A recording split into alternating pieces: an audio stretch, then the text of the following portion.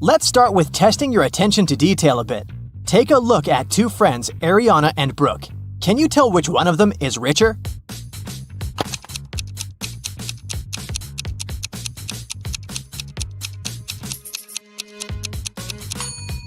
It must be Ariana. Look, she has an original Louis Vuitton purse.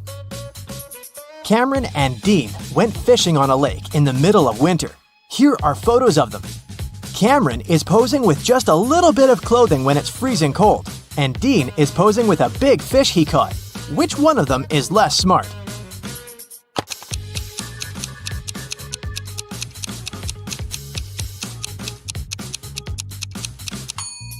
It's Dean. Look, the ice on the lake is cracking. It's dangerous to stay there. Everly and Jasmine are in a hurry to get to work. They're running late.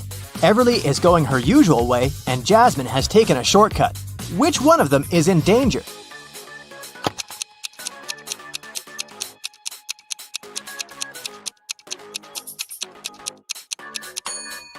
Jasmine, look, she's walking close to some buildings. There are icicles hanging there. It's very dangerous to walk under them. Noelle and Nash are walking outside. Which one of them is in danger?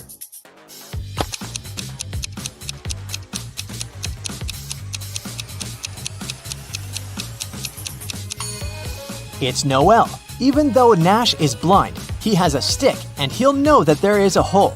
Noelle might not notice this because she's too focused on her phone. For her wedding anniversary, Charlotte received a diamond necklace. Next evening, she was having dinner with her friends and showed the necklace to them. She let them look at it and left for the bathroom. When she returned, the necklace wasn't there. Her friends told her that she had taken it with her. Take a look at the pictures before and after and tell where the necklace is.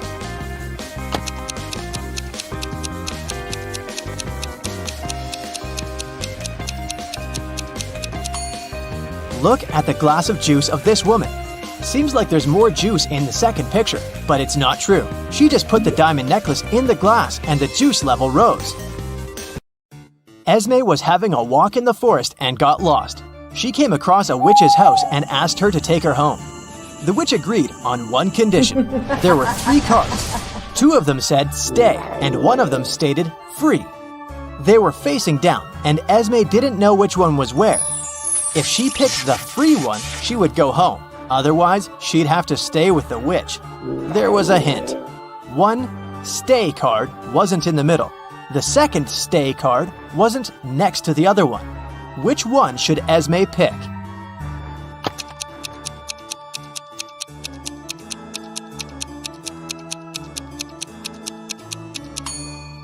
If one stay isn't in the middle, it's either on the left or on the right. Otherwise, if the other one can't be next to it, then it's definitely not in the middle, but on the other side. So, Esme should pick the middle card. It must be the free pass. Ava needed to sneak into her mom's computer to delete an email she had accidentally forwarded to her, but the account required a password she didn't know. Luckily, there was a hint, and here's what it said. What do you think the password is?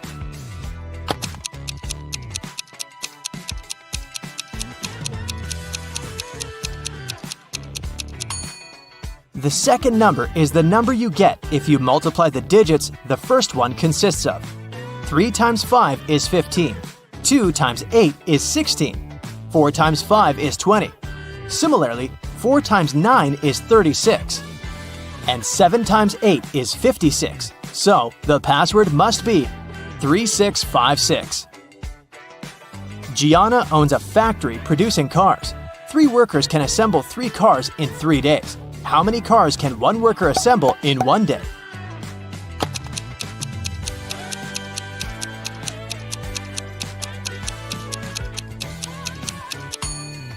If 3 workers assemble 3 cars in 3 days, then one worker assembles 1 car in 3 days. So, in 1 day, a worker assembles 1/3 of a car. Eloise woke up in a dark dungeon with only some torches lighting it up. There was a door, but it was locked. There was a panel with buttons of different colors and a plate with the word GROW written on it. How can Eloise get out?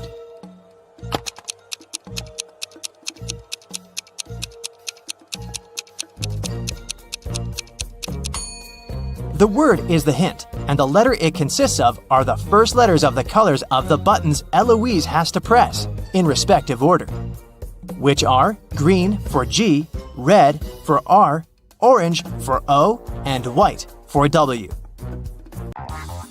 Two best friends, Emily and Luna, came to a popular and expensive hair salon. At first, the administrator told the girls they had just one available hairstylist. But after making a phone call, she happily announced she had found another hairdresser. Emily and Luna could have their hair done at the same time. But in the process, it dawned on the girls that one of the hairstylists was fake. Which one?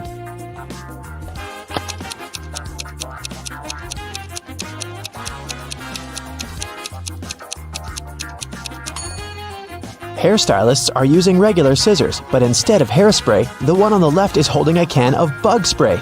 Yeah, that's a big clue right there. Mary and her younger brother Alex were mushroom hunting in the forest.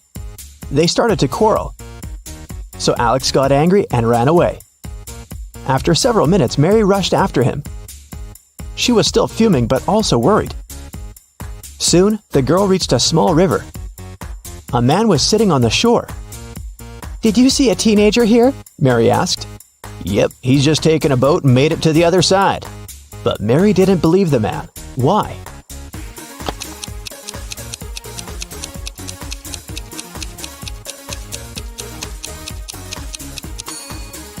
The boat is indeed on the other side, but the paddles are lying next to the man. How could the boy cross the river without them?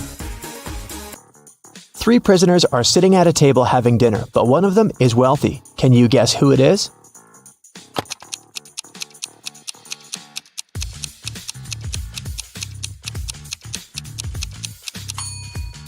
It's not the guy with the steak and shrimps. The little tag on his shirt reveals he's a chef, and he likes to prepare a special treat for himself. The guy with the jewels shows that he's well off, but in prison, jewelry is basically worthless. It's the third guy. Wealthy people try to keep a low profile in prison, not to be targeted by others. That's why he doesn't flash any valuable possessions or his status. It's Friday and all the students have gathered in a big lecture hall to take the end of term exam. The teacher has been informed that one student is going to cheat. Can you tell which one? Pay attention to every detail.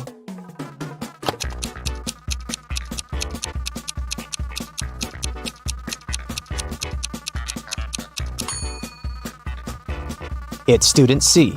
It looks as if he's trying to remember what he's read, but he has all the answers written on his hand. Marta was walking through the park near her home in the evening. It was dark and there was nobody around. Suddenly, someone grabbed her from behind and they bolted away. Marta took off after them. She was pretty sure this person was a woman, but she couldn't make out her appearance or clothes. When Marta ran inside, she saw 3 teachers. The girl looked at them attentively and soon figured out which one of them had taken her bag. Can you do the same?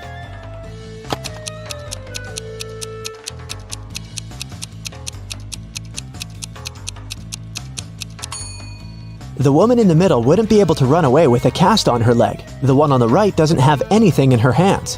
Where would she hide Marta's bag so quickly? But the woman on the left has a big shopper bag on her shoulder.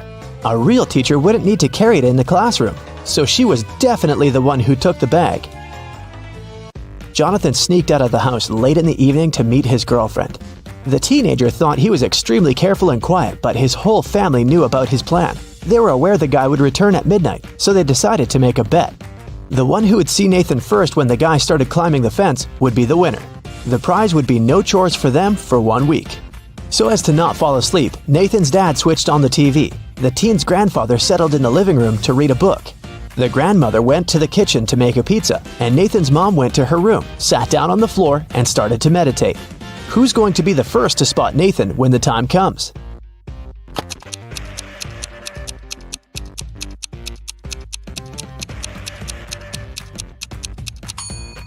Nathan's mom. Her eyes will be used to the darkness, and she will see better than the others.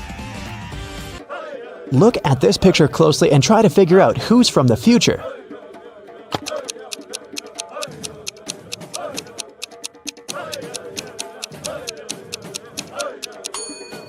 Well, I'm pretty sure there was no flashlights in the Stone Age, so it has to be this guy here. Down in the Sea Kingdom, Stacy met Neptune. He was sitting on his throne surrounded by 3 mermaids. Neptune asked Stacy to return the pearl necklace to his wife, who had recently lost it. Luke happened to have found the necklace on the shore. Can you guess which mermaid is Neptune's wife so Luke can give it back to her?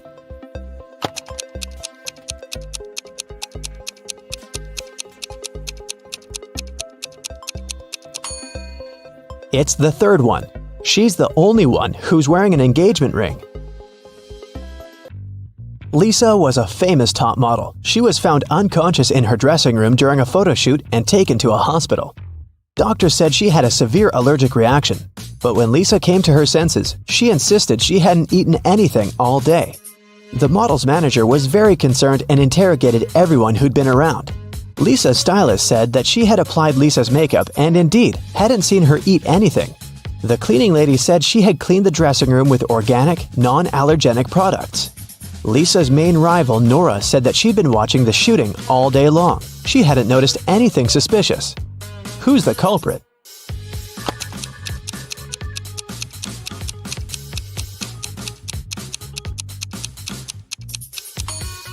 It was the stylist. Lipstick was the only thing Lisa could have swallowed that day. In the middle of the night, Dennis woke up because of a loud crash. One of the kids must have been out, but they know they aren't allowed to leave at night.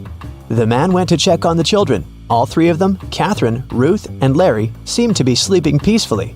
Look at the kids and try to figure out who sneaked out of the house.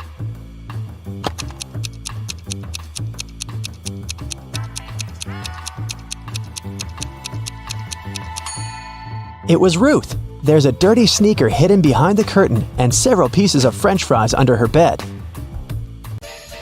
Brenda was traveling by train. It was scorching hot in the carriage. The girl took off her gold bracelet decorated with diamonds and put it on the table in front of her. Several minutes later, the train entered a tunnel, and it got pitch dark. When the tunnel was left behind, there was no bracelet on the table. Brenda was shocked. "Someone's taken my bracelet!" There were just 3 other people in the compartment. Helen said she'd been sleeping. Rachel was reading a book on her phone, and Gregory had gone to the bathroom even before the train entered the tunnel. Who took the bracelet?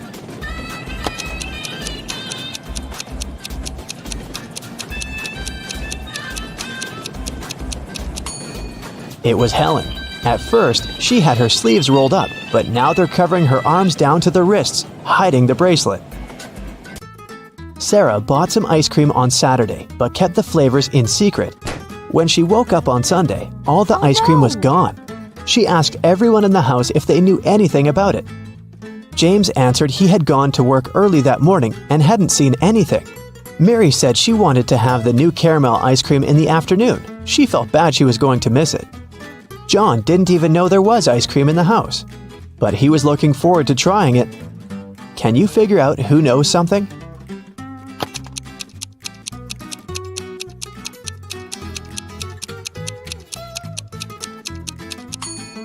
It's Mary. The ice cream flavors were a secret. She couldn't be sure there was a caramel taste among them. Can you tell who's a real mermaid here?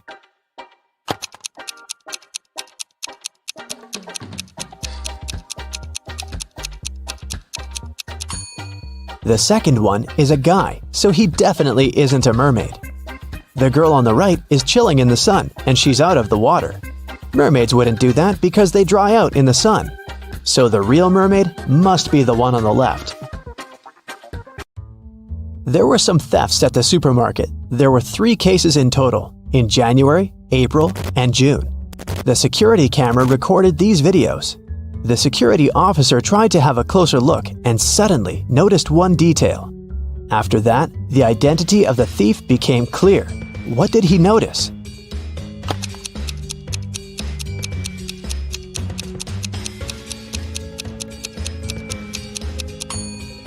It was the pregnant woman.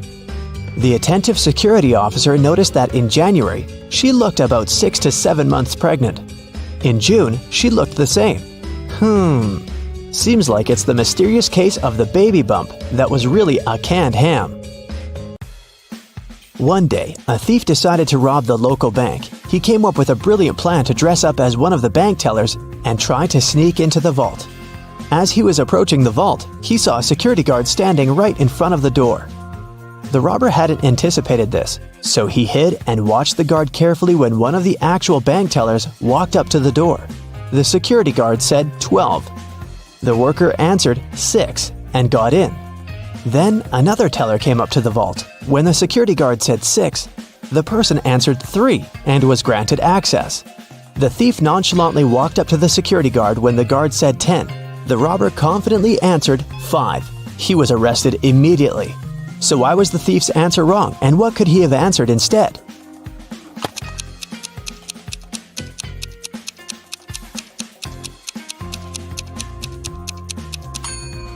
The response has to do with the number of letters in the word.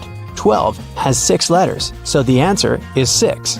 6, in turn, has 3 letters, so the answer is 3. Well, you can see by now that the robber should have said 3. Looks like he wasn't as brilliant as he thought. Lucy and her best friends, Lily, Joy, and Rhonda, were having a pajama party. They decided to watch a movie in the living room. Lucy went to the kitchen to get some snacks. When she returned, she saw that Lily was lying on the floor unconscious. Rhonda said, "I was on the phone talking to my boyfriend. Suddenly, Joy hit Lily with a pillow and she fell down. I don't know why." Joy said, "Rhonda's lying. She hit Lily with a pillow very hard, on purpose." Who's lying?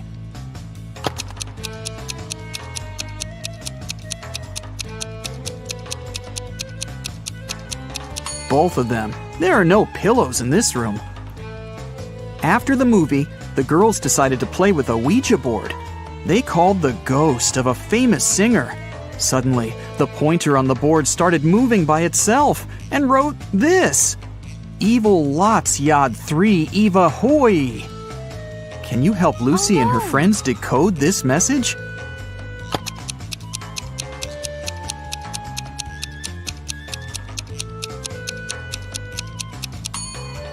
It says, "You have 3 days to live." The girls freaked out and interrupted the session. Lily offered everyone to take some pictures. They took many cute photos, but when they scrolled through the gallery, they freaked out even more. Why?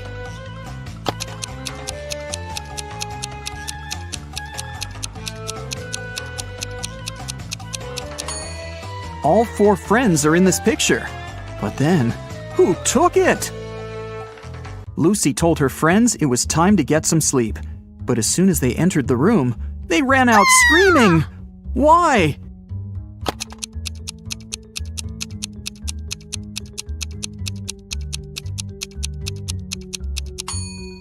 Look at the mirror. It reflects a creepy shadow waving at them. Eventually, Lucy offered her friends to sleep in her parents' bedroom, and she opted for the couch in the living room. The TV was on, and it calmed her down. In the middle of the night, she heard some noise from the bedroom and hurried to check on her friends. All of them seemed to be sleeping. Can you guess which one wandered outside?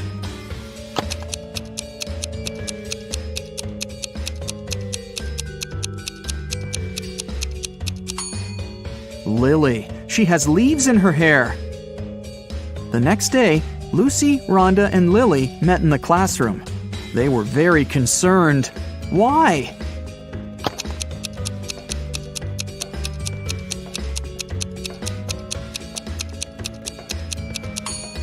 This is Joy's desk, and it's empty. She didn't come to school. Neither did she warn anybody. Look, Lucy is carrying a cup of coffee with Joy's name.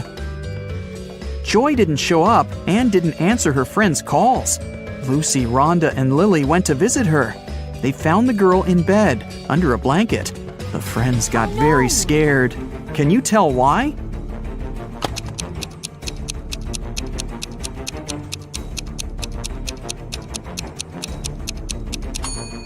Joy has covered the window with a blackout curtain, and the shape of her ears and teeth has changed. She's turning into a vampire. Lily decided to stay and take care of Joy.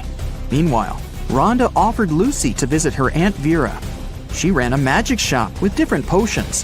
When Vera heard about what happened to Joy, she said, "Okay, I need 3 ingredients to cook a healing drink. Here's the first one. When it comes to me, you go when you see red and stop at green. Can you guess the ingredient?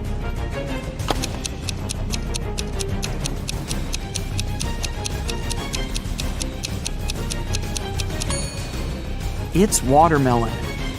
To get the second ingredient, Vera took Rhonda and Lucy to her cherry garden.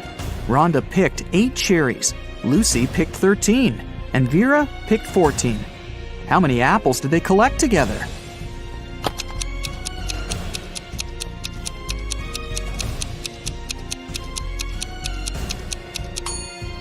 Zero. Apples don't grow in cherry gardens. Vera gave Lucy and Rhonda a hint about the third ingredient. Here it is. Can you help them crack this rebus?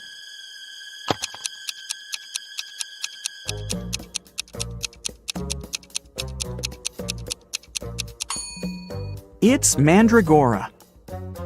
Mandragora grew near the spookiest house in town. Vera gave Lucy and Rhonda a task to find it and bring it to her store. While Rhonda was searching in the garden, Lucy decided to get a closer look at the house.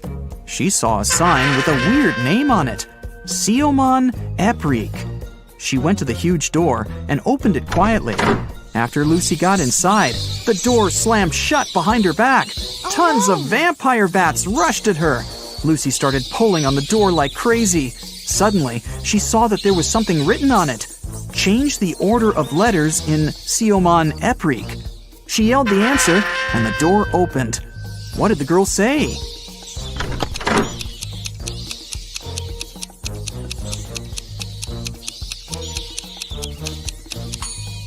The real name of that place was Creepy Mansion. Rhonda found 3 root vegetables in the garden, but only one of them was mandragora. Can you figure out which veggie Rhonda should pick?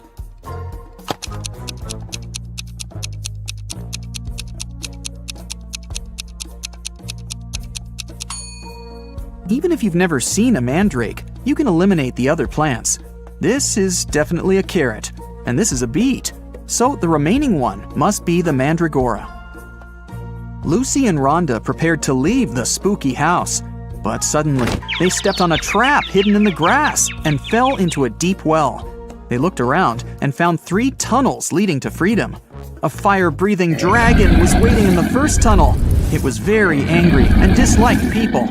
There was a portal leading into a black hole in the second tunnel, and huge cacti were growing all over the third tunnel. Their juice was poisonous to any human. Which way should Lucy and Rhonda choose?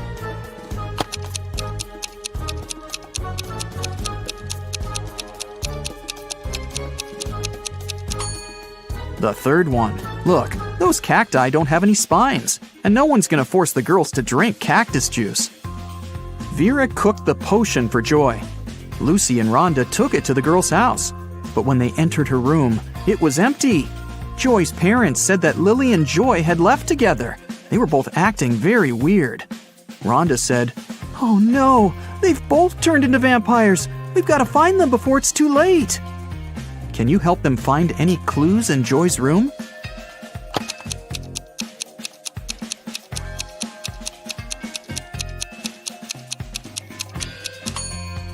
Look at her laptop. They seem to have bought train tickets to go to Las Vegas to visit Joy's granny. Lucy and Rhonda boarded the train. Besides them, there were 4 other people in the car. One of these passengers didn't have a ticket. Can you figure out who it is?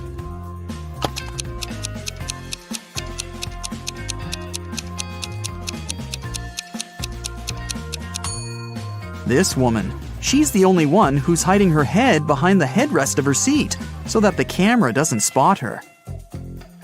When the train was going through a tunnel, the lights went out and the passengers got very frightened. When the light turned on again, one of the passengers shouted, "Help me! Someone has stolen my bag!" Lucy immediately realized who had done this. What about you? Any ideas?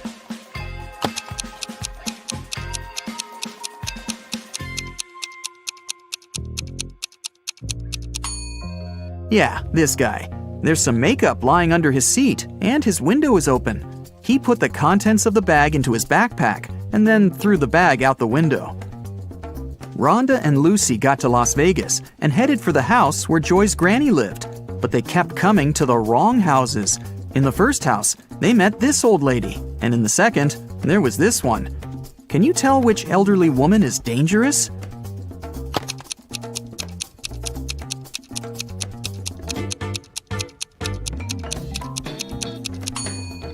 It's the second one. She's up to something, while the first one is just getting ready for a Halloween party. Finally, Lucy and Rhonda found the right house. The door was open. When they entered, they saw Joy's granny unconscious on the floor. She had a vampire bite on her neck. Suddenly, Joy and Lily popped out of nowhere. They had pale faces, sharp teeth, and pointy ears. They came closer and closer, ready to bite their friends. Suddenly, Rhonda began laughing and exclaimed, "Stop fooling around, it's just a prank." How did she know?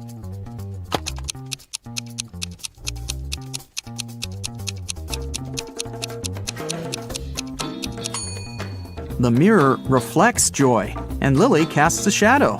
They're not real vampires, it's just a Halloween prank. Joy went to take a shower to remove her vampire makeup, but someone poured paint into the shower head and the water turned green. Joy questioned Lucy, Rhonda, and Lily. Lucy said, "I did my laundry and then went to cook some kiwi jam. Sorry, I gotta go, it might burn." Lily said, "I took a shower and washed my hair right before you went in. What happened? Why are you so green?" And Rhonda said, "I'm studying for my geometry test. Can you keep it down, please?" Who pranked Joy?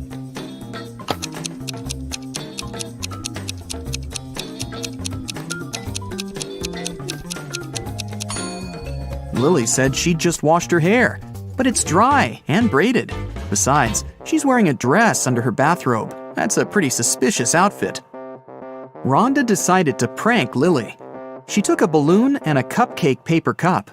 She filled the balloon with some water and put it into the paper cup. Then she added some shaving cream on top and decorated it all with sprinkles. Now it looked exactly like a real cupcake. Rhonda was very proud of herself. Suddenly, she heard other girls entering the kitchen. Rhonda left her cupcake on a plate, along with real cupcakes, and hid under the table. Lily, Lucy, and Joy entered the kitchen, saw the cupcakes, and decided to eat them. Can you tell who took the prank cupcake?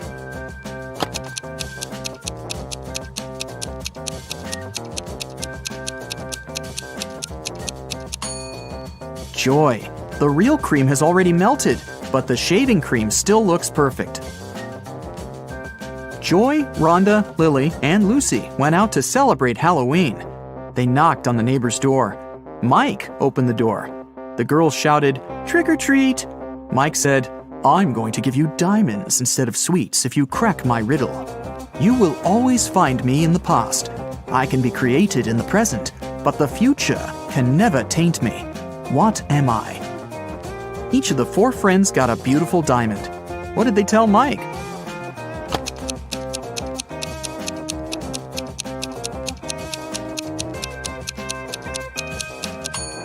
The correct answer is history. The girls went to the local Halloween party. The hostess didn't want to let them in without a password, but they didn't know it. The woman liked their costumes, so she gave them a little hint. "I eat clams. I live in the ocean. I move slowly. I have 5 arms. What am I?" In no time, Joy, Rhonda, Lily, and Lucy were inside. So, what was the password?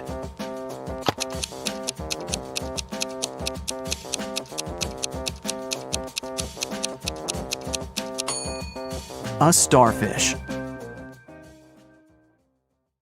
5 people wake up in a huge hall. None of them remember who they are or how they got here. They see a giant closed door.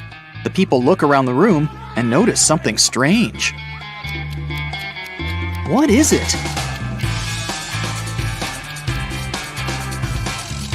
These statuettes. They are hidden all over the room. There are 5 people in the room, but they find 6 statuettes. "This must be the key," one man says.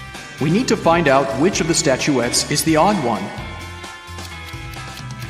Can you guess which one? this one. Its eyes are different from those of the others. The people try to use the odd statuette as a key. Come on! And it works! The door opens, and everyone enters the next room. But when the man who suggested using the statuettes looks around, he sees that he is alone in there. Suddenly, a ghost of a woman appears in front of him. "If you want to get out, each of you must solve my riddles," she says. "But you will definitely fail." She disappears. The man looks around the room. He finds a strange symbol and a cipher decoder on the table. Can you find 9 other symbols? These are all 10 symbols. The man begins to unravel the message using a decoder. Can you decipher it?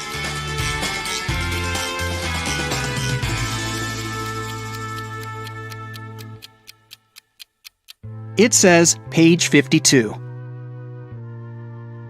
The man opens the book lying on the table. On page 52, there's a riddle written in an ancient language. If you have me, you want to share me. If you share me, you haven't got me. What am I? The man immediately guesses the answer. Can you? It's a secret. The man is surprised that he was able to read the riddle written in an ancient language. The answer is the password to the door. He types it in, and the door opens. Suddenly, he remembers. His name is Thomas. He's a linguist and a cryptographer. Meanwhile, in another room, a young man finds himself in a beautiful place full of plants. There are 3 flowers on the table. They giggle maliciously. The sign in front of them reads, "Lying Flowers." The first flower says, "You'll never get out of here, and you'll never get rid of us. Just give up already." The second one says, "I don't remember how you can get rid of us. It was either cutting or uprooting us." The third one says, "Uprooting and plucking us are both proper ways." What should the guy do? Cut the flowers, uproot them, or pluck them?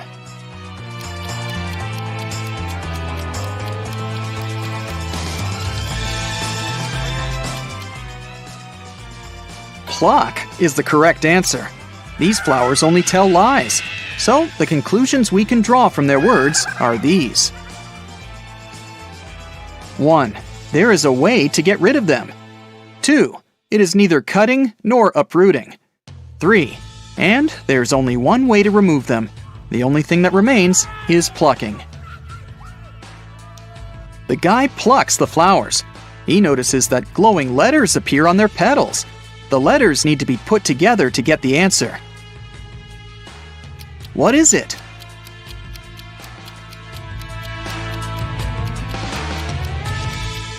The word is basket. The guy examines the basket and finds a folded note at the bottom. He unfolds it and reads this riddle. In a pond, there are some flowers with bees hovering over them. How many flowers and bees are there if both of the following statements are true? 1. If each bee lands on a flower, one bee won't get a flower. 2. If every 2 bees share a flower, there is 1 extra flower. Can you help the guy crack this riddle? There are 4 bees and 3 flowers. Suddenly, a sunflower bud appears on the table. The guy uses it as a key to the door, and it opens. And then he remembers. His name is John, and he's a gardener. In another room, a girl finds herself surrounded by beautiful crystals and gemstones. On the wall, there's a board with the names and pictures of different gems. Some of the gems are the answers to these riddles. 1. Did you know that the queens and the kings of all times really enjoyed that pretty purple color of mine? 2. My name is like water. I'm as blue as the sea. Can you guess what I am and which picture is me? 3. Hey, I am from water as well. I'm seen in strings and found inside a shell. 4. You know me so well. Come on, be excited. I created the city where a wizard resided. 5. I sound like danger, but please don't be scared. I'm striped like a cat and named after its stare. Can you match the riddles and the gems?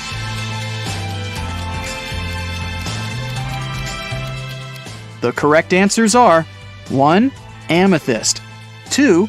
Aquamarine, 3. Pearl, 4. Emerald, and 5. Tiger's eye. The girl hears some noise and notices that the box on the table has opened. She comes up to the box and reads the next riddle. The queen went to the king to complain about her lady-in-waiting. In the morning, the queen put her amethyst necklace in a jewelry box to protect it from sunlight. No wonder, this stone tends to fade in the sun. She spent the day in the library reading books. At one point, she looked out of the window and noticed her lady-in-waiting. She was sitting in the garden, wearing the queen's necklace. The lady-in-waiting began crying and said this was not true. She would never steal from the queen. The king opened the jewelry box and found out that the necklace was still inside. Who is lying?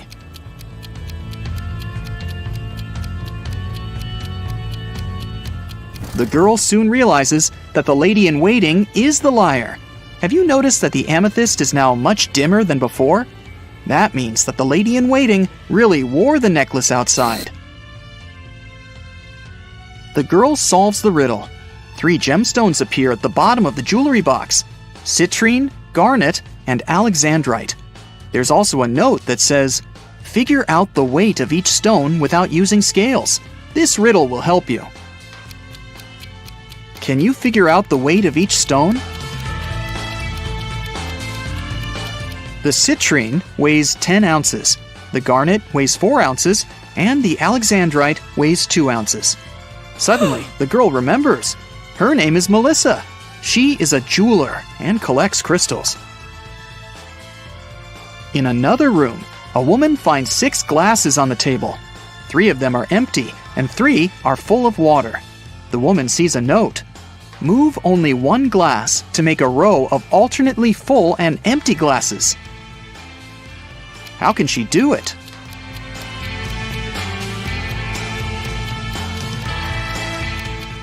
She should take the 5th glass and pour the water into the second one. Suddenly, the glasses disappear. Instead, 2 sets of different ingredients and a note appear on the table. The note says, "Find 3 differences." Can you spot all of them?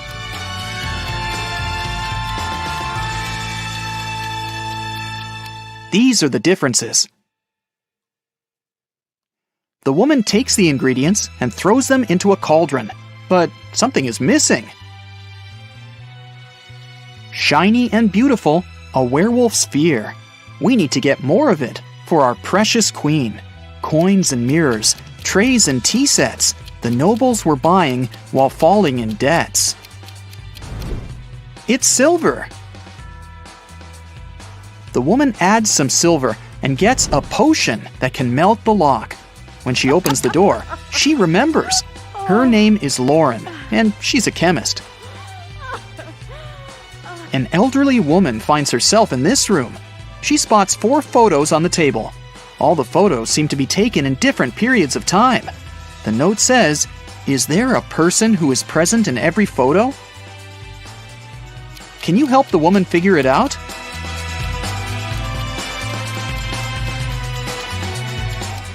Here she is. Despite the signs of aging, you can see that this is the same woman.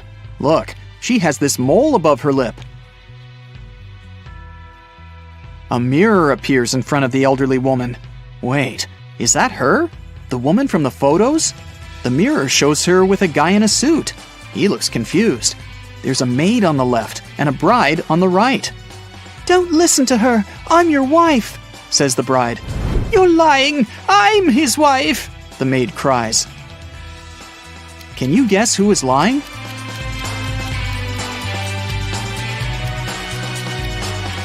The girl on the left is his wife, because she has a wedding ring on her finger. Wait, she also has the same mole above her lip. Is this our elderly woman when she was young? The letters appear in the mirror. IVTCBOE. What does that mean? I'll give you a hint. Try to think outside the box. It's husband. Each letter in this word is replaced by the next letter in the alphabet. And suddenly, the woman remembers. Her name is Brienne. She's a witch, and this is her castle. Brienne opens the door. Everyone else has already gathered outside. "I'm your mother," she says. "We know," Thomas replies. "Another witch tried to steal our father. She erased our memories and put a spell on him. I deciphered the recipe for the potion that can help him remember, but I'll need your help." There is a large cauldron in the hall. Everyone uses their knowledge to prepare the potion. Now Brienne must cast a spell. Solve the puzzle to find out the magic word.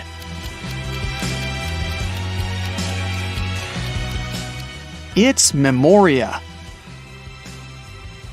The potion is ready. Suddenly, 3 doors appear in front of the family. Behind the first door, there's a hot desert, but there are some fruits on the trees growing there. The second door opens to the middle of the sea. Behind the third door, there's an endless forest. What should the family do?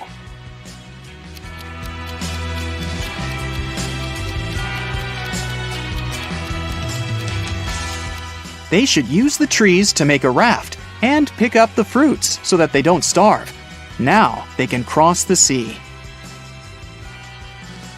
Meanwhile, Brienne uses a spell to chain the witch. Solve another puzzle to learn the spell she uses.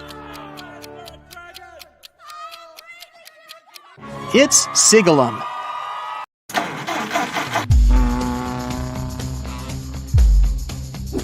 Cab driver Bobby was moving in the wrong direction on a one-way road.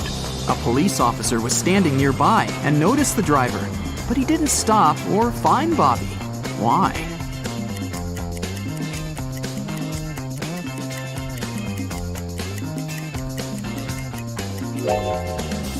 Because Bobby was going on foot. We've never mentioned that the cab driver was driving the cab, so this makes perfect sense.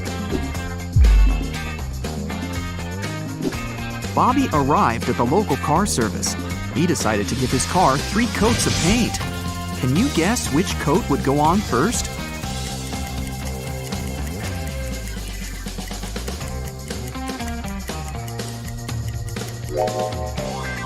The second, as it's the only coat that can go on the first coat. The mechanic told Bobby, "Hey bro, I'm gonna give you a discount if you manage to crack my riddle. So listen carefully. They are the 5 precious gems of an everyday sort, and all can be found on a tennis court. What are they? Can you solve this mystery?"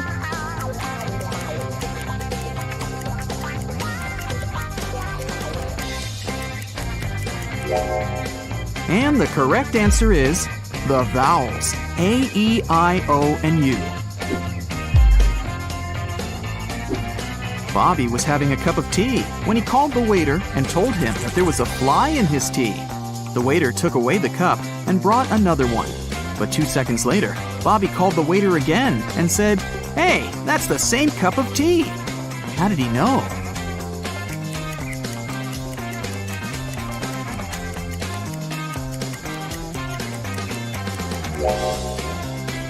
Bobby had already put sugar in his tea.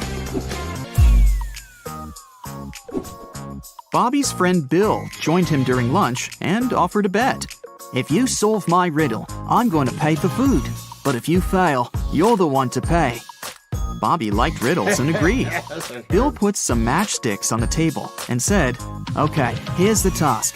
I've arranged matchsticks in a grid so that the first and second row, as well as the first and the third columns, contain 12 matchsticks each. Can you remove full matchsticks and rearrange all the remaining ones so that we're still left with 12 matchsticks in the first row, the second row, the first column, and the third column? Can you help Bobby save some cash?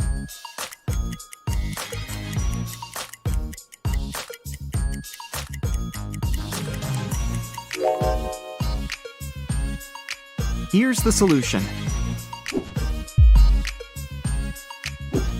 Bobby went to the restroom after lunch. Unfortunately, the door got locked automatically. Now Bobby needs to enter a password to get out. He found this hint hanging on the wall. A word I know, 6 letters it contains. Subtract just 1, and 12 is what remains. What am I? Can you crack the code?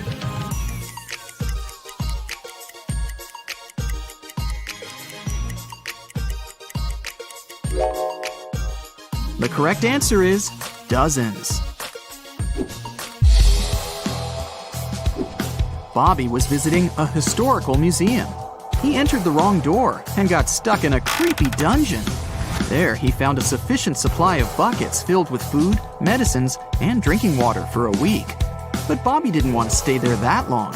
He searched for ways out and found these 3 doors. A hungry bear and a cub are hiding behind the first door. The second door leads to a wall of fire, and the third door leads to a lake filled with crocodiles. Can you help Bobby choose the right door?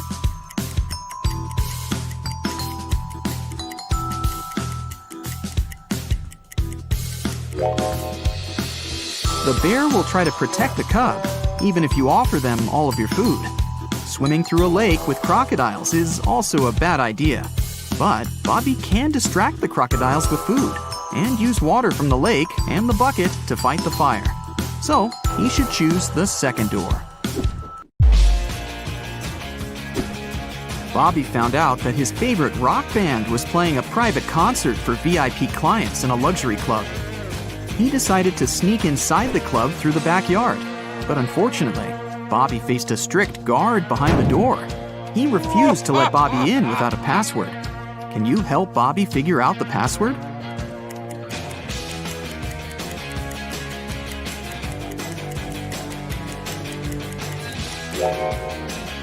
Take a look at the guard's t-shirt. It's a rebus. The password is to infinity and beyond. Bobby's friend Mike is an expert on paranormal activity. He invited Bobby for ghost hunting in a creepy old hotel. Their equipment indicated strong signs that a ghost was hiding behind one of the 4 doors. Each door has an inscription. The sign on door A says, "It's behind B or C." Door B says, "It's behind A or D." Door C says, "It's in here." And door D claims that the ghost isn't here. Mike's psychic powers have told him that 3 of the inscriptions are false and 1 is true. Can you guess which door leads to the ghost?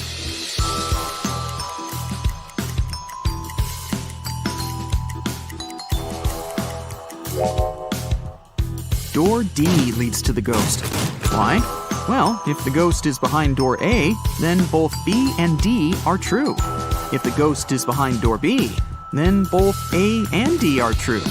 If the ghost is behind door C, then A, C, and D are all true. But if the ghost is behind door D, then the statements on all the other doors are false, except for that on door B. This matches the rules. Mike was standing on a 100-foot, 30-meter ladder. He slipped from the ladder and fell to the ground. But after the fall, he was absolutely fine and not injured. How could that be?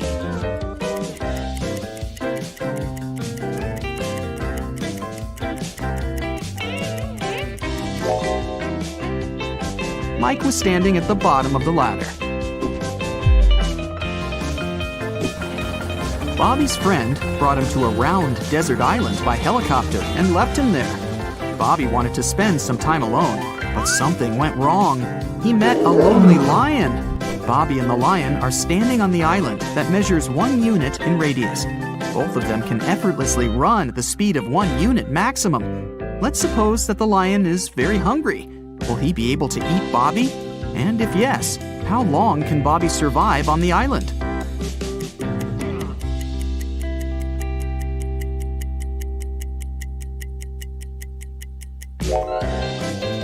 There are two possibilities. If Bobby decides to run on the perimeter of the island, the lion will eventually catch him. And here's the second possibility.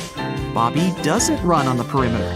This way, he will be using an escape strategy that will work for an infinite time.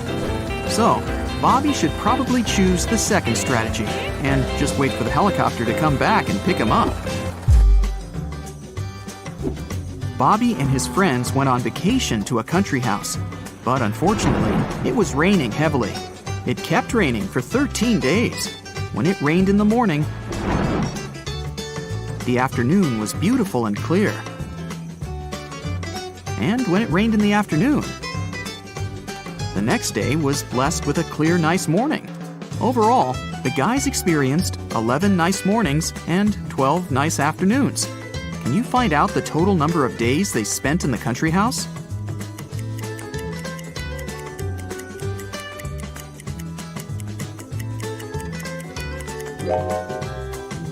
The correct answer is 18, and here's why. Let's call clear afternoons X, clear mornings Z, and no rain period O. This equation represents the number of days with rain. X plus Z equals 13. And here are the days with clear mornings. Z plus O equals 11. And this equation represents days with clear afternoons.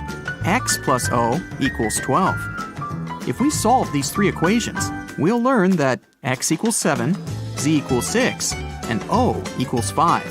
So, the total number of days is 18. Bobby started his morning by jogging around a park near his house. When he returned, he faced very unpleasant news. Someone had stolen his cab car. He questioned 3 people standing nearby. Henry said, "Sorry about your car, bro. I've been playing video games for 24 hours. I haven't seen anything suspicious because I didn't leave my basement." Rosie said, "I'm a gardener. I've been planting daisies in the public area all morning. I think I saw a suspicious man who opened the cab car using a knife." Jack said, "I saw your car when I went out for groceries, but when I returned home, it was gone." Who's lying?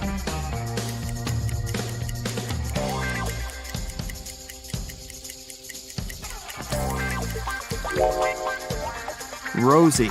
She said she'd planted daisies, but there are only rose bushes in this area. Police Officer Frank received an anonymous text message.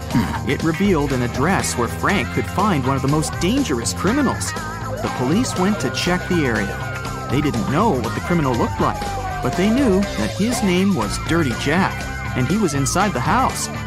The police busted in on a carpenter, a truck driver, a mechanic, and a fireman. All were playing poker. Without any hesitation or communication of any kind, they arrested the fireman. How did they know that he was the criminal?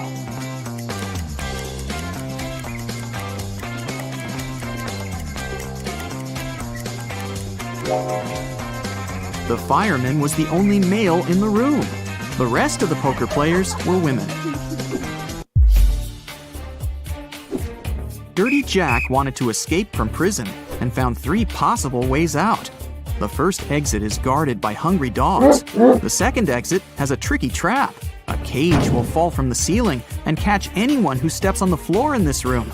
And an angry guard is hiding behind the third exit. No prisoner can escape from him. Which door should he choose?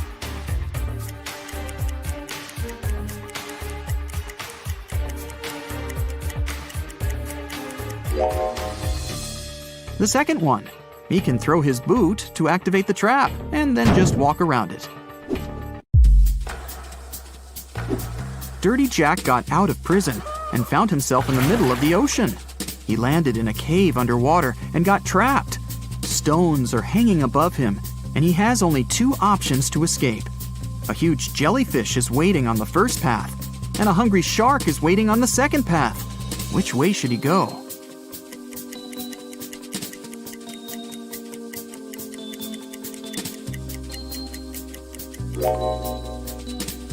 Dirty Jack should choose the second option. Take a closer look.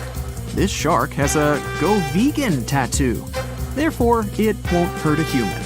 So he can easily climb up through the hole in the cave above and escape.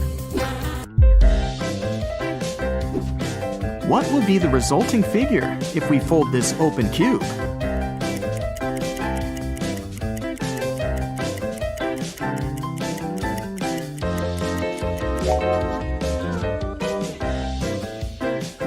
The correct answer is A. Whose wife is a vampire?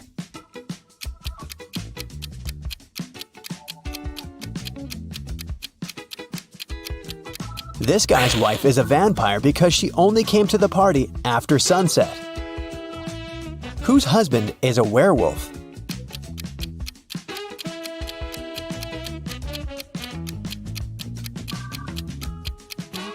The girl on the left is sweeping up her cat's hair. See? There's a cat in the background. Meanwhile, there are scratches on the floor and walls in the house of the girl on the right. And this shoe has a torn front. Her husband must be a werewolf. Whose wife is actually a ghost?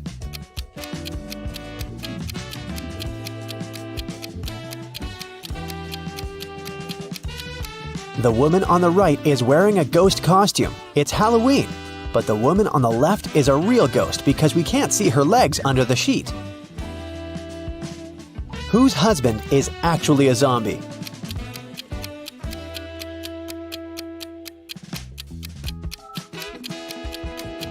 The man on the left is just sick. The man on the right is a zombie because he's the only one who doesn't eat human food and has an empty plate.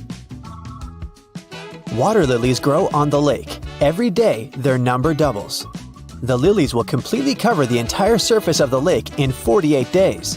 How many days will it take them to cover half of the lake?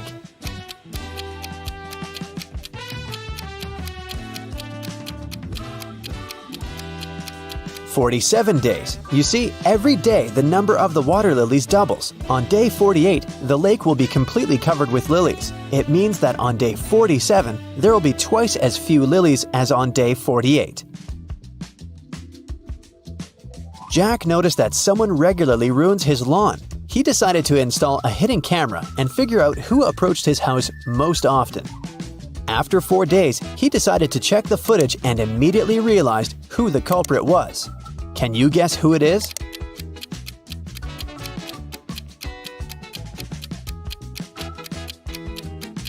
Jack's neighbor Karen ruins his lawn. She's present in all the photos, but she tries to disguise herself so that she can't be recognized. A woman didn't have her driver's license with her. She didn't stop at a railroad crossing when the barrier was lowered. Then, ignoring the stop sign, she moved in the wrong direction along a one-way street and stopped only after passing 3 intersections. Traffic police officers, seeing all this, decided not to interfere. Why?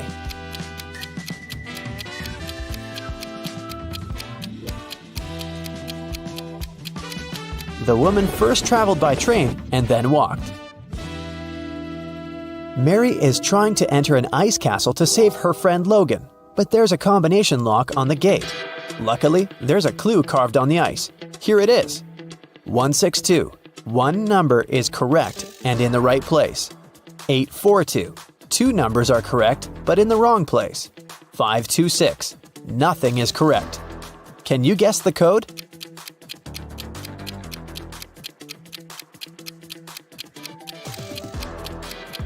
The passcode is 184. First, we exclude 2 and 6, since in 526, no number is correct. In 842, 2 numbers are correct, so 2 of the numbers we need are 8 and 4. The last number must be 1, and since 1 is in its place, we can easily figure out where 8 and 4 must go. Mary opens the gate and enters the castle. She walks down an icy corridor and comes across 3 doors. There's a severe snowstorm behind the first door. In the second room, there's a dangerous snow dragon. And behind the third door, there's a lake covered with a layer of dark blue ice. Which door should Mary choose?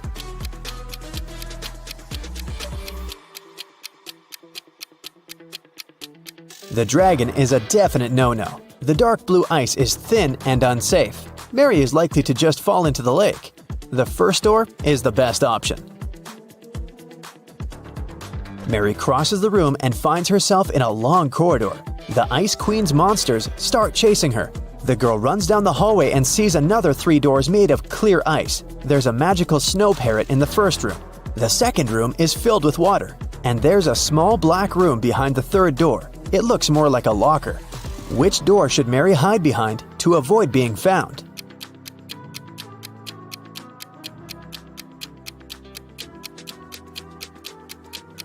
The Ice Queen's parrot behind the first door will scream when it sees Mary. The third door is a bad option because the doors are made of clear ice, so the monsters will spot her immediately. The second door is the best option. Mary swims away and finds herself in a big hall. She sees Logan, and they're about to run away together when the Ice Queen captures them in a cage. There are 3 levers next to the cage, and the Ice Queen gives Mary these hints.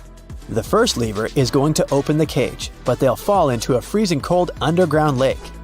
The second lever will open all the cages in the castle and release all the monsters that are inside. The third lever will open the cage, but only one person will be able to get out. What should the guys do?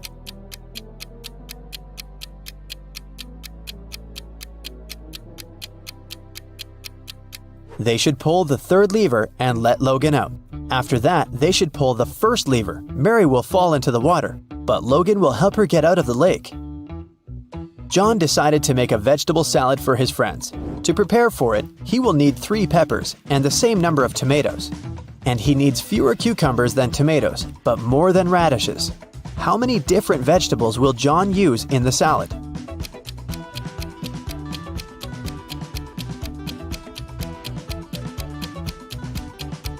.3 peppers, 3 tomatoes, 2 cucumbers, and 1 radish.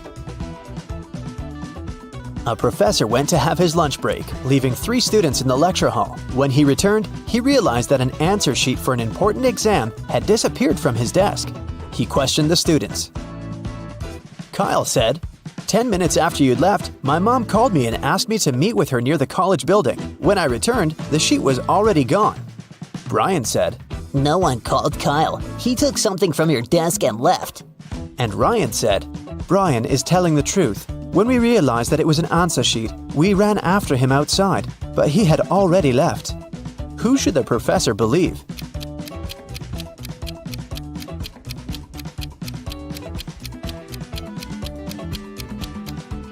Ryan and Brian are lying. They said they had run after Kyle outside, but it was raining and they're both dry. 3 friends, Ashton, Emma, and Lewis, went skydiving together. This is them right before they jumped out of the plane. Which of them is in danger?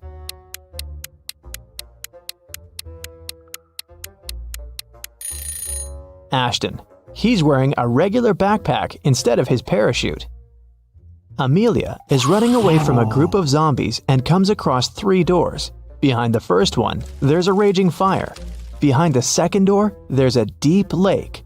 Behind the third door, there are venomous bees that bite everyone who enters. Which way is the safest?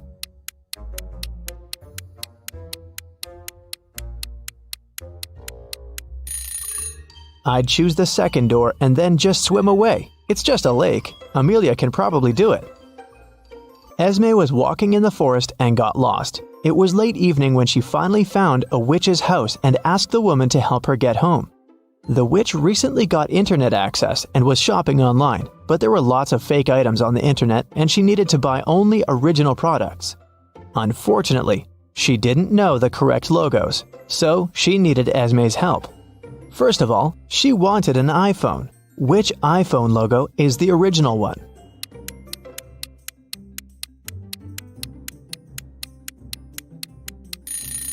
Of course, this one. Next, she needed a pair of sneakers for her morning runs. Which logo is correct?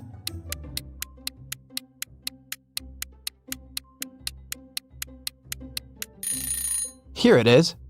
Next, she wanted to get a fancy purse. Which Chanel logo is correct?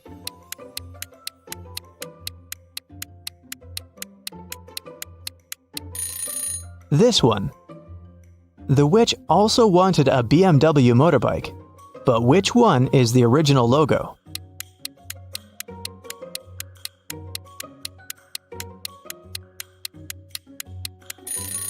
Yep, that's right. When the witch needs gas for her motorbike, what 7-Eleven should she go to?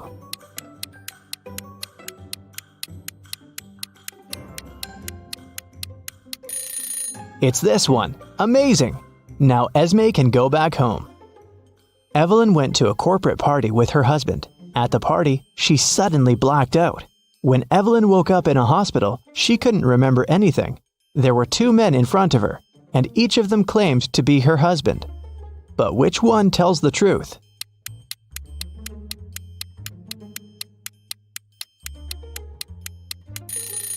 Since Evelyn and her husband were at a corporate event, they were both dressed accordingly. The guy in a hoodie doesn't look formal enough, so her husband must be the one who's wearing a suit. Miss Lodge was going on a vacation. She cleaned up her office and left, taking the key with her. When she came back 2 weeks later, she immediately realized that someone had been to her office while she'd been away. How did she understand it?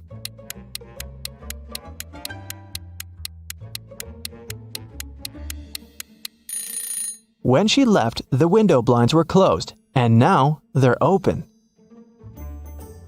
A group of friends met in the evening for a game night. According to the rules of one of the games they played, they each had to draw a card with a number.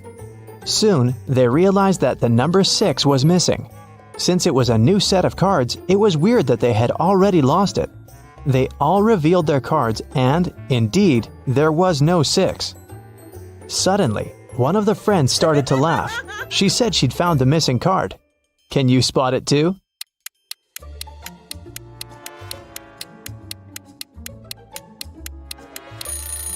The player who has a 9 actually has a 6, but he's holding it upside down. There are only 8 cards and the highest number is also 8. It was reported that another civilian had invaded Earth. Detective Callum had a special mission to find everyone who was not human. He entered a cafe searching for invaders and noticed one of them right away. Can you tell which customer is not human?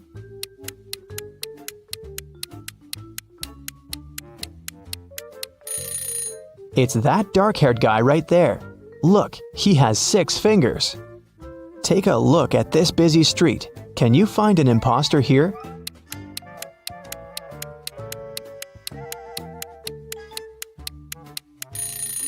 It's this guy.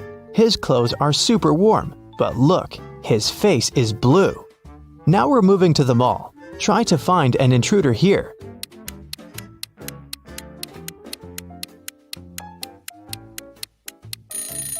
Look, this woman is glimmering. She must be from another world. We have a few more intruders to catch. Detective Callum found out that one of them was at a local college, so he drove there.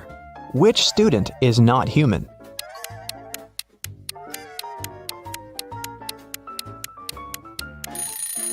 Look, that girl is floating, just a couple of inches above the ground, but still, definitely not an ordinary student.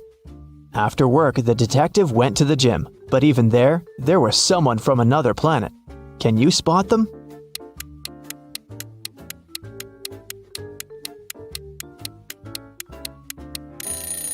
Pay attention to the guy on the treadmill. He's running too fast. He must be an imposter. Arya called the police and reported that her friend Violet had been poisoned. The girl found her unconscious on the floor. Here's what Arya said. I was walking past Violet's house and noticed that the lights were on. I figured that she was at home, so I decided to come in and say hi. The front door was open, so I walked in and saw Violet just like that. The police officer asked her if she had touched anything. Arya answered that she had only touched Violet to check her pulse, and then her cell phone to make the call. The police detained her for further investigation. Why?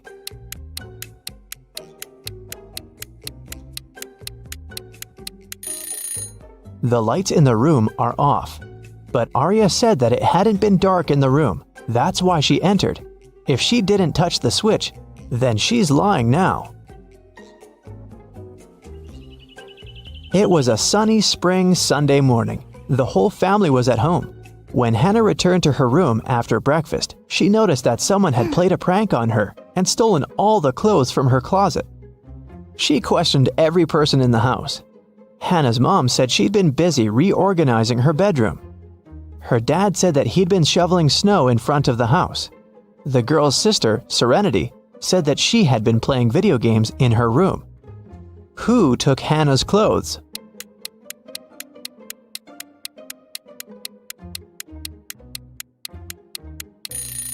It was her dad.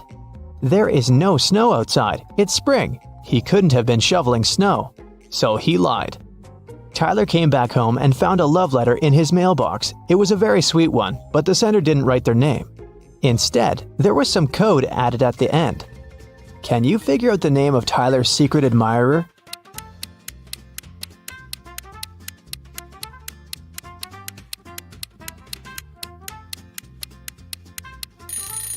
The alphabet is the key.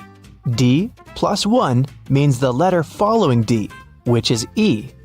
O minus 3 means 3 letters before O, which is L.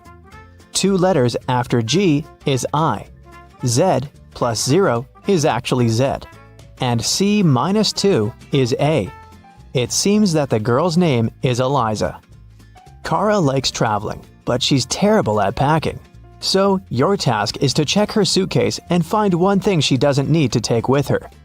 Kara is going camping with her friends. What's that extra thing she packed that she needs to leave at home?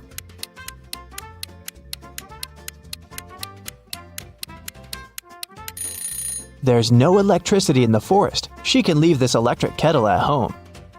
This time, Kara is packing for her vacation in Mexico. She and her boyfriend have booked a room in a beautiful hotel, right by the ocean. What won't she need there?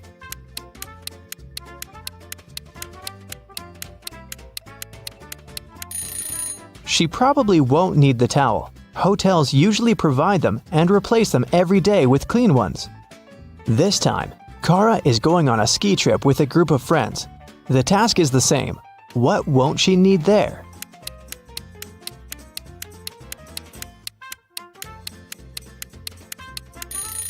I'm not sure about their plans, but she isn't likely to need this swimsuit. And finally, Kara is going to visit her grandparents. They live on a farm, and she'll stay there for a week.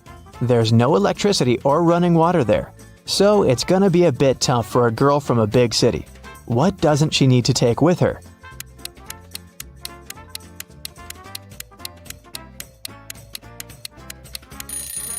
I think it's this hairdryer. No electricity, remember? Weston Jones, a young businessman, was found poisoned in his office. Detective Callum arrived to investigate the case. He had 3 suspects: Mr. Jones' cousin, Leah Jones, his business partner Kenneth Brown, and his girlfriend, Emery. Leah said that she hadn't seen Weston for a while. Kenneth said they'd had an argument, but he hadn't poisoned his partner. And Emery said she loved Weston and would never have done anything like that. Who should Detective Callum arrest?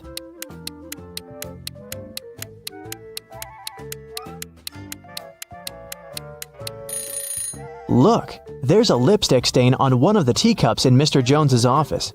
The color matches Leah's lipstick, but she said that she hadn't seen her cousin lately. She must be lying. Ariana was poisoned, and Detective Callum was on the case. One of the main suspects was Jake, Ariana's sister's boyfriend. Someone saw them together, and Detective Callum visited him. Good afternoon. I'm sorry to tell you this, but your girlfriend's sister, Ariana, has been poisoned.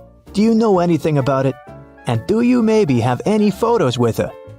Jake said, Oh, poor Ari. I've never met her, but my girlfriend loves her very much. Yes, I have a picture of their family. The detective looked at the photo and arrested Jake. Why?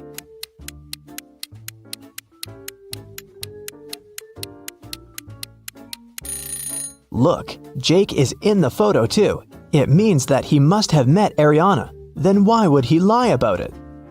Esme was walking through the forest. Yep, again. And you know what? She got lost. She had been wandering around until she found the witch's house. She said, "Hi," petted the cat, and asked the witch to show her the way home. The witch had a task for Esme. She needed several magical artifacts for her new spell, but she only knew their shapes. And Esme had to figure out which of the artifacts the witch needed. Here's the first set. Those are magical crystals. Which of them is the one the witch needs?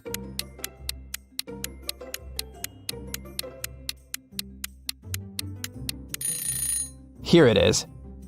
Okay, here are several plants. Can you spot the one the witch needs?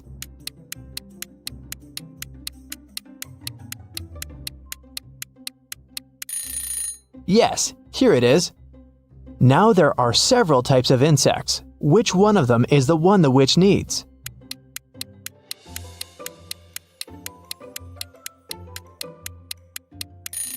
Perfect. Here it is. And the last crystal. What's your guess?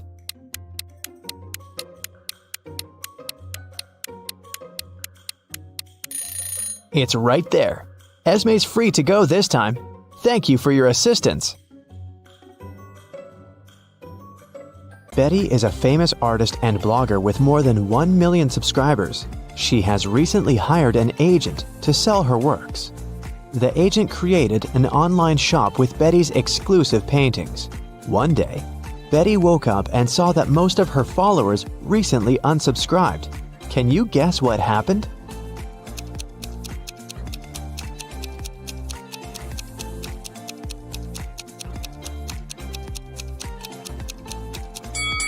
Take a look at the items in Betty's shop. Van Gogh painted the Starry Night, not Betty. The agent tried to sell fake art through her shop. The next day, Betty visited her favorite cafe. She made an order and went to the ladies' room to wash her hands. She found this beautiful ancient necklace. 3 people approached her to claim the jewelry. Helen said, "This piece belonged to my grandmother. Emeralds fit our green eyes perfectly. Give it back." Fiona said, "My necklace used to have a weak lock. It must have been broken when I was combing my hair." Julia said, "Hey, it's mine. I lost this necklace in the ladies' room." Who should Betty give the necklace to?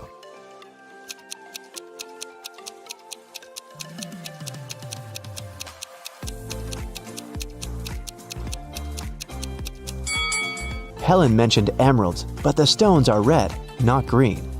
Julia was so sure that she'd lost the necklace in the toilet, so why wouldn't she go pick it up herself?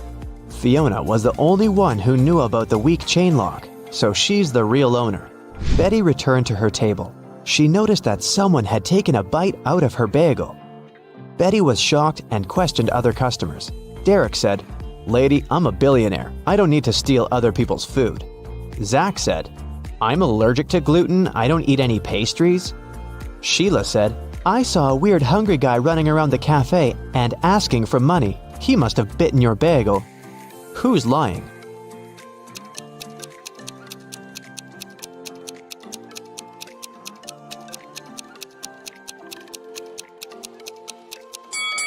Zach. If he doesn't eat any pastries, why did he order pancakes?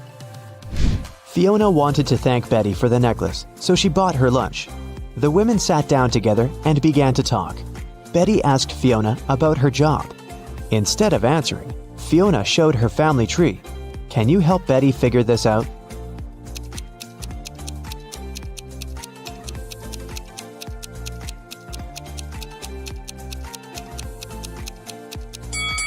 Fiona is a witch, her brother is a policeman, their dad is a doctor, and their mother is a football player. Betty got very excited. She begged Fiona to teach her magic crafts. But Fiona hesitated. She wanted to test her potential student and offered Betty to solve this equation first. Can you help her nail this task?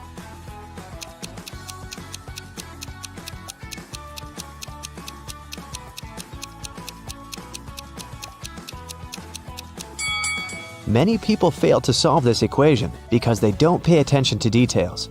In this puzzle, every emoji, including the witch, wand, and the broom, symbolize different values.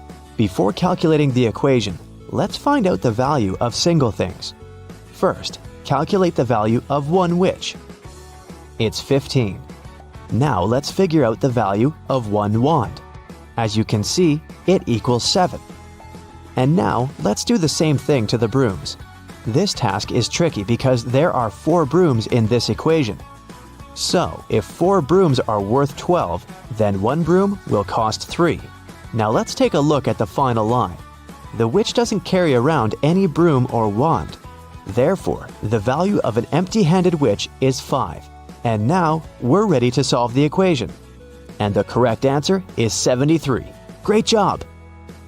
Betty gave the right answer, and Fiona took her home.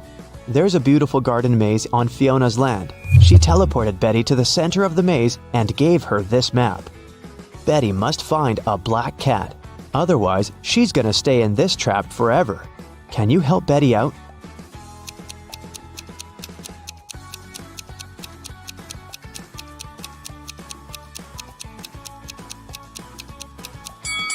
Here's the way.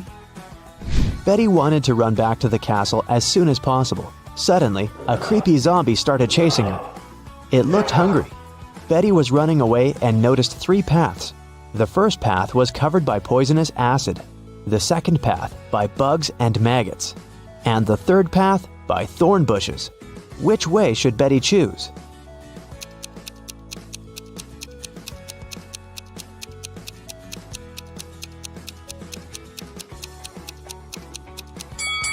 Betty should choose the second path. Bugs and maggots are gross, but they're harmless. Fiona asked Betty to serve dinner for a witch party in her castle. Can you count how many witches have arrived at this event?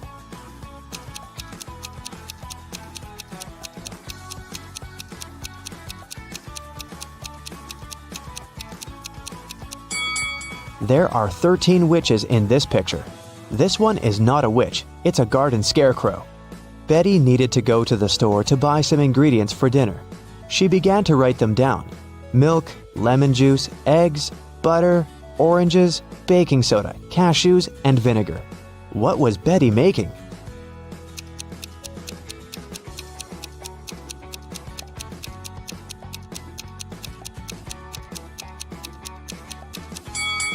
Have you guessed? Betty was making a shopping list. Betty served the witches the first meal. Can you guess what exactly?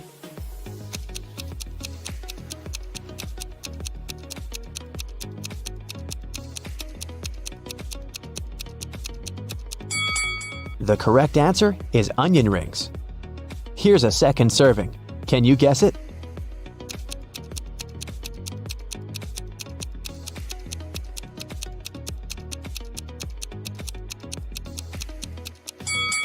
It's blueberry.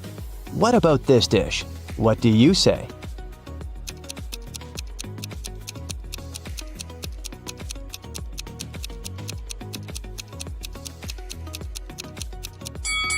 It's popcorn. Here's the next one.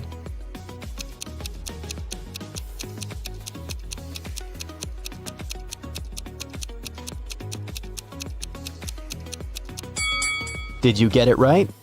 It's a strawberry milkshake. Fiona asked Betty to bring dried flowers to cook a love potion. Fiona stores all ingredients in her warehouse, but as soon as Betty entered the warehouse, the door locked behind her back. Betty searched this area and found some old furniture and an antique mirror. Suddenly, she noticed 3 doors, but there was a dangerous monster behind each door. The first monster can turn any living being into stone. The second one is very angry and strong. And the third monster has venomous teeth. Can you help Betty choose the right door?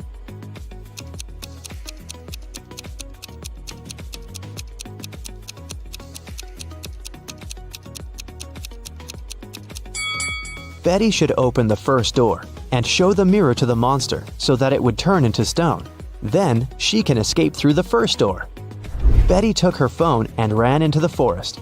It was pretty dark and scary. Betty stepped on a wasp's nest. Wasps were everywhere. What should Betty do?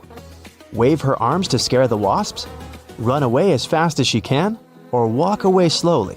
What do you think?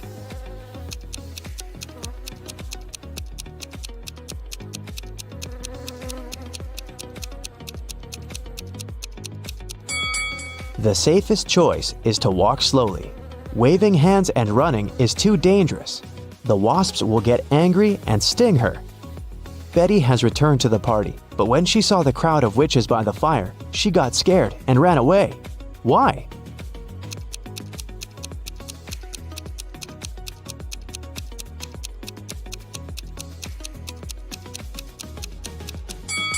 This lady by the fire is a ghost. See, she doesn't have any feet and levitates.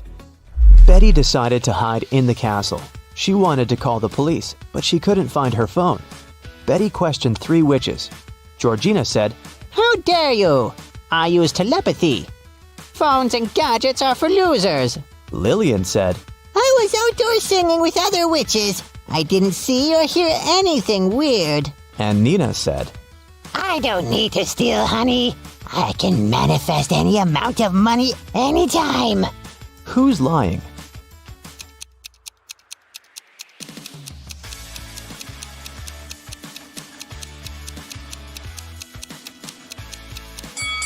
Georgina, take a look at her ears. She's wearing earphones, but she said she didn't use any gadgets. Fiona got very angry when she found out that Betty had interrogated her dearest friends. Betty apologized. Fiona said, Okay, I'll let you stay, but you must answer 3 questions. Here's the first one. I've been here for 1,000,000 years, but I'm never more than a month old. What am I?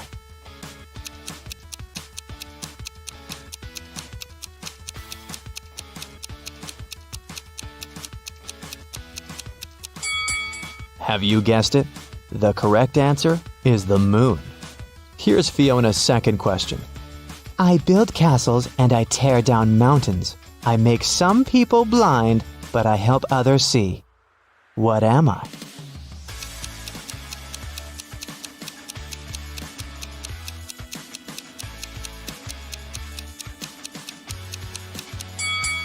The correct answer is sand. And the third question is, I can be long or I can be short. I can be bought or I can be grown. I can be painted or I can be bare. I can be round or I can be square. What am I?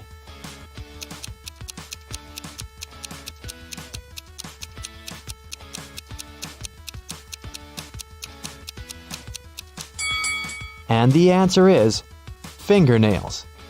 The party was still on.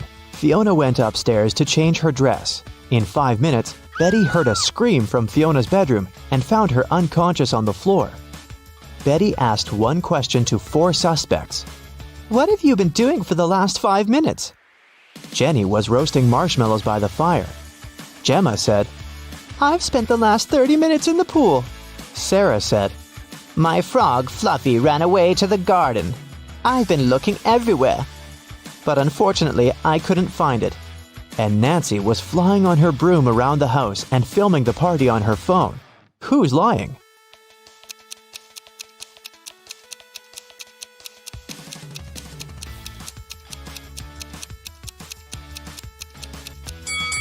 Sarah. Her frog is sitting in her pocket.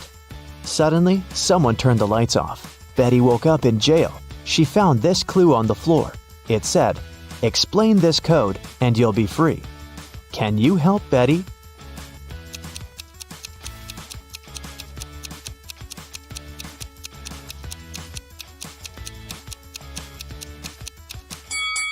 Here's the answer. Betty was running through Fiona's basement and noticed 2 more prisoners. She figured out that one of them was planning to escape. Can you guess who?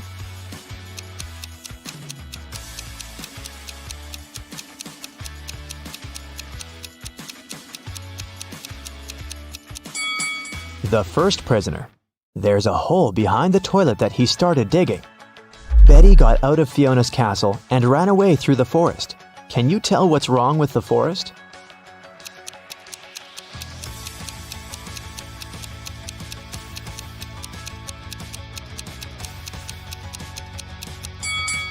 Look at the trees. They all cast shadows, but the big oak tree's shadow is in the wrong direction. There was a heist in the Great Museum of Art. A very valuable and important painting was stolen. A detective investigated the crime scene and managed to find the person who had stolen the painting. However, when the detective asked the thief to give it back, the criminal gave him 3 copies of the same painting. He refused to tell the police which one was original. But the detective immediately figured it out. How do you think he did it?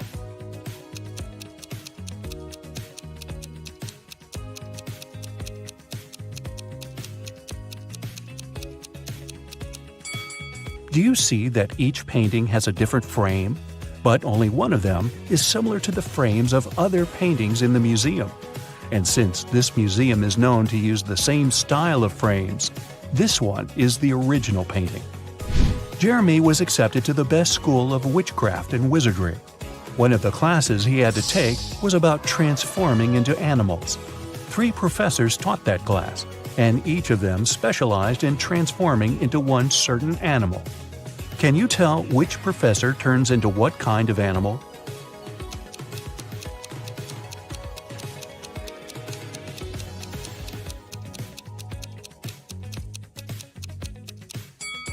Do you see that the first professor has a forked tongue?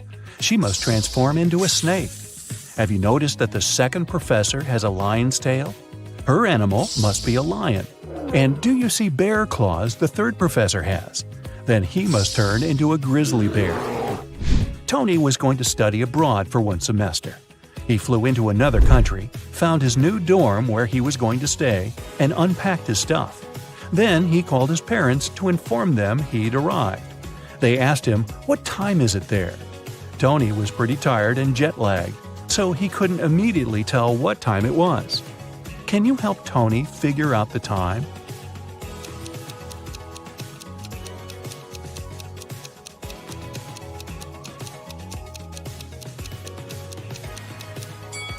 Look, the Eiffel Tower and Sydney Opera House views are just posters, but you can actually see Mount Fuji through the window. So, Tony is in Tokyo, and it's 8:45 there. Carly, Zoe woke up one day and found themselves in a weird place that looked like a jail. Which of them will be able to escape?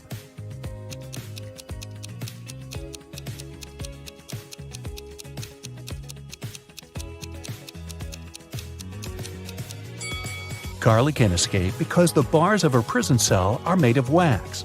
She'll be able to use the candle on the floor behind her back to melt them. Zoe can also escape.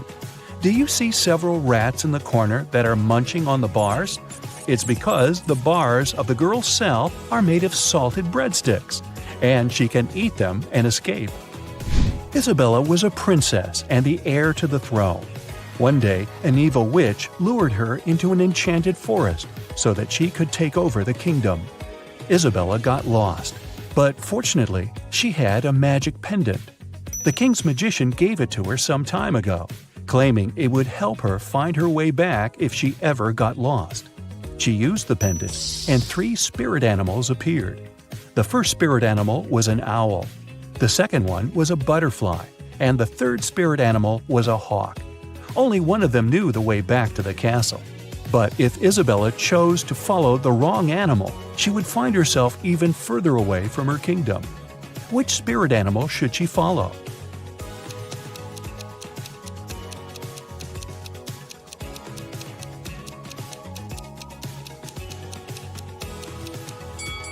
Have you noticed the kingdom banner in the throne room? It has a butterfly on it, so it's the official symbol of this kingdom. Isabella should follow the butterfly. Toby was a rich businessman. One day, he came back home from a dinner party and saw that somebody had broken into his house and stolen his expensive watch from his safe. He called the police. They investigated the crime scene and found 3 suspects. Gordon said that at that time, he'd been at home trying to make his teenage kids go to bed. Danny said he'd spent the whole night at a party with his friends.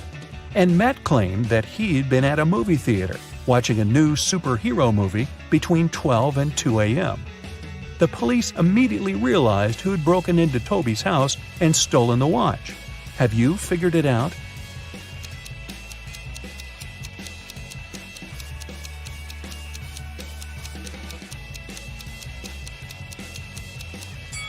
It was Matt. When Toby arrived home, it was 11:30 p.m., so it doesn't matter where Matt was between 12 and 2 a.m. Elliot was a crazy scientist who was obsessed with the idea of parallel universes. He dedicated his whole life to figuring out how to create portals to other dimensions. One day, he finally succeeded in building a portal machine. When he tried to test it, 3 portals appeared in front of him, and then the machine just blew up. And since he had meddled with the laws of physics, the universe where he lived started to collapse. The scientist had to choose one of the portals to escape through, and fast. The first portal opened to the universe in which Elliot was a supervillain. The second portal opened in the world in which the man was a ruthless king. The third portal opened on the planet where Elliot was an underwater creature. Which portal should he choose?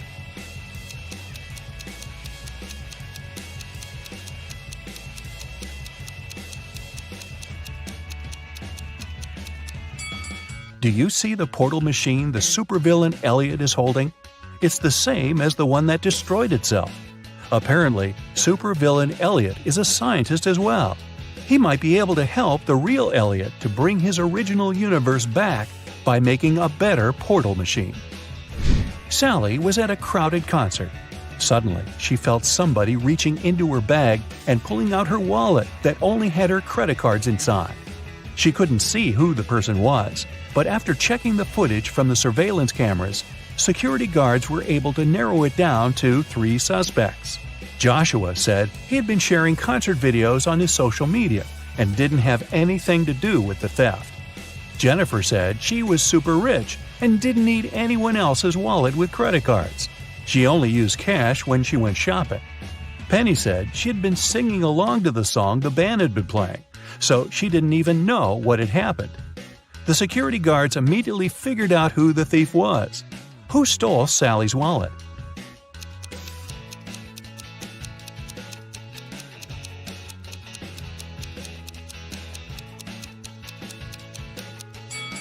Nobody told Jennifer that the wallet contained only credit cards, but somehow she still knew it.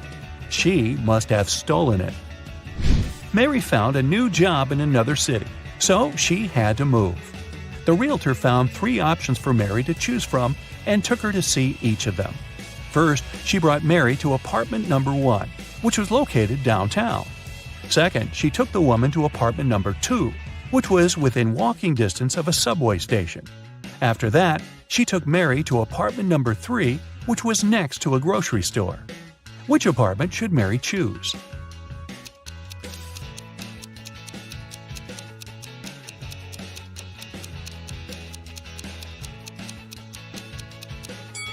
Since apartment number 1 has a rat living in it, and apartment number 3 has a crack in one of the walls, Mary should choose apartment number 2. Miss Sanders took her students camping at the weekend. She wanted to tell them about forest plants. During the trip, one of the students wandered off and got lost in the forest. Hours passed, but he couldn't find his way back. The guy felt very hungry, but he didn't have any food with him. That was when he saw 3 different bushes with 3 different kinds of berries in front of him. Only one type of berries was safe to eat, and the other 2 were poisonous. Which berry should he eat as he's waiting to be rescued?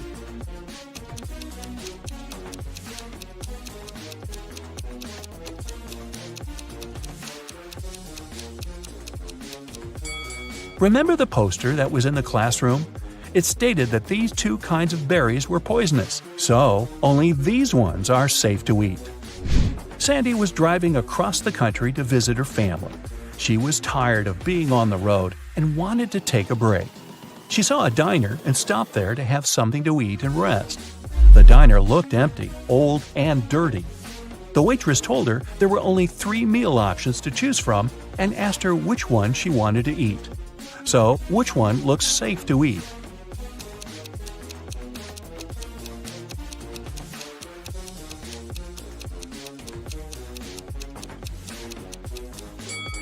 Do you see the fumes coming from the first meal?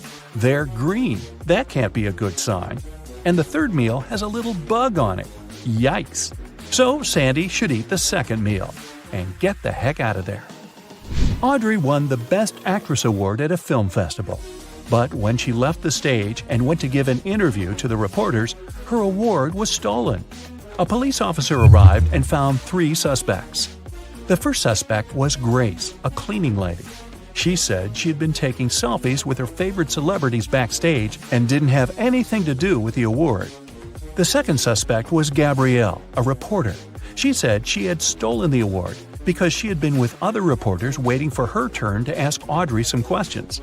The third suspect was Catherine, an actress. She said she was not the one who had stolen the award because she'd been among guests watching the show. Besides, she already won the Best Actress award last year. The police officer knew who was lying. And you?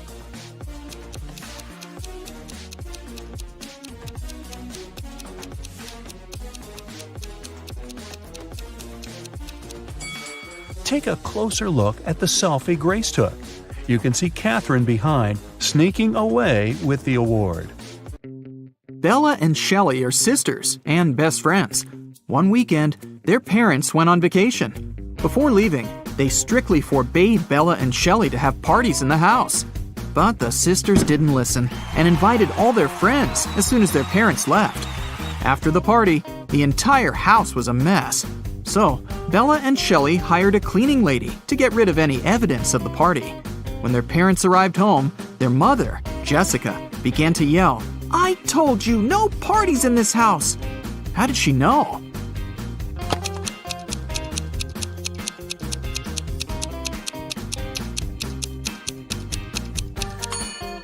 The house is too clean. There was dust on this glass vase when the parents left, but now it's fresh and clean. Jessica asked Bella and Shelley to mow the backyard lawn. None of the sisters wanted to do this annoying task. So, Shelley offered an easy way out. She put 2 cards in a hat and said, "I wrote mow on the first card and chill on the second. Pull a card and choose your destiny." Bella wasn't so naive. She suspected that Shelley was cheating and put both cards with mow written on them.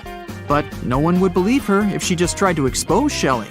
And no one would look at the other card once her fate was decided. What should she do?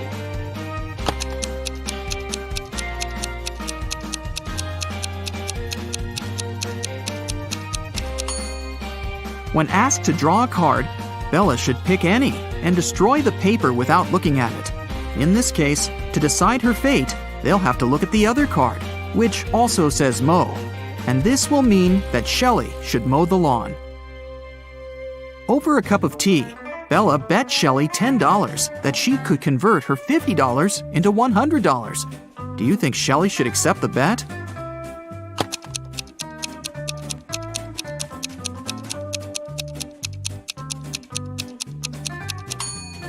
There's no logical reason behind accepting it. If Bella isn't able to convert the money, she'll lose the bet. But she has only $10 to lose. Meanwhile, Shelley is supposed to be giving her $50 from her wallet. Thus, even if Shelley wins the bet, she'll still lose $40. Bella and Shelley have a certain number of candies. If Bella gives 1 candy to Shelley, they'll have an equal number of candies. But if Shelley gives 1 candy to Bella, then Shelley will be left with half the number of candies that Bella has. Can you find out the number of candies they have right now?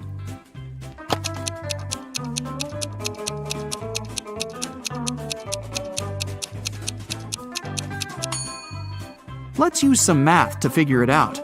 Right now, Shelley has X candies and Bella has Z candies. Now we can sum it up in these equations. X plus 1 equals Z minus 1. Therefore, Z minus X equals 2. Also, X minus 1 equals Z plus 1 divided by 2. Now we know that 2X minus Z equals 3. So, if we equate these two conclusions, we'll get the following. X plus 2 equals 2X minus 3. Now we know that X equals 5 and Z equals 7. Therefore, Shelley has 5 candies and Bella has 7 candies. Shelley was doing laundry and found out that her favorite t-shirt got torn. Can you count the exact number of holes in her t-shirt?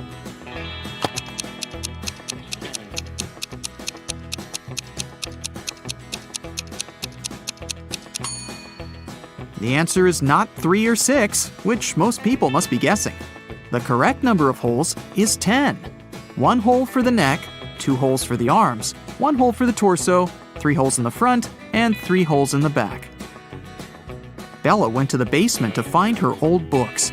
Suddenly, the bulb burned out. Bella took the new bulb to replace it, but the wires are very tangled. Can you find the correct switch that will turn on the bulb?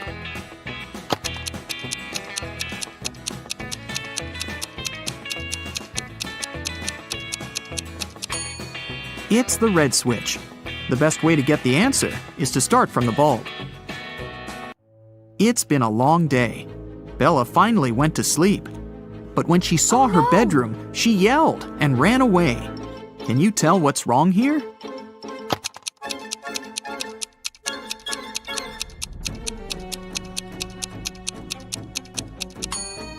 Did you notice this zombie?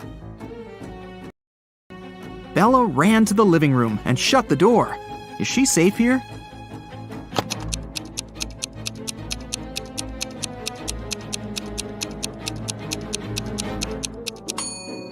Nope. Take a look at the mirror. Some stranger is inside the room. Bella and Shelley went hiking with their friends. 4 of them went into a completely empty lake. And then 8 people came out. How is this possible?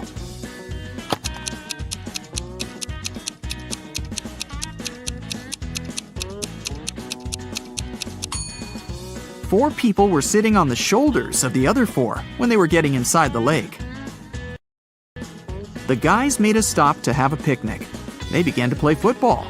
During their play, Bella's boyfriend, Rob, busted his lips and ears and broke a couple of ribs and thighs.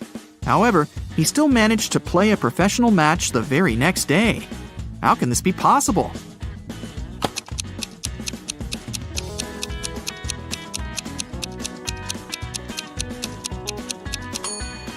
Rob knocked on his food plate accidentally while playing. He had pig lips, ears, and ribs, along with chicken thighs. When he knocked on his plate, he busted his food. On the way home, the guys went through a field. They saw a cow. It walked 30 feet north, 30 feet east, 30 feet south, and finally walked 30 feet west. All this time, where was its tail pointing? Can you solve this mystery?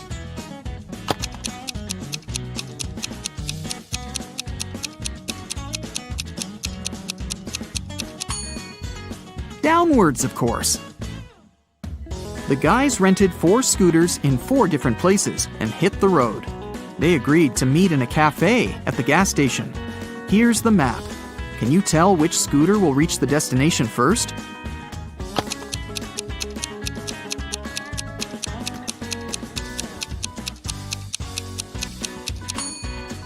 The third one. Bella and Shelley were trying to get the perfect gift for their father's birthday. Finally, they found this beautiful vintage watch, but they couldn't afford it. The seller offered them a deal. "Solve my riddle, and I'll make a 90% discount."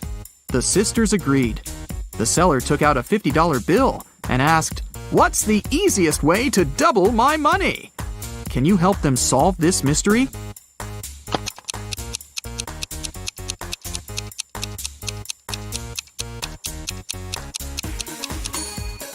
They should put the bill in front of a mirror. The sisters decided to have lunch in a cozy little cafe. The cook offered them tomato soup, mushroom salad, chicken wings, octopus, and mushroom pizza. Can you help them choose the safest food?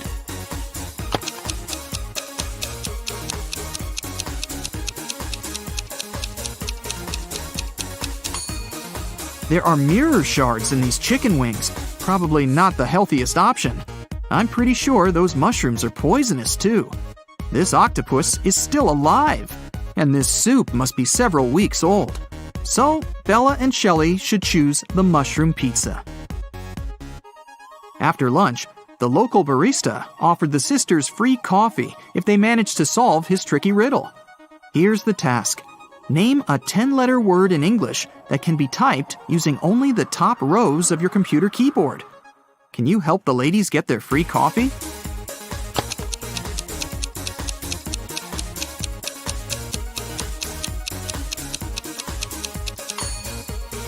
And the correct answer is typewriter. Great job!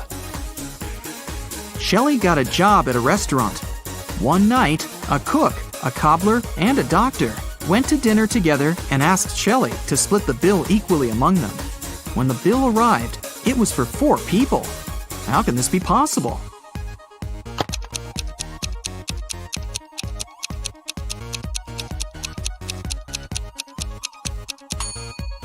The 4th person was the knight. It was just misspelled as night. Shelley and Bella were walking down the street. Suddenly, they saw this creepy shadow. Can you guess what's going on here? Should they be worried?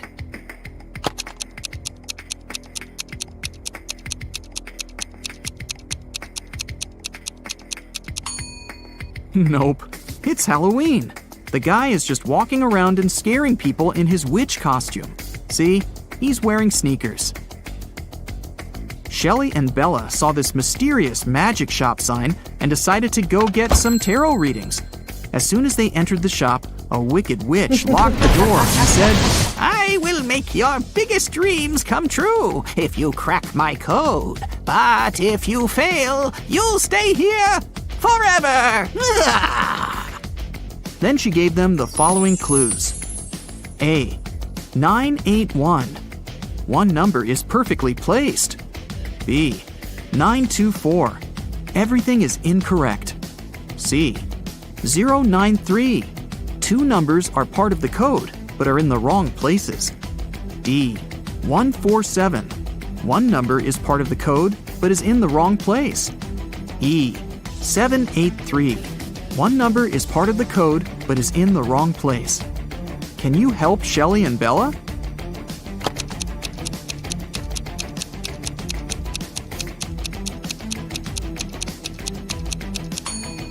From clues A and B, we learned that 9 is not in the code. It also means that 8 or 1 is in the code for sure. According to clue B, we know that 9, 2, and 4 are not in the code. From clue C, we know that 0 and 3 are in the final code. Clue E tells us that 7 and 8 are not in the final code because we already know that 3 is. And clue D tells us that 1 is also in the code because 4 and 7 are not. So, the correct code is 301. The witch has fulfilled Shelley and Bella's wishes. They wanted to thank her and decided to prepare her favorite drink from a recipe book. Unfortunately, the last ingredient was encrypted. Can you help them crack the code?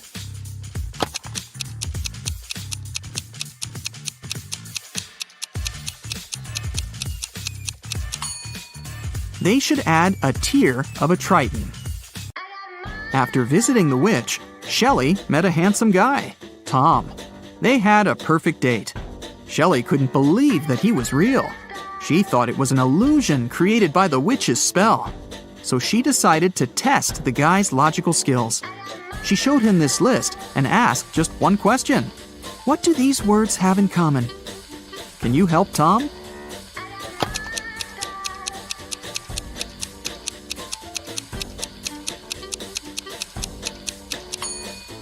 If we remove the first letter of each word and place it in the end, you'll be able to read the same word from the beginning and the end. Can you figure out the next number in this sequence?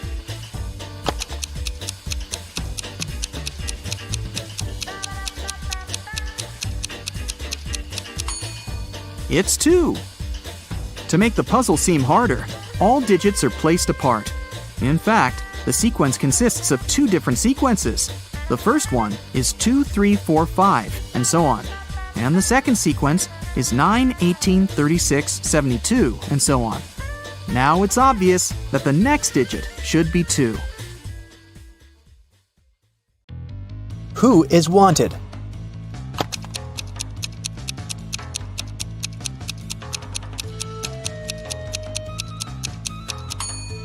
The girl on the right. She has the same mole as the girl on the poster. Who is an identity thief?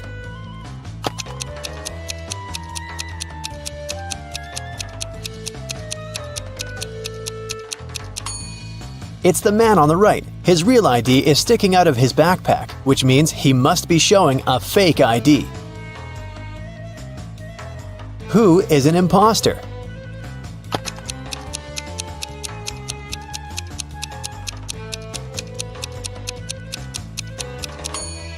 The girl on the left.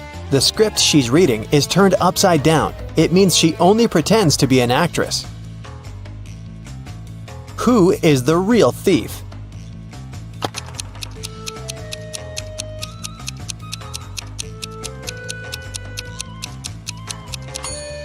Both of these men are thieves. While one man is distracting the girl, the other is preparing to steal her phone. The last will of Mr. Wilson, a rich businessman, got stolen. There were 5 people in the house at that moment: Mr. Wilson's wife, their cook, butler, maid, and gardener. They all told the detective what they'd been doing that evening. Mrs. Wilson was sitting by the fireplace embroidering. The cook was making breakfast. The butler was supervising several workers in the living room. The maid was sweeping the floors in the hallway.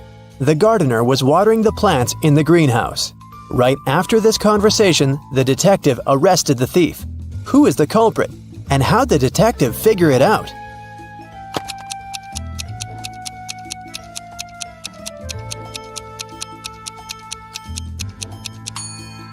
The cook is the thief. He said he'd been preparing breakfast, but the crime happened in the evening.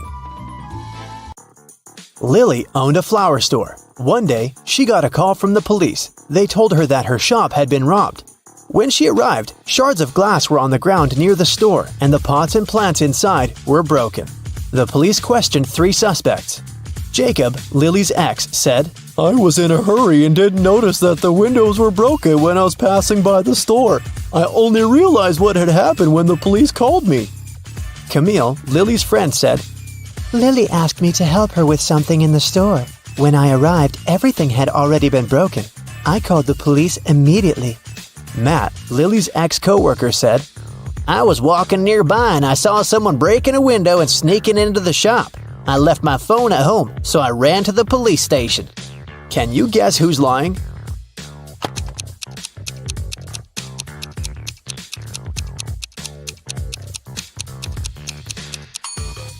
Matt is lying. Shards of glass were laying on the ground, which meant that the criminal had to break the window from the inside. Let's take a little break. Now, you need to think fast. Mary's mom has 4 daughters. One daughter is called April, the second is named May, and the third daughter is June. What's the 4th daughter's name?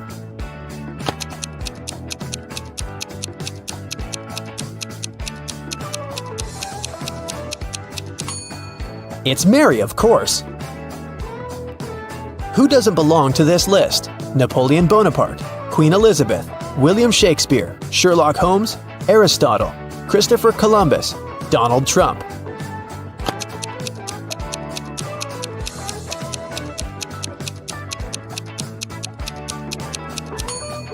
Sherlock Holmes. He's the only fictional character on the list. 8 girls are in the house and each of them is busy with something. The first one is cooking dinner. The second one is lighting the fireplace. The third girl is playing chess. The fourth one is reading a book. The fifth girl is drawing a picture. The sixth is cleaning up the house. The seventh girl is watering the plants. What is the eighth girl doing?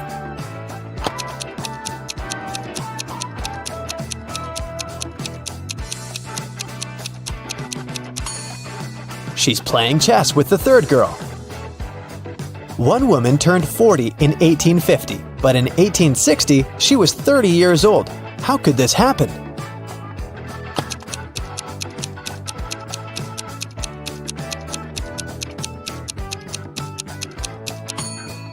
This could only happen if 1860 was earlier than 1850, which means that the woman turned 40 in 1850 BCE and 30 in 1860 BCE.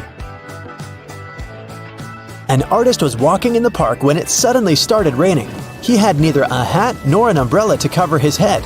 He also couldn't hide under a tree because the downpour was too heavy, and still, not a single hair on his head got wet.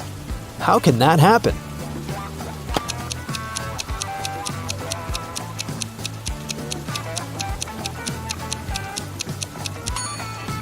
The artist was bald. Now let's get back to our detective riddles. Robert won $1 million in the lottery. He decided not to tell anyone about this, including his wife. At home, he put his money in a safe hidden behind a painting. The next day, the money disappeared. The police invited all the suspects for questioning. Emily, Robert's wife, said, "In the morning, I went to my husband's home to clean up there.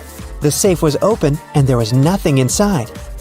James, Robert's business partner, said, "Poor Robert, he always wanted to win a lottery. I stayed at home all day and yesterday and watched TV." And Mark, Robert's friend, said, "I was at the gym last night, then I went home. I can't imagine why anyone would do this." The police arrested the thief. Can you guess who it was?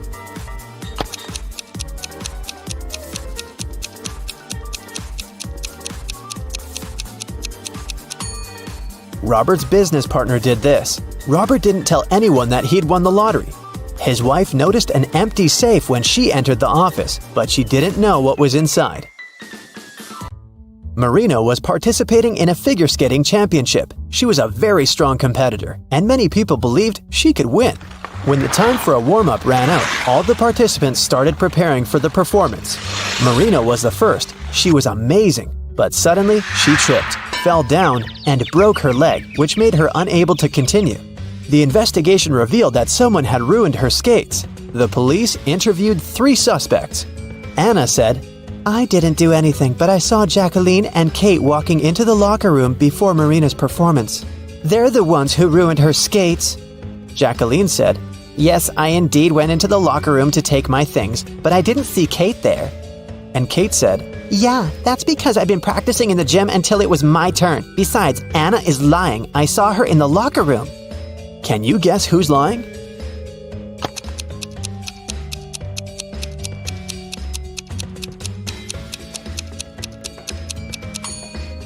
Kate. She couldn't train in the gym because the time for the warm-up had been over by the time the competition started. Here's what happened. Kate went into the locker room and ruined Marina's skates. Jacqueline came into the locker room after her, and that's what Anna saw. Jane is afraid that she might have a stalker. She brought some photos of herself and her friends to the police. The police immediately found the culprit. Who is Jane's stalker?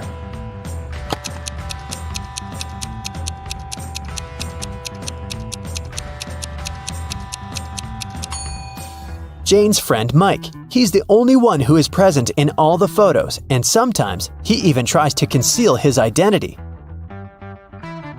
The investigation didn't have enough evidence to prove the suspect was guilty. Detective Reed decided to investigate their house, hoping to find some clues, and he actually did find something. He discovered a secret room. However, it had a combination lock and the word "idea" written above it. Do you have any idea what the code might be?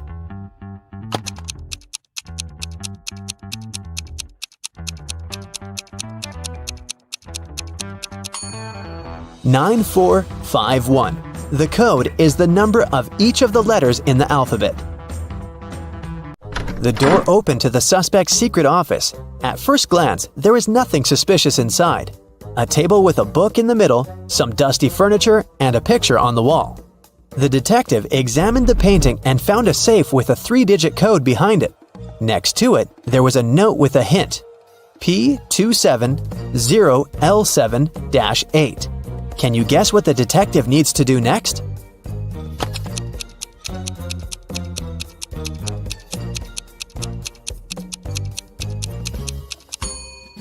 The detective realized that the note meant page 270, lines 7 to 8. He should check out the book on the table. The detective found the necessary lines on page 270. They read, "After wandering through the desert for 4 days and 3 nights, I came across a couple of travelers. They fed me and gave me one of their camels." This is a clue that can help crack the code to the safe. What is it?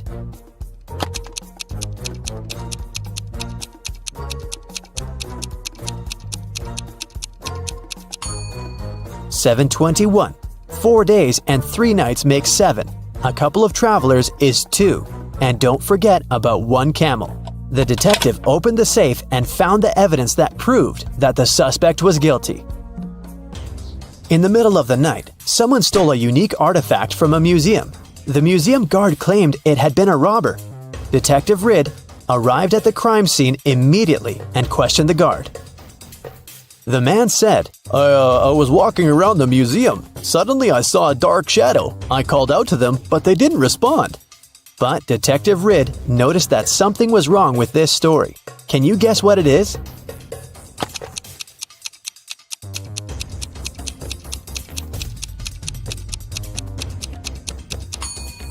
There are only one person's footprints on the floor. If there was the guard and the criminal in the museum, shouldn't there be two sets of footprints? Detective Ridd asked the guard what he did next. The man said, I ran after the thief and saw them break the glass door and steal the artifact. The alarm didn't go off, as they had probably turned it off. Is the guard telling the truth?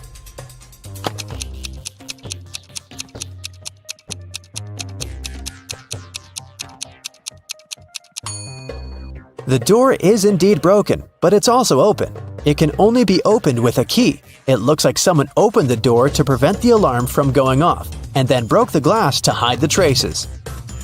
The detective asked the man what had happened next. The guard said, I ran up to the criminal and tried to stop them, but they sprayed something in my eyes, and I lost consciousness.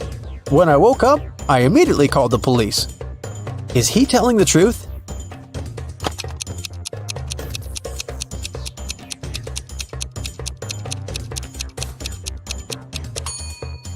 His eyes look totally fine. The robbery happened just a few hours ago. If the guard was telling the truth, his eyes would at least look red. He must be lying. The guard turned out to be the thief and was arrested.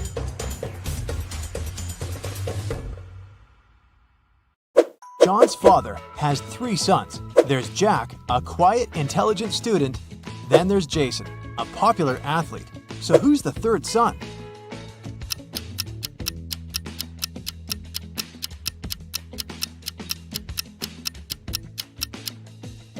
It's John. His father has 3 sons, Jack, Jason, and him, John. One day, a teacher decided to give her students a test, but all of them refused to take it. She could give detention for skipping the test to only one student. All of them knew each other's names. If a student knew they were going to get a detention, they agreed to take the test. How could the teacher make all the students participate?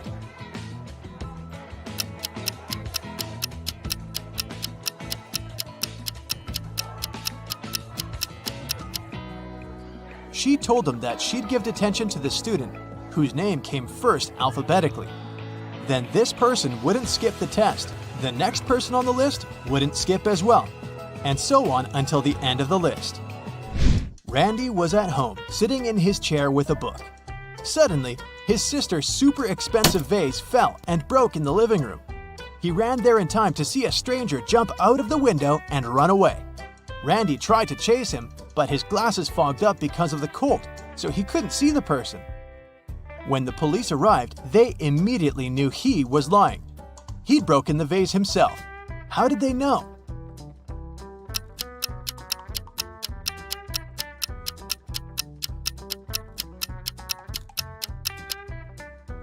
Glasses don't fog up when you go from a warm room to the cold outdoors.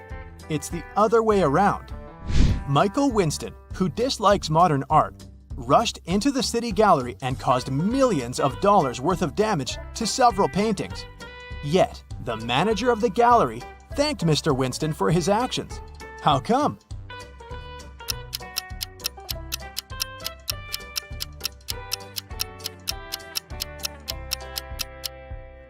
Michael was a firefighter.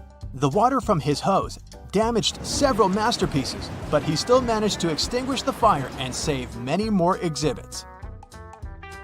Look at this line of people at the checkout in a supermarket. They're all a colorful bunch, but one of them is trying to sneak out food out of the store. Can you tell who just by looking at them closely?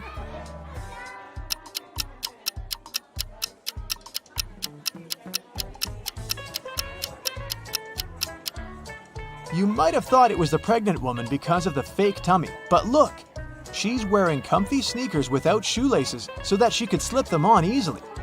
The guy in a baggy hoodie sure looks suspicious, but it's not food he's hiding inside his pockets. It's a kitten.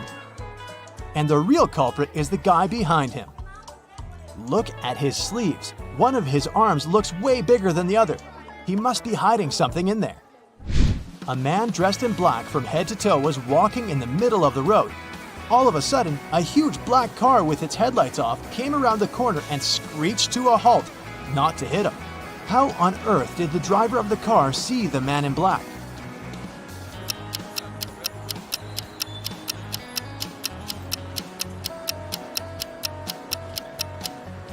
Well, the only reasonable answer would be that it was in broad daylight. Nobody said it was nighttime after all. 3 college friends met after a summer break and were sharing stories about their vacation. Lily described how she and her boyfriend had gone to Paris and seen the city from the top of the Eiffel Tower. Dylan told his friends that he had traveled to Africa with his parents. But on their last day, there was a massive volcanic eruption, and it didn't spoil their vacation only because they flew home that day. And Ellie said that she had visited her uncle in Texas and learned how to ride a horse. One of the stories was fake though. Which one?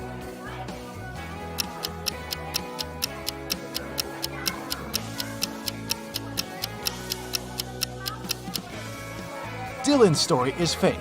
He couldn't fly home on the day of the eruption because when something like this happens, all flights get canceled. Mark and Amy got stranded on a tiny uninhabited island full of sand and rocks, but not much else. They had no radio or cell phones, and there were no trees on the island to make a smoke signal. Suddenly, Amy noticed a plane circling the sky in search of them. She got a bright idea to make it notice them. Soon after, the plane picked them up. What was Amy's idea?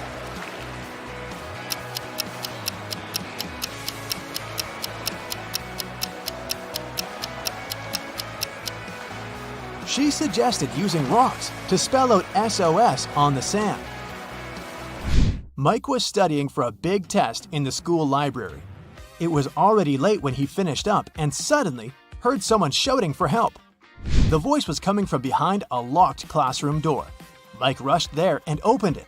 Inside, there was his classmate, Brad. He told Mike that he'd gone to grab a bite in the cafeteria, only to find it was closed that day. Suddenly, he blacked out.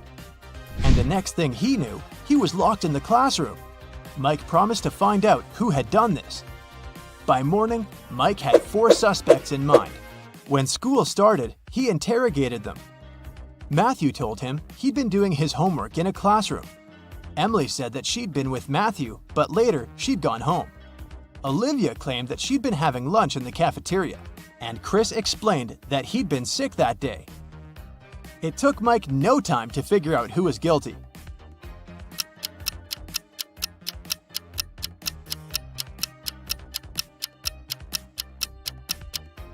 It was Olivia. She couldn't have been eating lunch in the cafeteria because it was closed that day. Clara was in her hotel room when she heard someone knock on the door. She looked through the peephole and saw an unfamiliar man.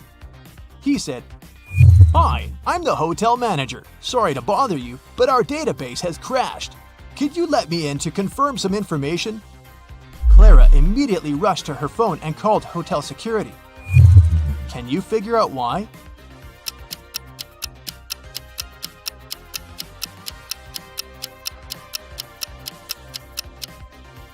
The badge on the man's chest says Chloe Smith, and that's a female name. She knew the man was a fake manager. Emma's mother asked the girl to go to the supermarket and gave her a shopping list and a bank card.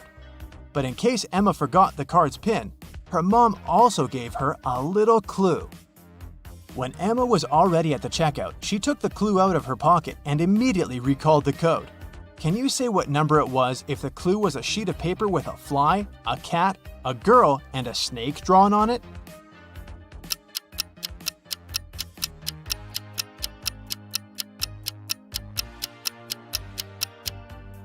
The PIN was 6420. Emma just had to count the number of legs of each creature. Littlefield was a tiny village where nothing ever happened. But one day, Mr. Richardson, a rich farmer, arrived at the police station in tears, saying that 2 of his best cows were missing. There were 3 suspects, and each of them had to answer one question. Have you taken your neighbor's animals? Mr. Anderson said that he and Mr. Richardson had a common business and that he wouldn't risk their partnership. Mrs. Martinez stated that she'd been living in this village since birth and she wouldn't spoil her reputation because of some animals. And Mr. Jones explained that his family had been breeding pigs for centuries and he didn't have any reason to steal cows. The police officer figured out who the criminal was. Can you?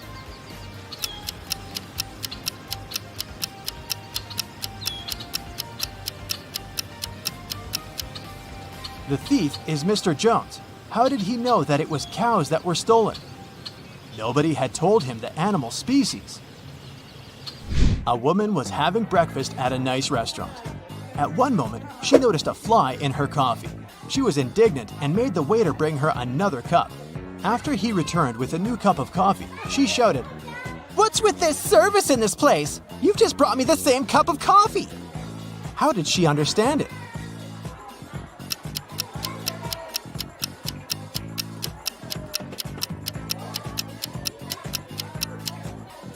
She had already put sugar in her previous cup of coffee. When she tried the new one, it was sweet.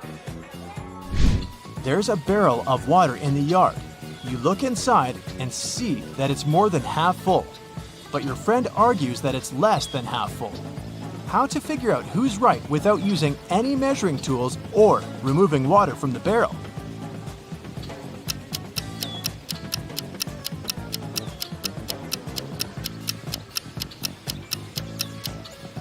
Tilt the barrel so that the water touches its rim.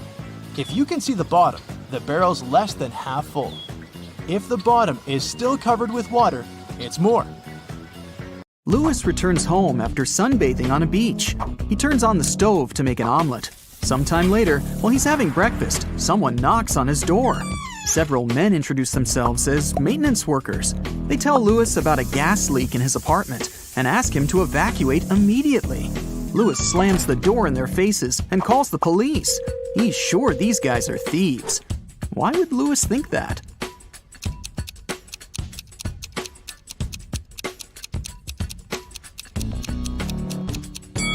He fried his eggs on the electric stove, not a gas one. Thieves wanted to lure him out of his apartment and steal his stuff.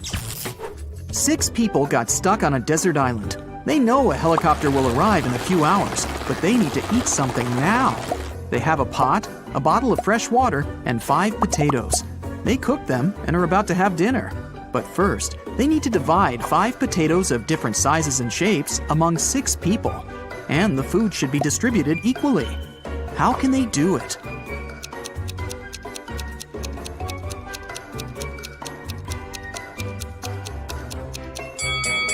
Easy. They should just prepare mashed potatoes. One famous film director loved it when people spoke about him, even if it was something negative. Once, he made a terrible movie. The man wanted people to hate it. Critics and viewers called his movie bad, unacceptable, ridiculous, and embarrassing every day. And the director enjoyed it. A couple of years later, in an interview, he asked a journalist, "So, what do you think about my latest movie?" The journalist replied shortly, but his answer offended the director. What did the journalist say?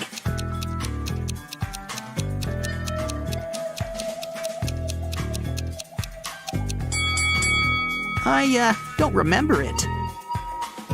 3 girls met in a cozy restaurant to discuss an upcoming party. Jessica ordered a lot of food. Sarah asked for cherry juice. Lucy took an apple out of her bag and started eating it. The waiter brought the juice and the ordered food and left. Sarah started sipping her drink from the glass, but Jessica didn't touch her meal at all. Someone's not human. But who?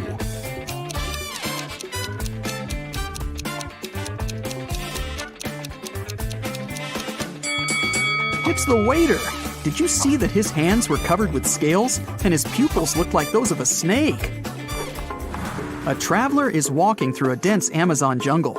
He's looking for a unique artifact that once belonged to an ancient tribe. If his mission is successful, he'll sell his find for millions of dollars.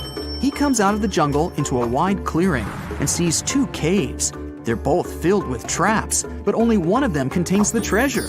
The traveler's sure he'll be able to deal with all the dangers, but only if he chooses the right cave. Which cave should he opt for?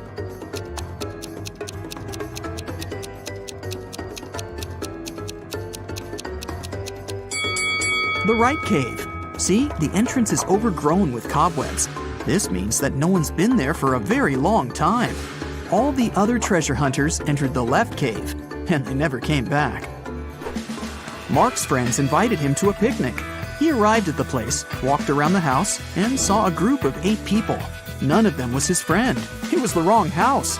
Before leaving, Mark noticed that 3 people in that group were androids. Can you spot them?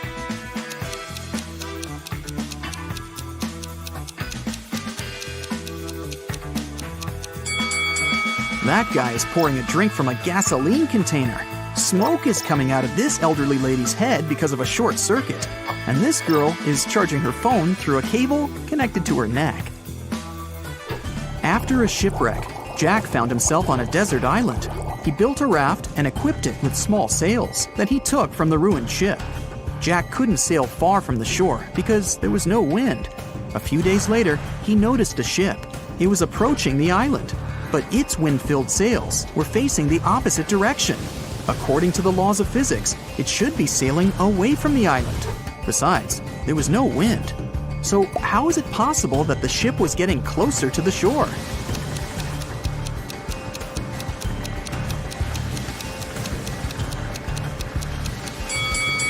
The ship was equipped with a motor.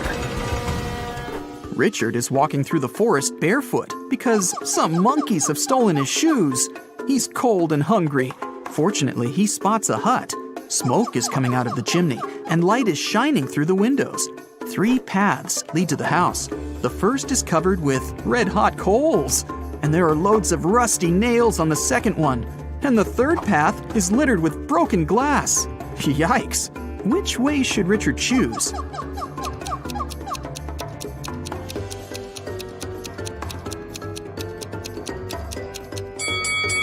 It's cold, so Richard can wait until the coals cool down. And while he's waiting, he can warm up next to them.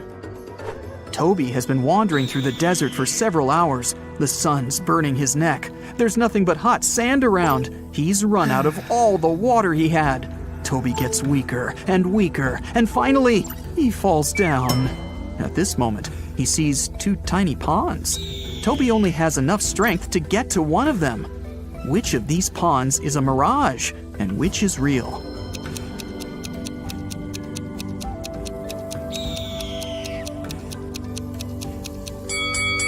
The left pond is real. See the clouds above it? It rained there, and the rainwater formed the pond. At the edge of the forest, quite far from the village, there was an old house. Its owner found his TV broken in the morning. Someone had smashed the screen. The owner called everyone who had been in the house that night: a cook, a cleaning lady, and a lawyer. "Who broke my TV?" the man asked. "I was cooking dinner. I didn't touch anything," the cook said. "I was cleaning the basement," the cleaning lady answered. "I was upstairs. I spent the whole night studying the documents," the lawyer replied. One of them is lying. Who is it?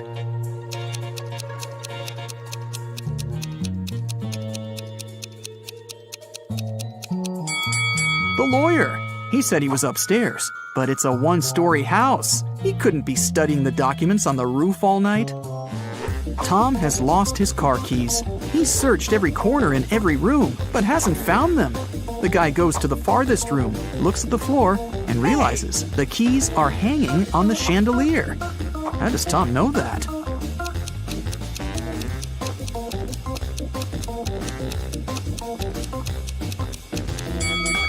The floor is reflective. An elderly philosophy teacher began an exam. His students were sitting in their seats, listening to him. "Here's a task for you. Prove that everything that happens around me is real, and I'm not sleeping. Whoever writes the most convincing proof will get the highest points." The students had been writing for several hours, but almost no one got a good grade, except for one girl. She wrote an essay consisting of several words. What did she put on paper?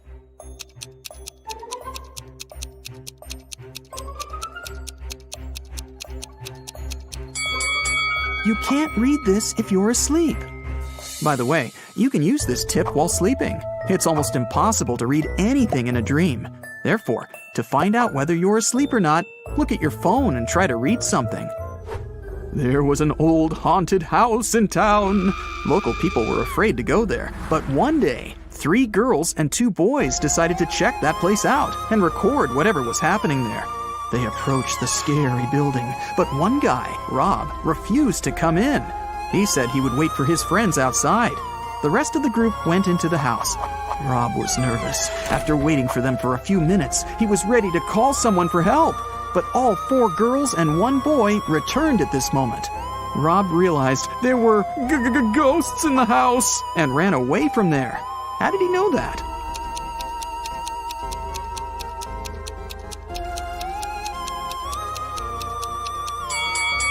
Three girls and 1 boy were in the house, but 5 people came out. 1 girl was a spirit. Rob saw her and ran away. Michael is walking along the sidewalk, holding his hands behind his back. A car appears from around the corner behind him. At this moment, Michael is walking near a big puddle. The driver accelerates. He's going to splash the water all over Michael. But at the last moment, he suddenly slows down and drives around the puddle. Why didn't he drench Michael?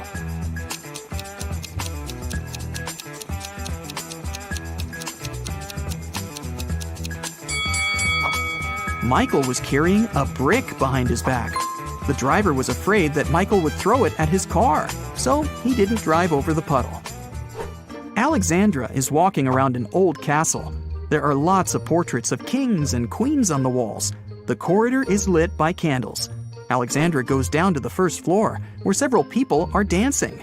The girl feels as if she has somehow traveled to the previous century. But wait a minute, this is all fake. How did the girl understand that?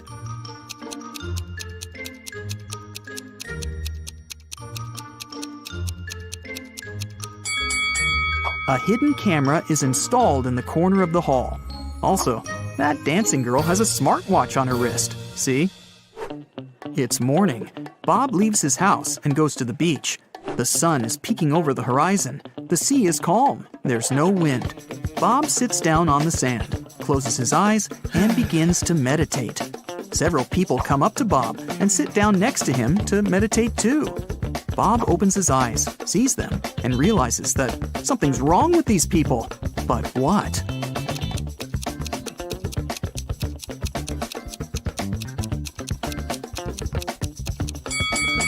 Look at Bob, and now at how these people are sitting. They aren't touching the sand. Their bodies are half an inch above the ground. Okay, now let's check and see how many correct answers you got. 0 to 3 points. Don't get upset. There's no need to try to find stuff everywhere. Sometimes you just need to trust your intuition. 4 to 7 points. More practice, more riddles, more logical tasks. And next time, you'll definitely get better results. 8 to 11 points. Oh, not bad, but sometimes you probably were inattentive. 12 to 15 points. Wow, nobody can fool you. You can always figure out the truth. You're great, but not the best of the best yet. 16 points. Whoa! You are the king of riddles. You always remain attentive to details. And also, you have awesome intuition. Detective Callum arrived at a jewelry store because the owner reported that someone had stolen a diamond. He didn't let any customers or a cleaning man out, so they were the main suspects. Everyone denied stealing the diamond. There were no fingerprints found. Can you help Detective Callum decide whom he should arrest?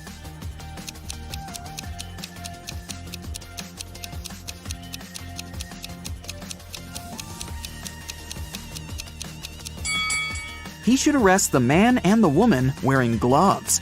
Since no fingerprints were left, it must be one of them, or both. Olivia sneaked into an old mansion to explore it and got trapped inside. There are 3 ways out, and all of them are dangerous.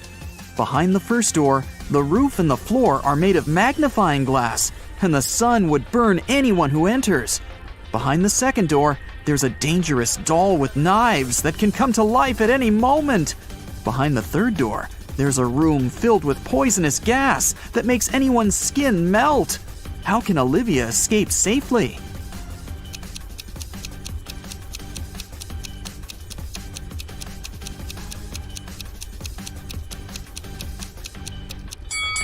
She can just leave through the first door.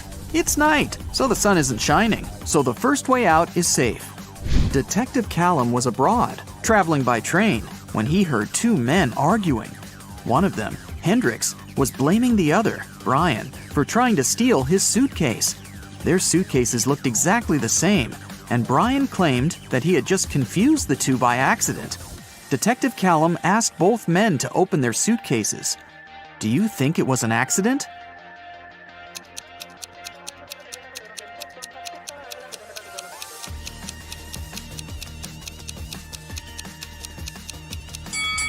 Hendrix's suitcase is filled with clothes and electronic devices and must be pretty heavy. Brian's suitcase is almost empty, with only a pair of jeans and a book inside. It must be way lighter, and even though the bags look alike, Brian for sure knew that the bag he took couldn't be his. It was way heavier than it was supposed to be. Luna found her cousin Mia poisoned in her room and called the police. Detective Callum asked Luna what had happened. She said that she was walking past Mia's house when she saw that the light in her room was on. She walked to the window to see if Mia was there and saw her on the floor. She had a key, so she walked into the house and called the police. She didn't touch anything so that they could investigate what had happened. Detective Callum arrested Luna. Why?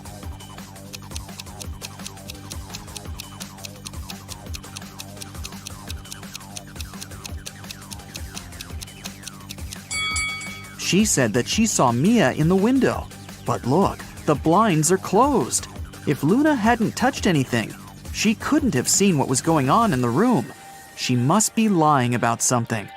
While Ms. Virginia Dell, a rich lady, was on her 3-month business trip abroad, her mansion was robbed. The security was notified, and Detective Callum started the investigation. There were 3 people caught on the security camera, and he started interrogating them. Charlotte, Ms. Dell's cousin, said that she'd visited several times to collect the mail. Camilla, the housemaid, said that she had come 3 days ago to clean the house. Ismail, the gardener, said that she came every Wednesday to take care of the garden. All of them denied stealing anything. Detective Callum arrested one of them. Whom?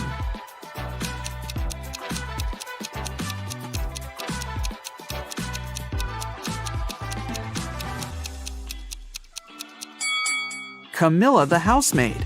She said that she had cleaned the house 3 days ago. But look at the house. There's dust and dark stains. It doesn't look like the house has been cleaned recently, so she probably lied. Abigail stayed late in the office because she had a lot of work to do. She left the room to get some snacks and a coffee. Half an hour later, she returned and found out that someone had stolen her wallet, so she called the police. Detective Callum interrogated 3 people who were still in the office. Noel, the cleaning man, said that he had been cleaning another floor and had never stepped into Abigail's office that day yet. Sonia, the accountant, said that she had been talking on the phone with her mom. Sean, a regional manager, said that he had been in his office, flooded with work. Who stole the wallet?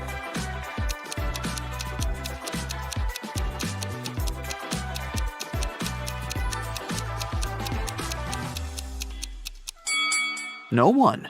Detective Callum figured out that since Abigail went to get snacks and coffee, she must have had her wallet with her. He just recommended she should get some sleep and stop overworking. Elizabeth and her daughter Ella went abroad traveling. They were walking and shopping in one remote town when Elizabeth noticed that Ella had disappeared. She called the police and they started to look for the girl. There were 3 people nearby and they were interrogated. Layla said that she hadn't seen the girl. Madison said that she had seen the girl with her mom, but that was it. Amelia said that she had heard someone screaming, but she hadn't seen who it was. Who should be arrested?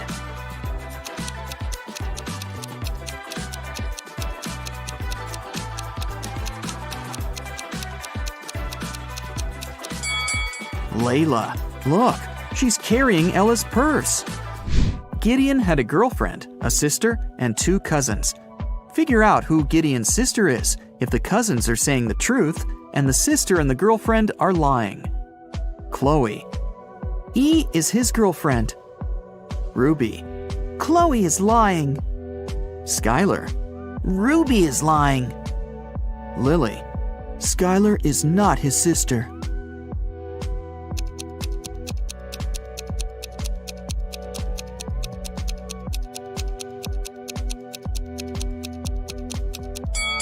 If Chloe is telling the truth, then Lily is lying. Then Skylar is his sister, who's also lying. So Ruby must be telling the truth, which contradicts that Chloe is telling the truth. So Chloe is for sure lying. Then Ruby is telling the truth, and Skylar is lying. So Lily is telling the truth. 2 liars are Chloe and Skylar, and they're Gideon's girlfriend and sister. Lily says that Skylar isn't his sister. So Skylar is his girlfriend, and then Chloe is his sister. Scarlett just moved into her new apartment 3 days ago. One evening, she was reading before bed when she heard a knock on the door. She opened the door, and there was a confused man who said, "Oh, I'm sorry. I just moved in here earlier today, and I thought it was my apartment. Once again, sorry, and good night." Then he left. Scarlett didn't believe that it was just a mistake and reported the man to the police. Why?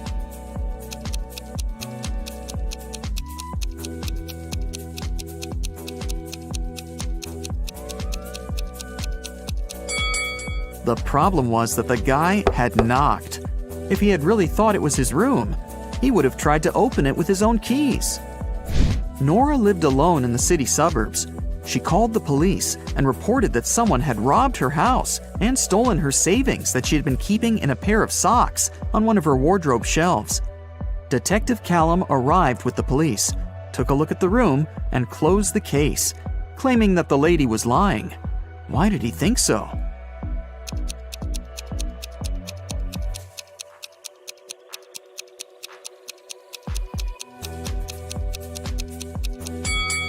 The room was absolutely clean. If someone had robbed the house, they would have made a mess while searching for money. The person who took the money must have known exactly where it was, which is unrealistic. Mrs. Ledger is a high school history teacher. One day, she started a sudden oral test, asking students questions from the back of the book. If the students figure out the order in which she asks, they can find the answer to their question in advance.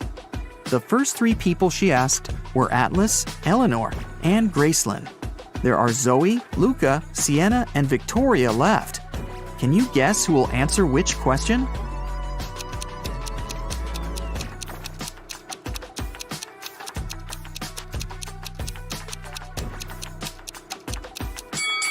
Mrs. Ledger is asking students in alphabetical order. So, up next is Luca, then Sienna, then Victoria, and Zoe. Another day, another test. Once again, Mrs. Ledger is asking students. This time, the first ones to answer were Zoe, Luca, and Atlas. In which order will she ask the remaining students?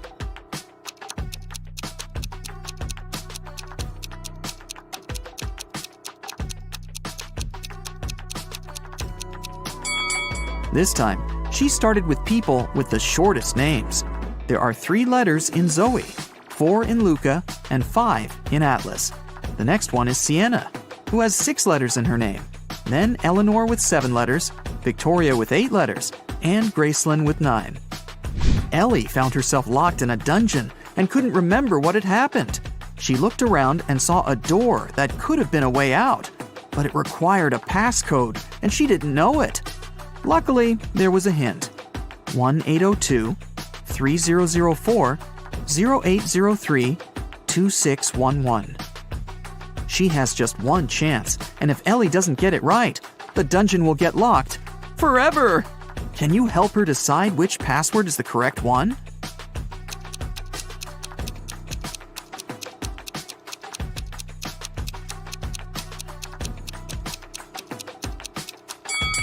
Take a closer look. Some numbers have faded away a bit. This is probably because they had been used the most. They are 1, 2, and 6. The only code that uses all of them is the last one, 2611. It must be this one. Aurora came home after a long day at the university and was excited to eat the mint-flavored ice cream she had bought in the morning. But when she opened the freezer, the ice cream was gone. Aurora asked her 3 siblings who had eaten her ice cream, and they all denied it. Dawn said, "I'm on a diet, and I haven't been eating ice cream and stuff for a week now." Everett said, "Dude, I had my chips. There was no need to eat your ice cream this time." Phoenix said, "First, I don't like mint ice cream, and second, I was in my room all day, and I didn't even go down once until now. Who has eaten the ice cream?"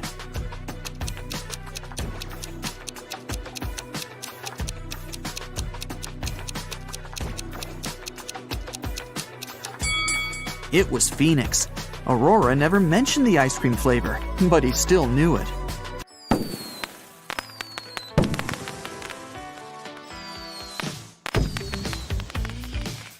Vicky has as many brothers as sisters, but each of her brothers has only half as many brothers as sisters. How many brothers and sisters are there in Vicky's family?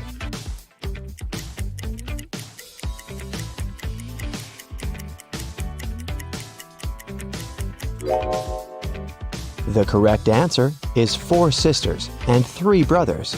The key to solving this is to keep it simple. Just count the sisters and brothers in total and in terms of their own number of siblings.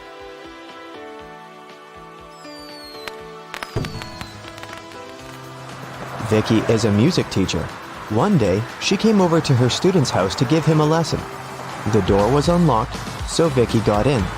Her student, Mr. Green, was lying on the couch with the flu. He was very weak, and Vicky decided to call the 3 best doctors in this town.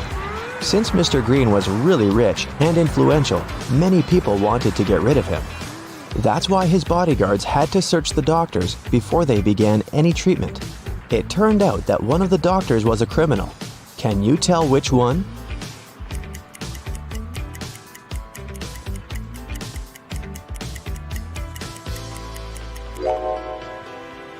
This guy. Why does he need an axe? Mr. Green got well and returned to his business duties. He runs a small company producing expensive diamond rings. On Friday, when the working week was finally over, he got a call from his bank. Mr. Green found out that someone had stolen all the money he had. He suspected that it might have been one of his employees, so he asked each of them what they'd been doing that day. Helen, the jeweler, said she always made 2 rings a day and showed all the rings she had made that week. Jesse, the sales manager, said that he had been busy meeting with the clients. And Amber, the cleaner, said that she'd been cleaning the office every day as usual, and she didn't notice anything suspicious. Who lied?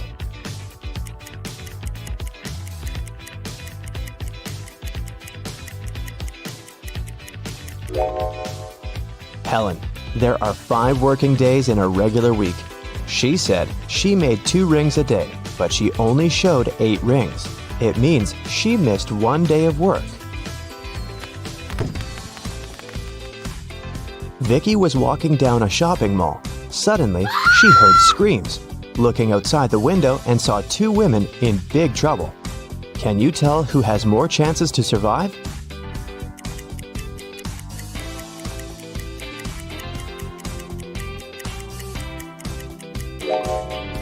Look at this lady's hand. It's made of metal. She's a robot, so she'll more likely survive this adventure.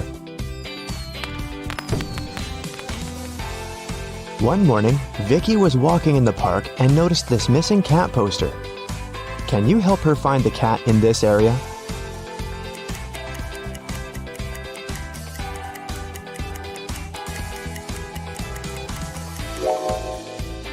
It's hiding in this old lady's bag. Vicky explained to the old lady that the cat had been missing, but the old lady refused to give the cat away so easily. First of all, Vicky had to solve her riddle. I can whistle, I can howl, I can scream, and I can whisper, but I don't speak. What am I? Can you help Vicky?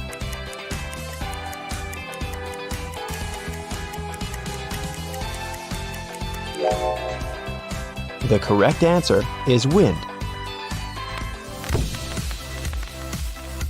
After getting the cat, Vicky headed to its owner's home. She walked through this beautiful park. Can you spot what's wrong here?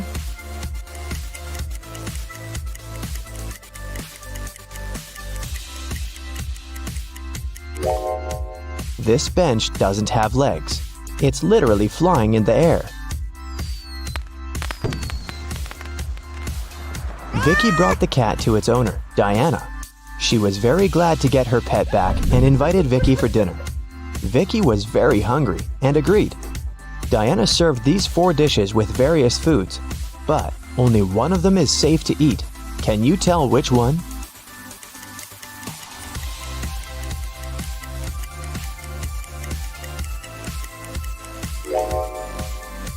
The coconut cake is sprinkled with some human nails. If you look closely at this tomato soup, you'll notice some metal nails. Something's moving inside this burger, so this pasta is the only edible dish here. After dinner, Diana made a confession. She was a real witch, but Vicky didn't believe in magic at all. That's why Diana offered her this deal. If you solve my riddle, I'm gonna use some magic to fulfill your biggest wish. I'm beautiful, up in the sky, I'm magical, yet I cannot fly. To some people, I bring luck. To some people, wealth. What am I? Can you help Vicky out?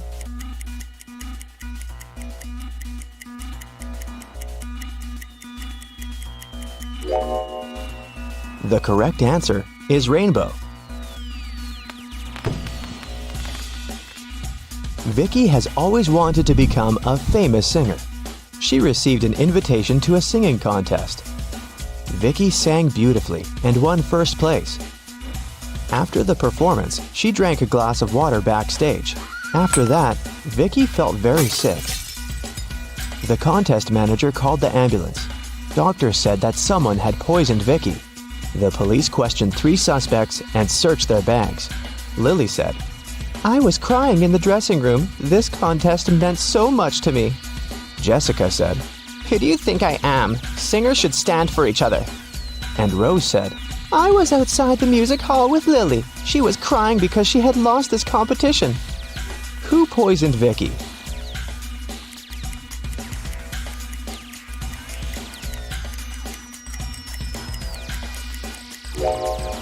Lily said she was in the dressing room, while Rose said that they had been outdoors. Therefore, 1 or 2 of them are liars. But only Rose carries toothpaste but no toothbrush in her bag. That's pretty suspicious. When Vicky got better, she checked her mailbox and saw 3 messages from different music producers. Tom offered her a tour in Europe. Ryan offered Vicky to work on her first album at his record company in New York. And Joanna sent this invitation to participate in a TV show. But only one of these offers is real. Can you help Vicky make the right choice?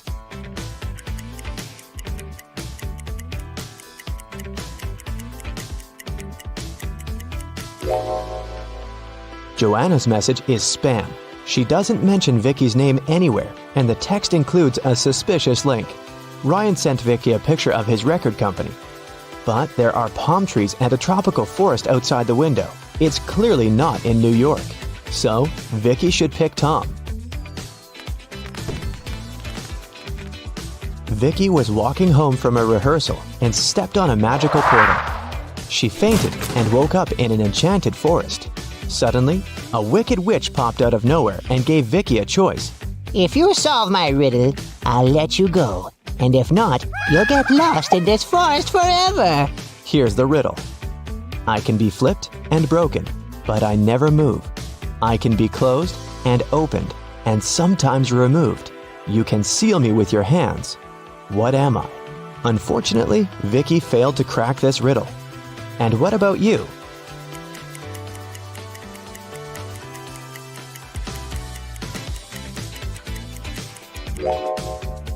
The correct answer is a deal. The wicked witch left Vicky alone in the forest. Vicky searched the area and found 3 paths leading to the nearest village. The first path goes through hungry wolves. Giant mutant plants are waiting in the second path. They eat all mammals, including human beings. And the third path is covered with a bunch of bugs and worms. Which way should Vicky go?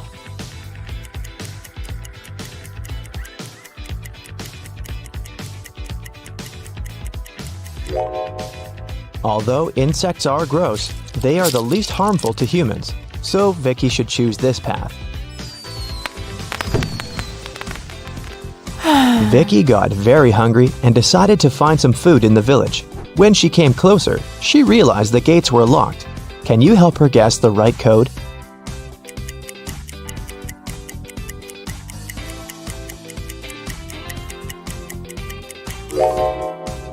Take a look at the screen. It requires a 4-digit code. Someone decorated the gates with this symbol.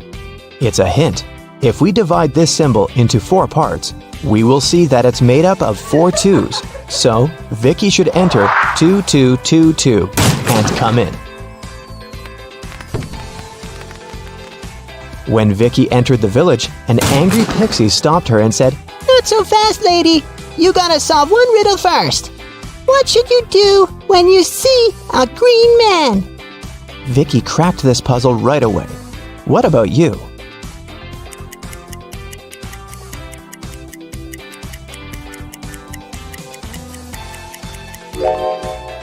You should cross the road.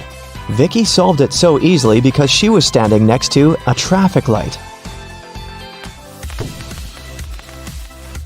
It turned out it wasn't an ordinary village. Various magical creatures lived here together. Vicky entered the local club and asked for some food.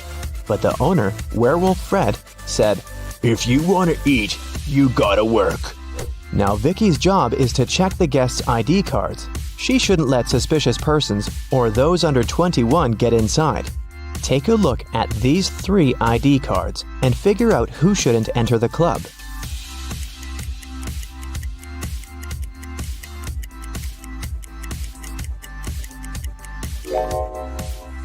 The first one, Vampire, is already 21, and nothing looks suspicious in his ID, so Vicky should let him in. And this werewolf lady seems alright too. This elf's ID card says he was born on September 31st, but such a date doesn't exist. Therefore, Vicky shouldn't let the elf in. After work, Vicky went to the local supermarket to buy some food. She saw 2 attractive young ladies eating street food there. Can you tell which one of them isn't human?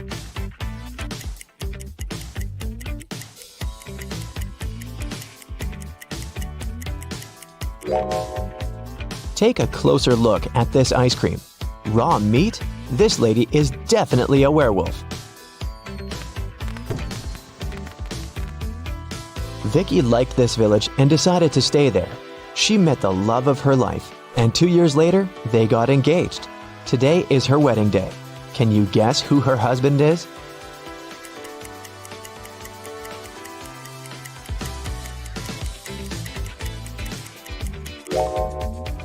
It's the third guy. He's wearing a tie, which means he attended the wedding, and he's wearing a ring too. Who is wanted?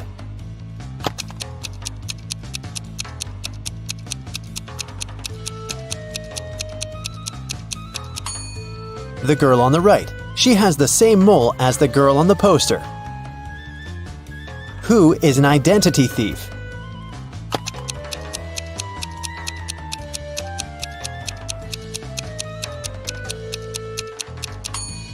It's the man on the right. His real ID is sticking out of his backpack, which means he must be showing a fake ID.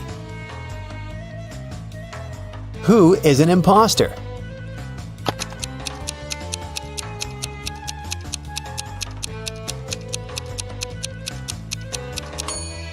The girl on the left. The script she's reading is turned upside down. It means she only pretends to be an actress.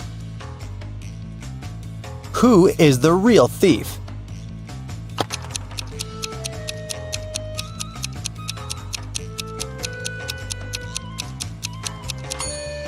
Both of these men are thieves. While one man is distracting the girl, the other is preparing to steal her phone.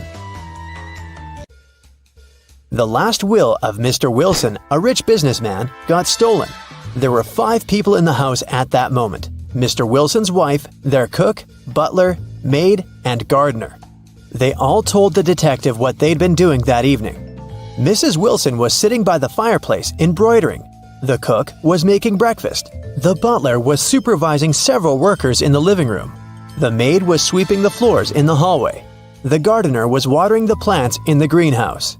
Right after this conversation, the detective arrested the thief. Who is the culprit? And how'd the detective figure it out?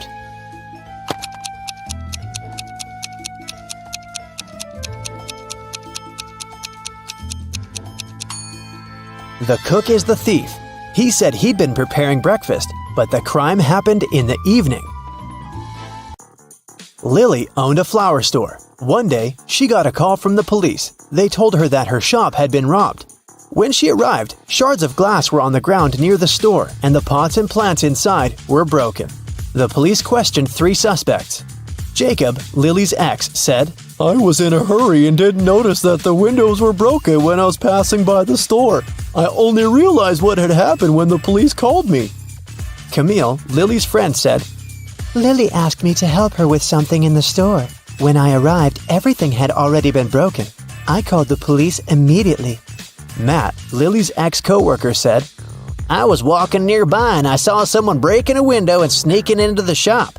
I left my phone at home, so I ran to the police station. Can you guess who's lying?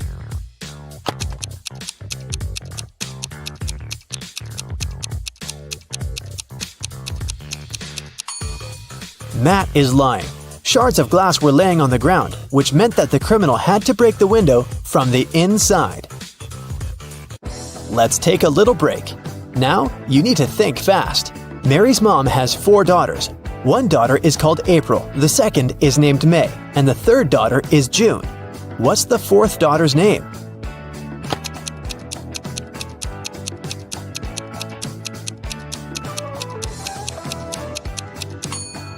It's Mary, of course.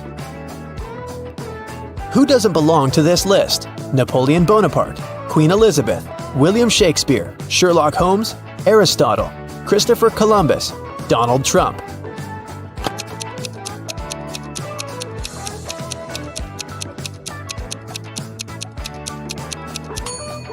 Sherlock Holmes. He's the only fictional character on the list. 8 girls are in the house, and each of them is busy with something. The first one is cooking dinner. The second one is lighting the fireplace. The third girl is playing chess. The fourth one is reading a book. The fifth girl is drawing a picture. The sixth is cleaning up the house. The seventh girl is watering the plants. What is the eighth girl doing?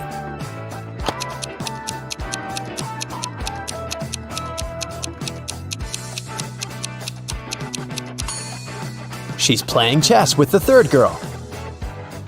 One woman turned 40 in 1850, but in 1860 she was 30 years old. How could this happen?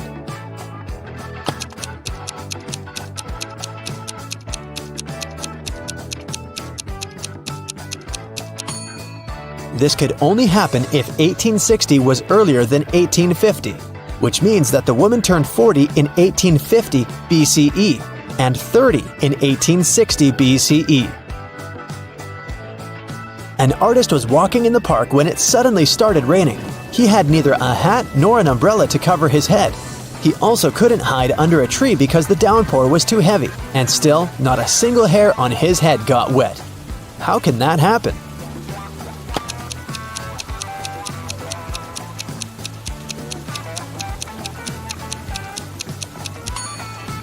The artist was bald. Now let's get back to our detective riddles. Robert won $1 million in the lottery.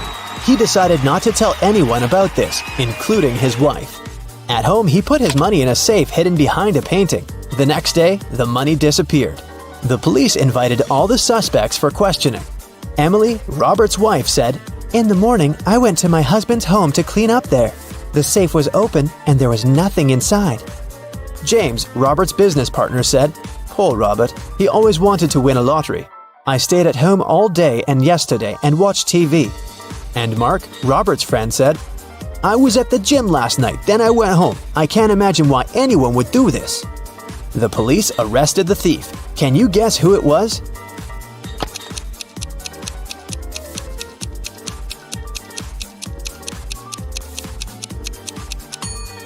Robert's business partner did this. Robert didn't tell anyone that he'd won the lottery. His wife noticed an empty safe when she entered the office, but she didn't know what was inside. Marina was participating in a figure skating championship. She was a very strong competitor, and many people believed she could win. When the time for a warm-up ran out, all the participants started preparing for the performance. Marina was the first. She was amazing, but suddenly she tripped, fell down, and broke her leg, which made her unable to continue. The investigation revealed that someone had ruined her skates. The police interviewed 3 suspects. Anna said, "I didn't do anything, but I saw Jacqueline and Kate walking into the locker room before Marina's performance. They're the ones who ruined her skates." Jacqueline said, "Yes, I indeed went into the locker room to take my things, but I didn't see Kate there." And Kate said, "Yeah, that's because I've been practicing in the gym until it was my turn. Besides, Anna is lying. I saw her in the locker room." Can you guess who's lying?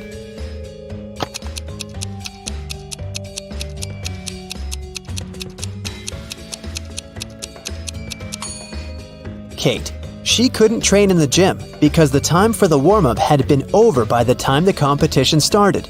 Here's what happened. Kate went into the locker room and ruined Marina's skates. Jacqueline came into the locker room after her, and that's what Anna saw. Jane is afraid that she might have a stalker. She brought some photos of herself and her friends to the police. The police immediately found the culprit. Who is Jane's stalker?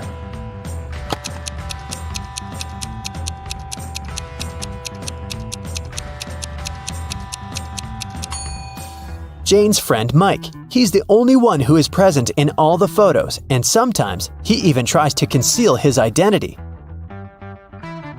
The investigation didn't have enough evidence to prove the suspect was guilty. Detective Reed decided to investigate their house, hoping to find some clues, and he actually did find something. He discovered a secret room. However, it had a combination lock and the word "idea" written above it. Do you have any idea what the code might be?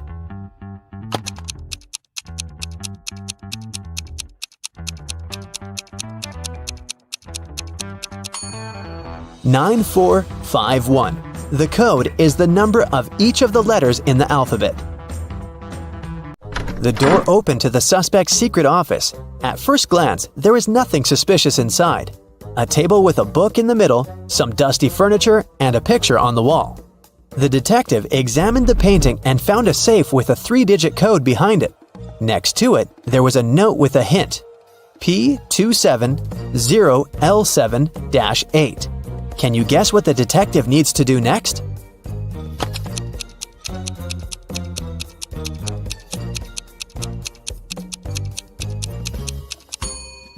The detective realized that the note meant page 270, lines 7 to 8. He should check out the book on the table. The detective found the necessary lines on page 270. They read, "After wandering through the desert for 4 days and 3 nights, I came across a couple of travelers. They fed me and gave me one of their camels." This is a clue that can help crack the code to the safe. What is it?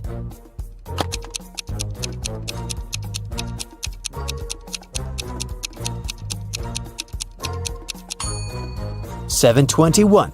4 days and 3 nights make 7. A couple of travelers is 2. And don't forget about 1 camel.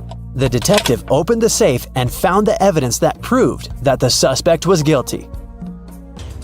In the middle of the night, someone stole a unique artifact from a museum. The museum guard claimed it had been a robber.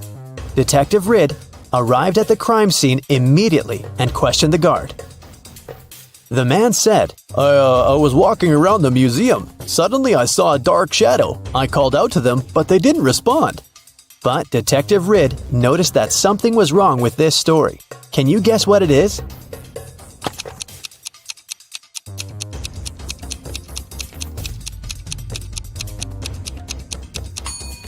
There are only one person's footprints on the floor.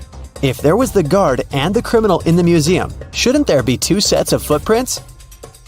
Detective Ridd asked the guard what he did next. The man said, "I ran after the thief and saw them break the glass door and steal the artifact. The alarm didn't go off, as they had probably turned it off." Is the guard telling the truth?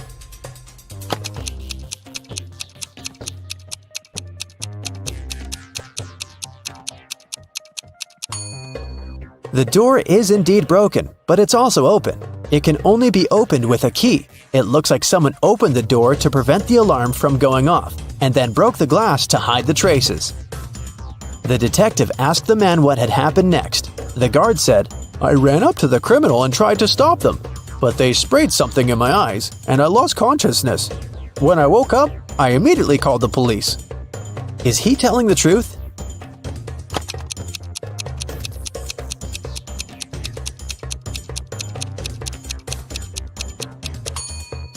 His eyes look totally fine.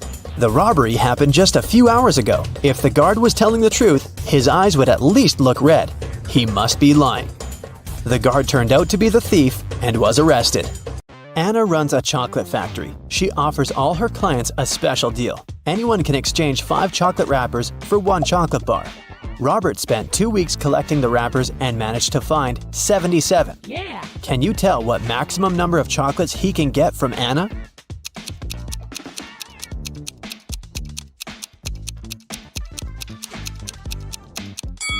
Robert can get a total of 19 chocolates. Here's how it works. First of all, 77 wrappers can be exchanged for 15 chocolates with 2 wrappers left. After unwrapping the new 15 chocolate bars, Robert will be able to exchange 15 wrappers for 3 more chocolates. Now he can use the remaining 2 wrappers and the new 3 wrappers to get 1 chocolate bar. 15 plus 3 plus 1 equals 19. Henry is an astronaut from Earth. He landed his spaceship on another planet in an unknown galaxy and began to explore the city and its citizens. Very soon, Henry felt a desperate need to go to the restroom, but when he saw these 2 doors leading to the ladies' and gentlemen's bathrooms, he got really confused. The problem is that Harry doesn't speak the local language, and he can't ask which door is for men and which is for women. Thankfully, he met a local guy, Mo, who could understand English. But he can speak only his native language. What 2 questions should Henry ask to figure out the right door?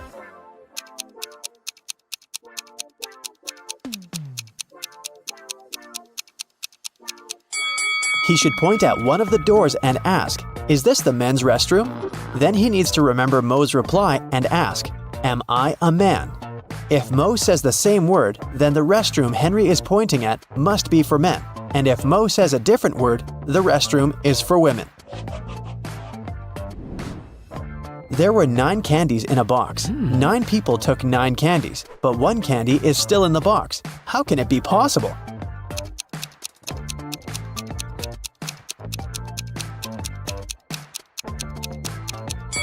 It's pretty simple. The last person took a candy and the box. This way, 1 candy remained in the box. On a cold night, 4 friends were roaming around the neighborhood. At one point, they tried to get under one umbrella, but the umbrella was too small. However, all 4 of them managed to stay dry. How can that be possible?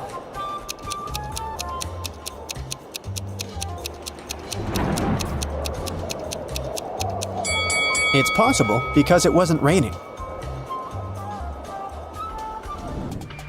Meet Erica and Jim. Do you have any idea why he pushed her?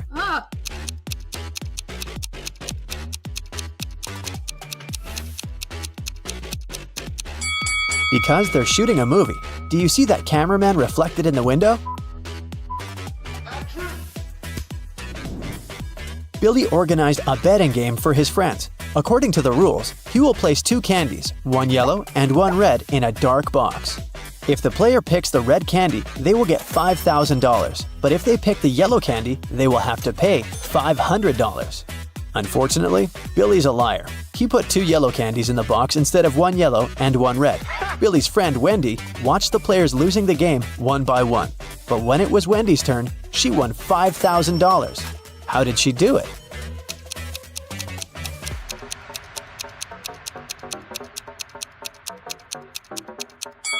She picked a candy and, without showing it to anyone, ate it. Then she picked the remaining candy, which was yellow, and showed it to everyone. Billy had to admit that the first candy had been red. Otherwise, everyone would find out he was a liar. Nina went speed dating and met 3 handsome guys. The next day, each of the guys asked her out. Can you help Nina make the best choice?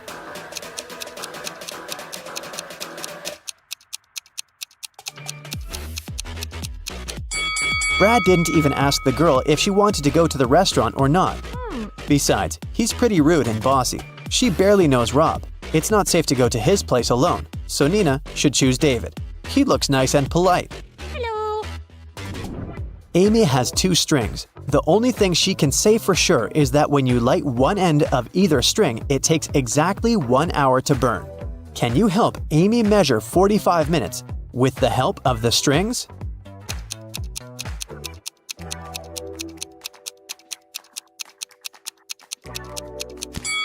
She should light both ends of the first string and one end of the second string. In 30 minutes, the first string will have burned completely. To measure the remaining 15 minutes, she should light the second end of the second string. When it's fully burned, we'll know for sure that 45 minutes have passed. Adam is a famous opera singer. He's going to perform for the king and queen for 7 days in a row. In return for his work, they should pay him 1/7 of a gold bar per day. Adam doesn't accept prepayments. He requires a daily payment, which is 1/7 of a gold bar. What's the fewest number of cuts they should make to be able to pay Adam each day?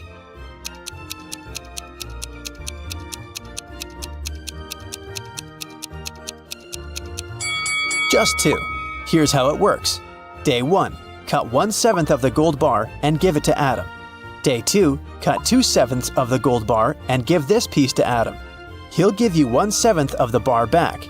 Day 3, give the singer the 1/7 piece you received the previous day. Day 4, give Adam 4/7 of the gold bar, and he will give you the 1/7 and 2/7 pieces as change. Day 5, give Adam the 1/7 part of the bar.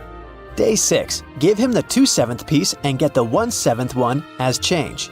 And finally, Day 7, give Adam his final 1/7 piece of the gold bar.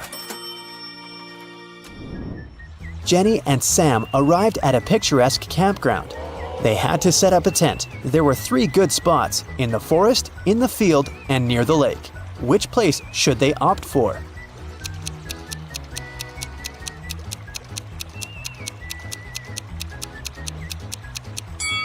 The best option is to choose the field. Wild animals live in the forest. As for the lake, look, a zombie is hiding in the bushes over there. Probably not the best neighbor. George was walking down the street. Suddenly, a wizard popped out of nowhere and teleported George to his castle. He offered the guy to choose between these 3 doors. There's a hungry tiger behind the first door. There's an angry dinosaur behind the second door. And the room behind the third door is filled with toxic gas. Which door should George choose?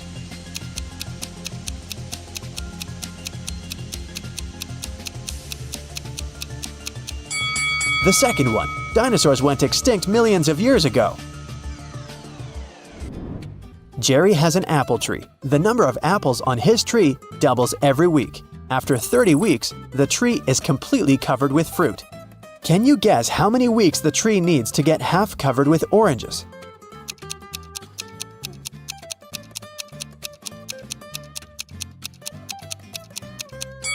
Oranges don't grow on apple trees, but if I asked you about apples, the answer would be 29 weeks. Because, as we know, the number of apples doubles every week. In the ocean, there's an island. On the island, there's a house. In the middle of the house, there's a glass of water. Inside the glass of water, there's a coin. What's in the middle of the ocean?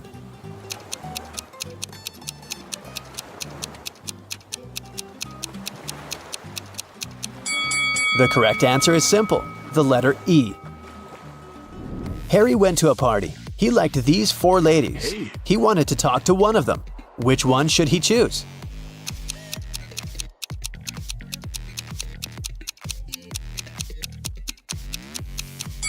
Take a look at the first lady's hand. She's a zombie. The second lady has a vampire bite on her neck. She can turn into a vampire any minute and ruin the date. And the fourth lady is a ghost, so Harry should go and talk to the third lady. Look at these two people. Can you guess which one of them is just dressed up and is not a woman in reality?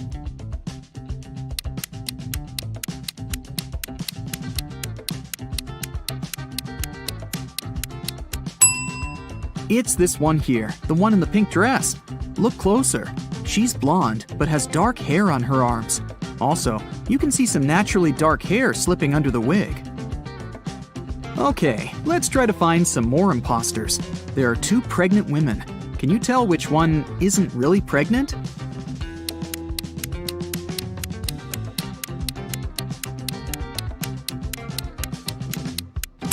It must be this one. She has a big belly, but her choice of high heels is very questionable. Look at these two. One of them is a mummy that escaped from ancient Egypt. Don't ask me how. It doesn't really matter. Just find the mummy. What's your choice?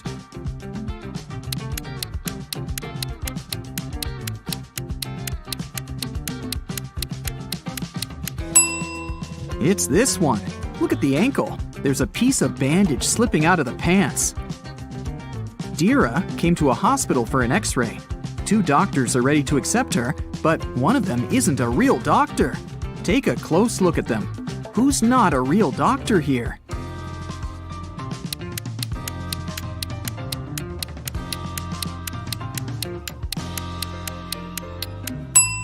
It's this man here.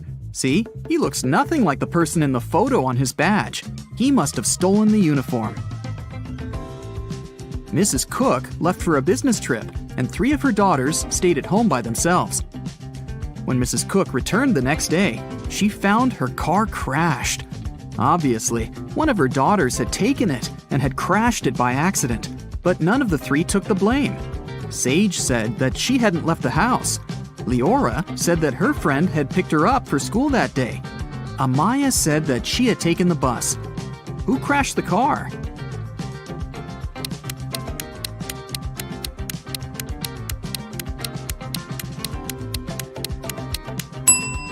Look inside the car. There's a purse. If you were attentive, you could have noticed that the day Mrs. Cook left, Amaya had this purse. So, it was her who had crashed the car. Naya woke up on a Saturday morning after a long and hard week. She was very hungry, so she decided to make herself breakfast. Naya had a dozen eggs. She broke 3 eggs, fried 3, and ate 3. How many eggs are left?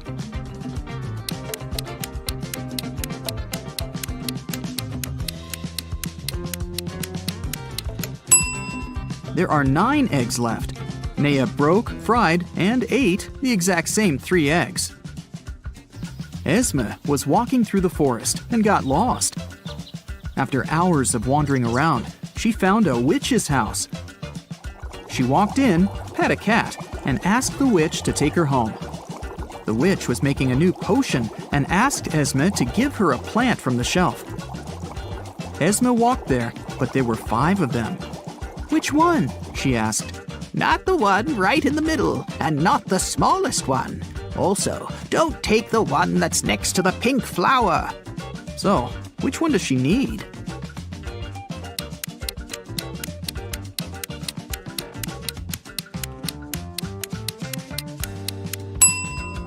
That's the one on the very left then, or the pink flower itself.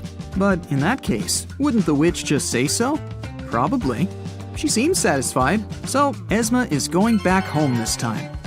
Mova was in a local park and noticed a purse. Someone must have forgotten it, so she took it to Lost and Found. They accepted it and said they would give it back to the owner.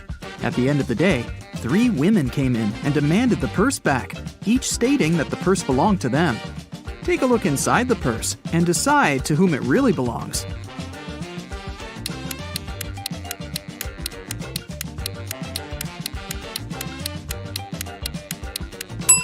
Look, there's lipstick in the purse. There's just one woman who's wearing lipstick of the same color, and it's this one. So the purse must belong to her. Let's stick around in Lost and Found for a while. There are more things to give back to their owners.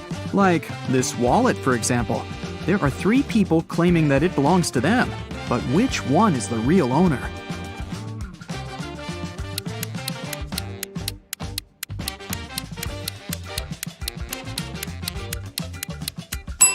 Look, there's an ID card.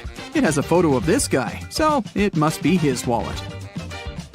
There's a backpack, and 3 people are demanding it. You can take a look inside. Who do you think the backpack belongs to?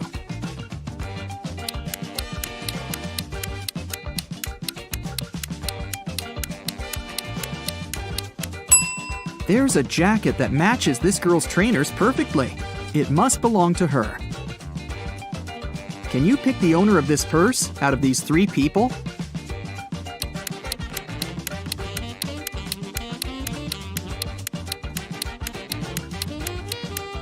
Look, there's a charm on the purse that says Ella. This girl in the middle has a necklace with a pendant saying Ella too. It must be her purse. Yvonne and Liana are exploring a forest right outside their town and find an abandoned hotel. Of course, they walk in to look around. When they walk into one of the rooms, a cage falls and traps them inside. There are 3 potions. Each of them will only last 10 minutes. If they drink the purple one, they will turn into the first animal they can see. If they drink the blue one, they'll be able to fly. If they drink the orange one, they'll switch bodies with each other. Which potion should they drink?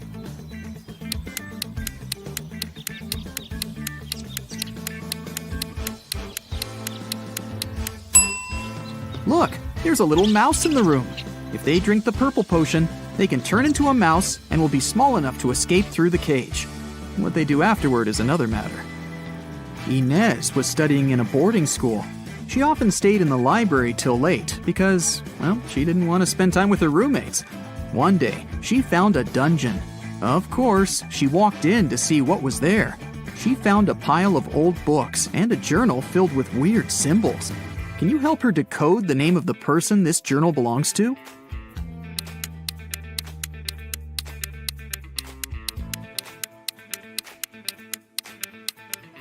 For each letter, there's a unique border and dot combination.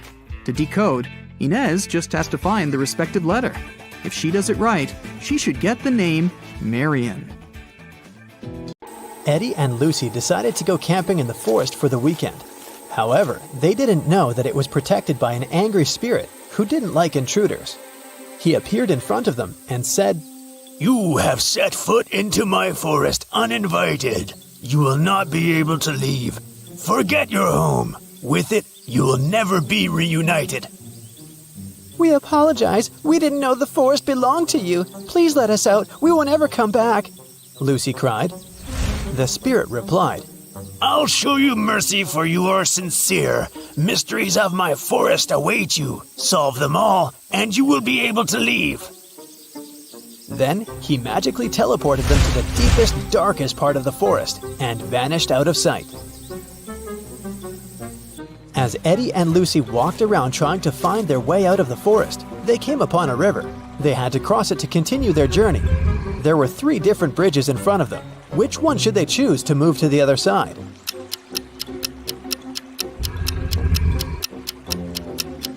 Do you see the weird river monster hiding under the stone bridge? It looks dangerous. And the wooden bridge looks so old, it can crash at any minute. So, they should choose this one. After Eddie and Lucy crossed the bridge, they saw 3 different paths in front of them. The first road led to a cave where giant hungry trolls were living. The second road led to the house of evil witches who needed human blood for a spell they were casting that would allow them to stay young forever. And the third road led to a swamp where an 8-headed snake was waiting for its prey. Which path should they follow?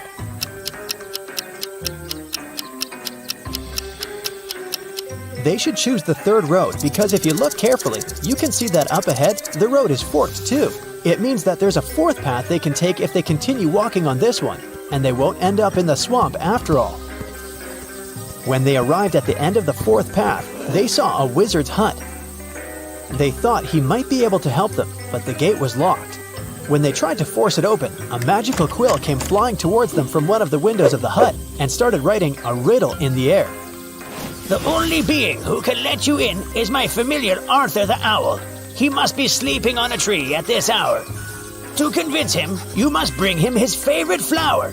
Yet, if you cannot spot him in the next few seconds, I can't help you, and forever in this forest you'll have to wander. Can you spot where the owl is?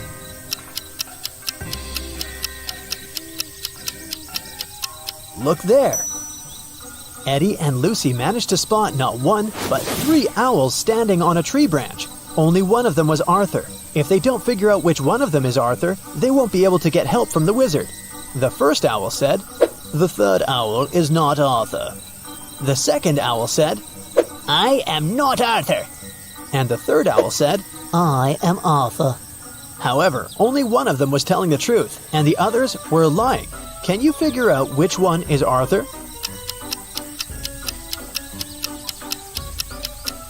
If the first owl was Arthur, then both he and the second owl would be telling the truth.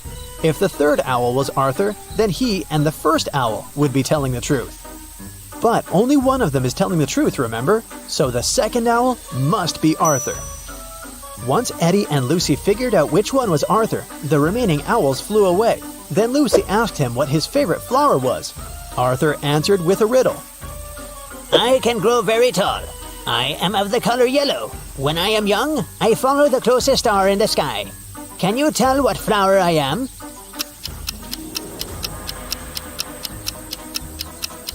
Arthur's favorite flower is the sunflower. Eddie and Lucy had to bring a sunflower to Arthur for him to let them in. They asked him where they could find one, and Arthur told them that they could get it from the sunflower field that was located between the cornfield and the wheat field. When they asked which direction they should go, Arthur said this. If you went east, took a right turn, covered some distance in that direction, then took a left turn, and finally took another left turn, which direction would you be facing? That's the direction you must go. Can you tell what direction that is?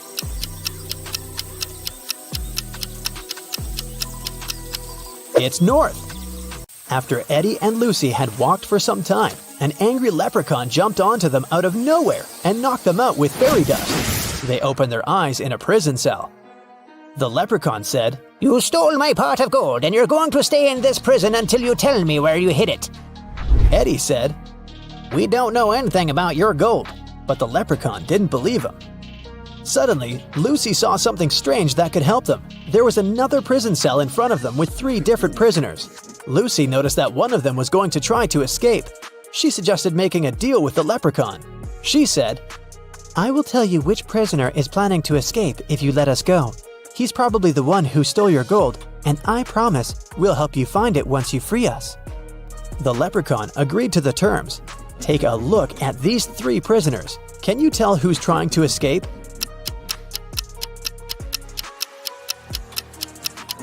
It's the 3rd prisoner. He has a map sticking out of his pocket. He must be up to something. The leprechaun took the map from that prisoner and let Lucy and Eddie go. He said, But now you have to help me find my pot of gold. Lucy noticed a couple of notes at the back of the escape map. The first one said, Find the pot o' gold in the fields o' gold. What do you think that means?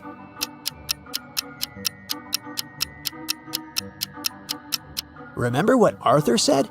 He informed Lucy and Eddie about 3 different fields: sunflower, corn, and wheat.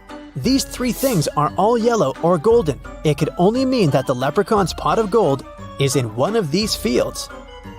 The road from the leprechaun's prison to the fields was foggy. They lost their way and arrived at part of the forest that even the leprechaun didn't even know about.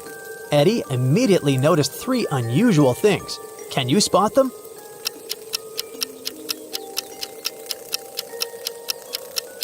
Even though it's still daytime, the place is dark.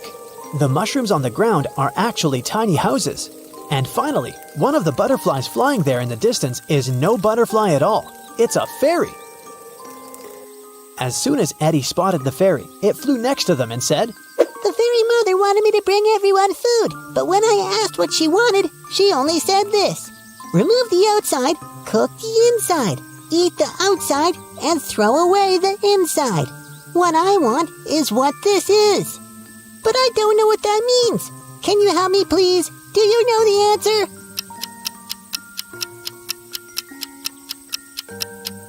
answer? It's a corn on the cob.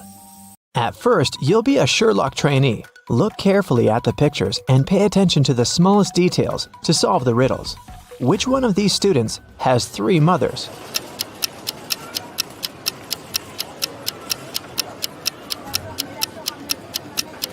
It must be this guy right here, the one with the 3 sandwiches. The guy with 3 glasses got them from the cafeteria. He must be very thirsty, but it's not a sign of 3 mothers. But this one definitely brought sandwiches from home, so I bet it's him. Let me know if you disagree. Let's move on. One of the girls has a pet at home. Can you guess which one?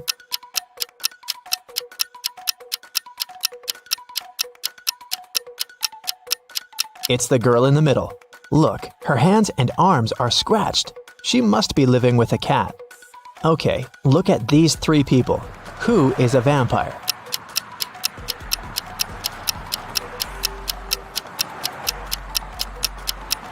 It's this guy. See, he doesn't cast a shadow. Something's wrong. Chastity was at a party and met 3 guys. All of them claimed to be pilots, but one of them lied. Can you guess who's not a pilot?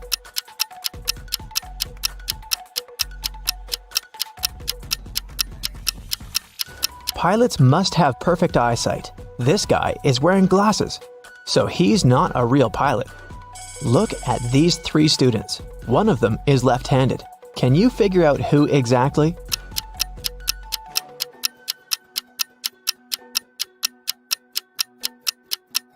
It must be this girl. The outer side of her left hand has some ink stains. It happens when she writes.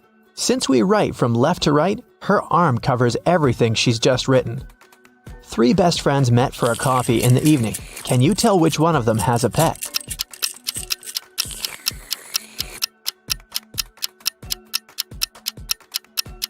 Look at this girl's bag. There's dog food in there, so she probably has a dog at home waiting for her. This one is super easy. 3 sisters came to visit their parents. One of them got engaged while she was away. Can you tell which one?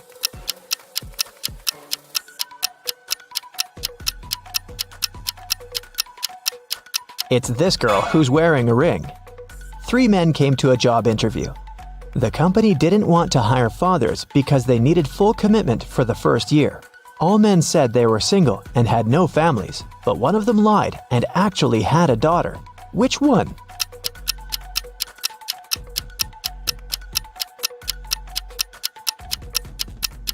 It's this guy here. Why would he wear a pink scrunchie on his wrist if he wasn't making his daughter's hair right before the interview? Okay, now let's go and look at people's houses. Here are the bathrooms of Daryl and Tiberius. Which one of them has a girlfriend?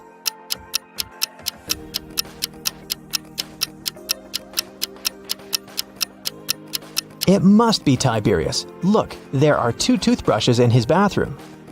Nevaeh and Nicolene are students. Both of them live in a 1-room apartment with their friends to split the rent. Their mothers once came to visit. Take a look at Nevaeh and Nicolene's bedrooms. Can you tell which one of them is dating her roommate?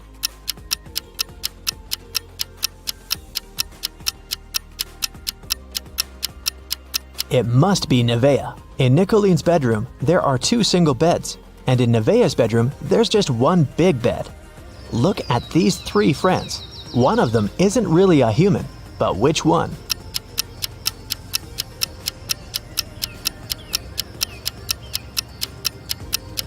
Look, this guy right here has only 4 fingers. Perfect, we trained you well. Now let's solve some cases. The City Bank was robbed, and Detective Callum was on the case.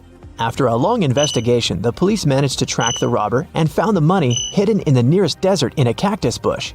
They couldn't see the robber's face, but there were 3 suspects. Take a look at the people. Who is guilty?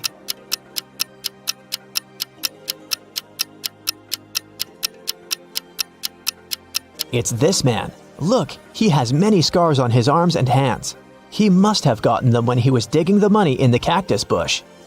A group of friends asked Billiam if he wanted to join them on a hike that weekend. He said that he couldn't because he had broken his arm. The next day in school, Billiam, indeed, appeared with a broken arm. So he stayed at home and his friends went hiking. On Monday, the friends met in school again. Billiam said that he had just stayed home watching TV. His friends told him about the hike and asked why he had lied about the broken arm. Why did they decide that his arm wasn't really broken?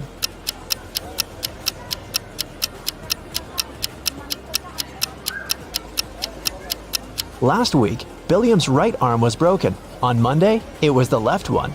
He must be faking it. Mr. Tucker called the police and reported that he had been robbed. Detective Callum arrived at his place and found Mr. Tucker tied up to a chair. Mr. Tucker said that he had been sleeping when someone wearing a mask had broken into the room. They took him right out of the bed, tied him up to the chair, and then took all the savings he was keeping in the wardrobe. When they left, he managed to call the police because his cell phone was in his pocket. Still, Detective Callum didn't believe him. Why?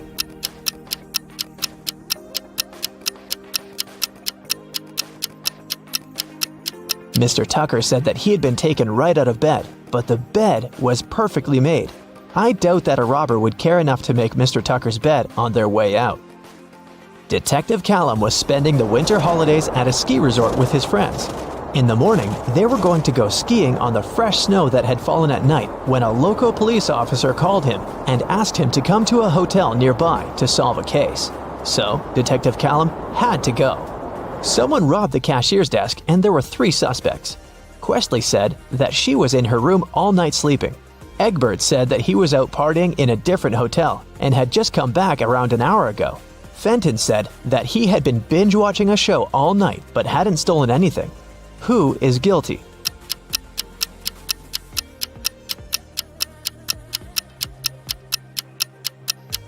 It was Egbert. If he had just returned, he would have left his footprints on the fresh snow, but there were no footprints leading to the hotel as Detective Callum was walking there. And the name Egbert will make anyone suspicious. There was a car accident in the suburbs, and police arrived to investigate the case. The driver went into a cliff right where the road was taking a dangerous turn. The car turned around, and he was pushed out of it and got stuck nearby. He had his cell phone on him, so he was able to make a call.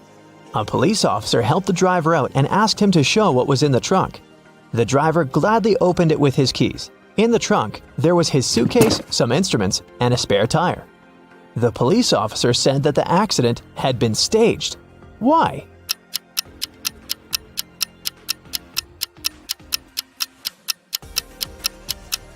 The driver took the keys out of his pocket.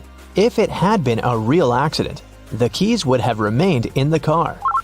Mr. Grayson called the police and said that she had been robbed. Detective Callum arrived for the investigation. Here's what she said. It was almost midnight. I was in my room upstairs painting. Suddenly, the power went out. There was no light or electricity, and I could only see the streetlights outside. Then, the stationary phone rang. I was scared, so I didn't pick it up. I stayed upstairs, and in about 10 minutes, the light came back. I just went to sleep, and now, in the morning, I found out that someone stole my grandma's diamond ring. Detective Callum didn't believe her. Why?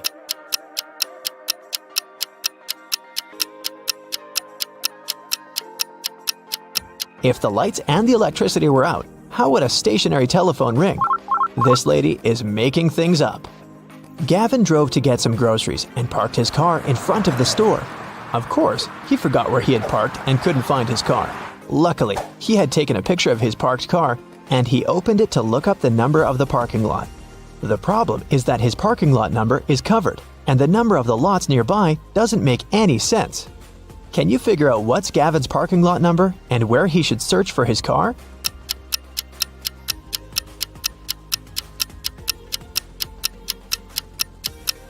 The numbers are just turned upside down in the photo. The numbers are 86 through 91, and his car is parked in 87. Now I have a short logo quiz for you.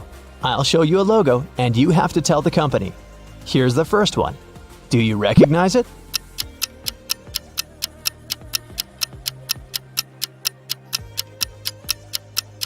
It's Honda, a Japanese car brand. This one is super easy. What is it?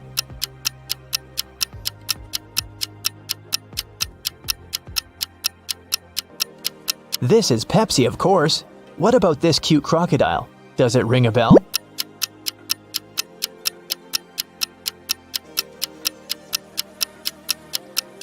This is Lacoste, a French clothing brand. Another easy one. I bet you have it on your phone.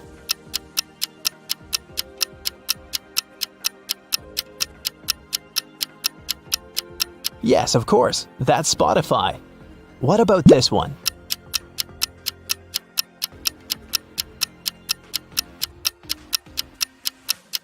Yes, it's Nike. This one is a very fancy brand. What's your guess?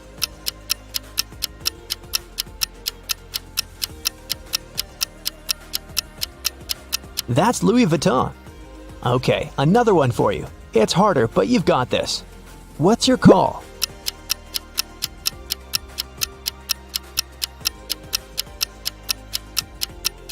This is Reebok, an American footwear company. Do you recognize this bull?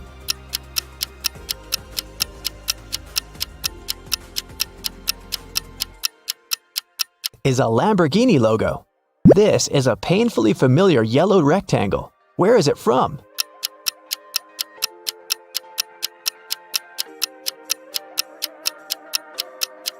That's the National Geographic logo.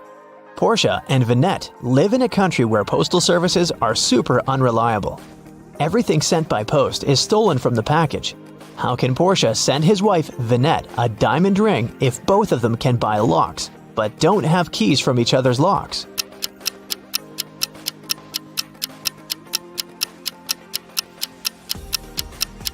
Portia can lock the box with the ring and send it to Vinette.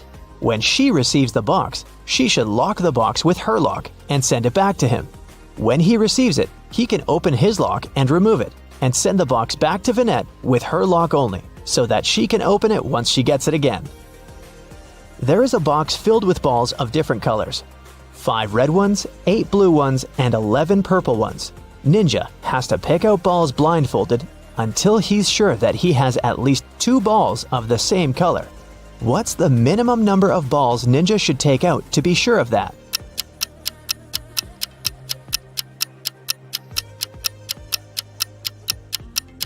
Worst case scenario, he'll be picking out the balls of a different color every time.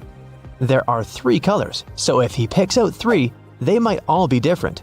But if he picks out 4, then the additional one for sure will match one of the existing colors. So, Ninja should pick 4. Like every morning, Daphne went to her favorite local cafe to get her coffee and breakfast sandwich. She left the cafe after she'd paid. A few minutes later, she returned, looking anxious, because she had forgotten her wallet. Strangely, it was nowhere to be found. She called the police to report the incident. Nobody had left the store, so the thief was still there when the officer arrived. He started questioning everyone. Jenny, the cashier, said that Daphne was a regular customer and she had known her for a long time. So, she would never steal her wallet, and she didn't see it after Daphne had paid. Andre was a tourist visiting the city for the first time. He said he'd come to the cafe because he'd wanted to try their famous muffins. She claimed he hadn't seen the wallet. He was busy trying to pick what type of muffin he should get at the time. And Harry worked as a store clerk. He said that he'd come there to grab a coffee, and he didn't see the wallet because he was pouring milk into his coffee. So who do you think stole the wallet?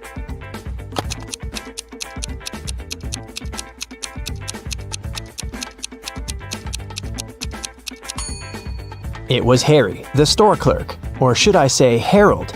Do you see his name tag? He lied about his name when he ordered his drink. Also, even though he said he was pouring milk in his coffee, as you can see, it doesn't have any milk in it. Jessica was an aspiring actor, and she had a big musical theater audition that day.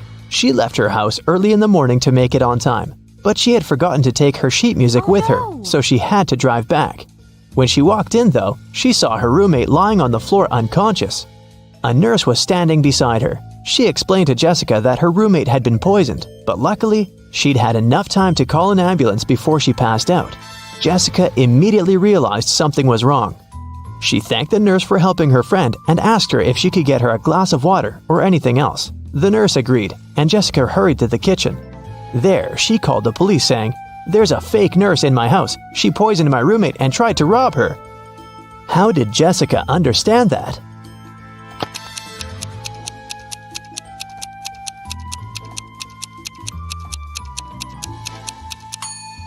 When she arrived at the house, there was no ambulance car in the driveway or in the street. And it's not like paramedics started using Uber. And you might have also noticed that the paramedic bag the nurse was holding was slightly open, and Jessica's roommate's jewelry was dangling out of it. Anna and Catherine are both influencers, but take a look at the latest photos they posted. Which of these ladies do you think is richer?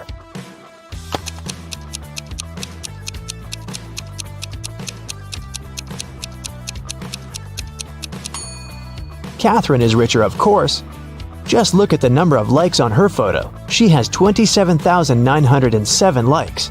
Anna, on the other hand, has 9,837, which means that Catherine has way more followers and must be earning millions. Annie managed to buy presents for everyone except her dad. She knew what everyone wanted, but her dad was kind of secretive and not the talking type. He was also not great with technology and never bought anything online, so there was no way she could sneak into her dad's computer and check the saved items in his shopping cart. But he always liked to make lists in his little notebook, and Annie was sure she might be able to find a wish list there. So she sneaked into her father's office one day to look for the notebook. It was nowhere to be found, but his study table had a locked drawer. She looked for the key around the room but couldn't find it anywhere. That's when 2 different sticky notes attached to 2 different books inside the bookcase caught her eye. The first note was attached to a psychology book and had P5487TH written on it. The second note was attached to a detective novel and said P21320TH. Annie immediately knew what the notes meant. Can you guess what she had to do?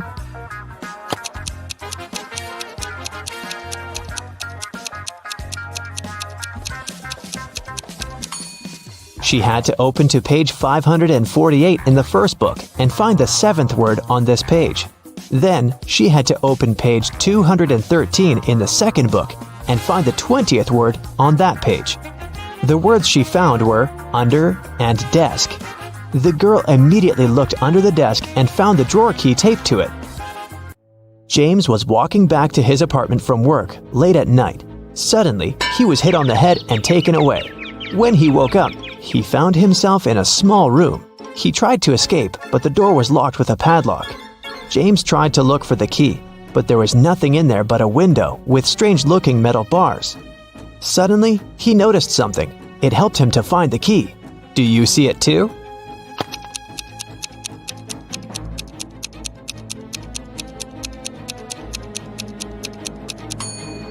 One of the metal bars is different from the others. That one is the key. Giselle was camping in the forest during a night when the moon was full. After midnight, when she was making s'mores by a fire, she heard a loud howl. There was a werewolf in the forest, and it managed to find Giselle's tent because it smelled of food there. Thankfully, Giselle was not in her tent anymore when the werewolf arrived because she had already run away. Hiding behind a tree, she watched the creature eat her s'mores and tear up the tent. When the werewolf left before sunrise, the girl returned to her tent, but everything was ruined. There was no more food or water left.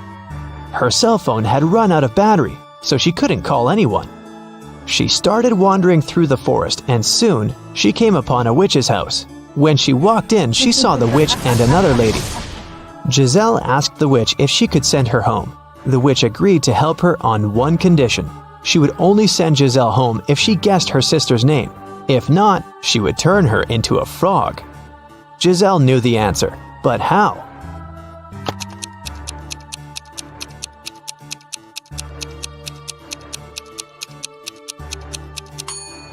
Did you notice that the witch's sister is wearing the same necklace around her neck as the werewolf? Well, Giselle did, and there's a name written on the necklace: Abigail. Zoe went to a security guard and reported that her gym bag was missing. She said she'd gone to the ladies' restroom after her dance cardio class. She was fixing her hair when someone came up from behind and pushed her. So she didn't see the person who had taken her bag. The security guard refused to check the footage from the security camera that was outside the restroom. Neither did he file a report. Why?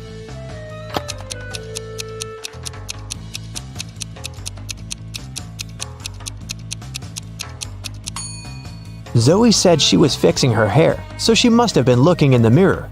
If she was telling the truth about someone sneaking up from behind, she would have definitely seen their reflection. So, Zoe probably lied so that she could sue them. Luckily, the security guard was super smart. Several women went missing in a small town. James Darcy and his police team had been searching for months, but they couldn't find the place where the women were kept. One day, when Sandra was jogging, she decided to use another route to get home. As she was passing an old cabin, she heard screams coming from its basement. She immediately called James Darcy to report it. James and his team arrived at the place and busted in. They found there 3 women. They all said that they had been locked in the basement for months, but James knew one of them was lying. The first woman said that her name was Tammy and that she had spent almost 8 months in the basement. The second woman claimed that her name was Hannah and that she had been there for almost 5 months. The third woman told him that her name was Allison and that she had stayed there for about 3 months. Can you tell who the liar is?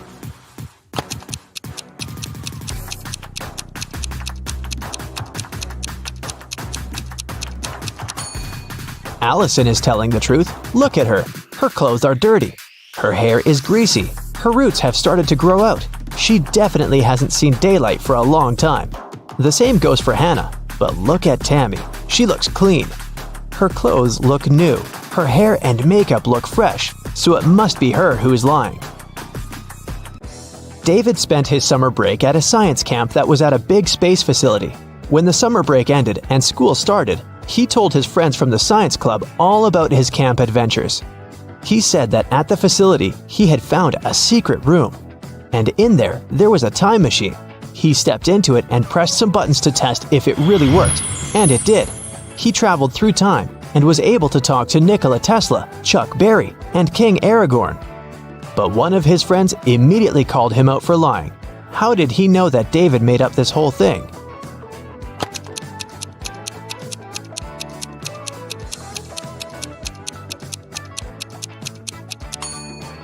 Well, even if David actually managed to travel through time, he might have been able to talk to Nikola Tesla and Chuck Berry, but definitely not King Aragorn, because he is a fictional character.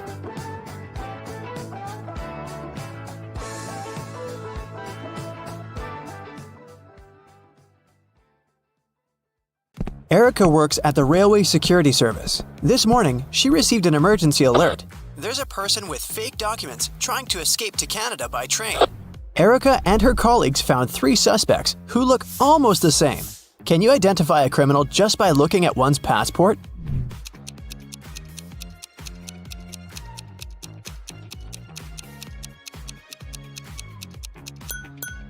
No matter what country a person is from, no passport can have a photo with mountains in the background.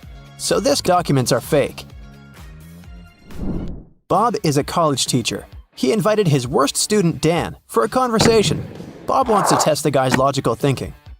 He says, "If you tell a lie, I will expel you from college. And if you tell the truth, I'll still expel you." What should the student say to stay in college?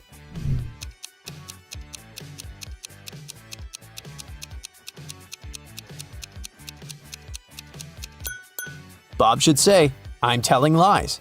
This phrase will create a paradox because it cannot be a lie or the truth.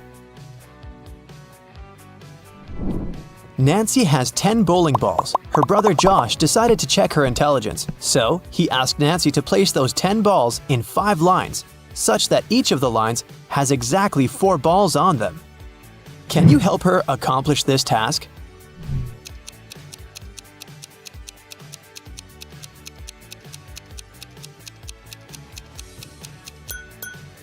She should draw a 5-point star and place the 10 balls occupying the corners and the intersection points. Voila! 5 lines with 4 balls in each row. Kevin has been hitchhiking in a desert for hours. Finally, one driver stopped and said, I will give you a ride wherever you want, but first, you gotta crack my riddle. Which letter can make the road larger? Can you help Kevin solve this task?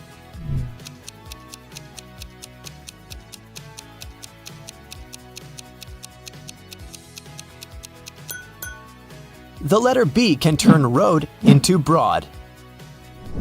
Alex is a shepherd. He had 30 sheep, out of which all but 13 ran away. Can you calculate how many sheep Alex has now?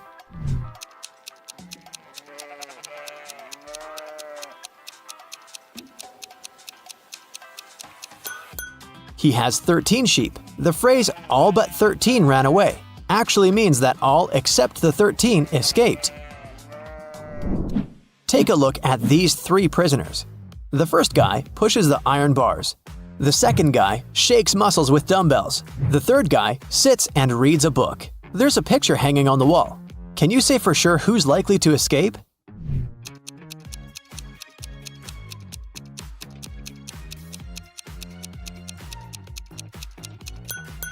Take a closer look at the third guy. Can you see the sand under the painting? He must be digging a tunnel and covering it with a picture, so he's the one who wants to escape. All Becky's shoes are black except 2. Also, all Becky's shoes are red except 2. And all Becky's shoes are yellow except 2. Can you calculate how many shoes Becky has in general?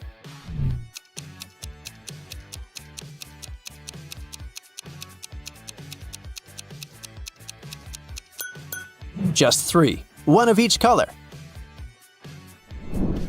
Dr. Smith prescribed Dan expensive vitamins. He gave Dan 2 bottles labeled R and B. The pills are entirely identical. The doctor asked Dan to take 1 pill daily from the R bottle and 1 pill from the B bottle. He can't take more or less than that. One morning, Dan was taking out the pills. He took out 1 pill from the R bottle as usual, and then, by mistake, he took out 2 from the B bottle. Now Dan has no idea which pill is which. He can't just throw away the expensive pills. What would you suggest?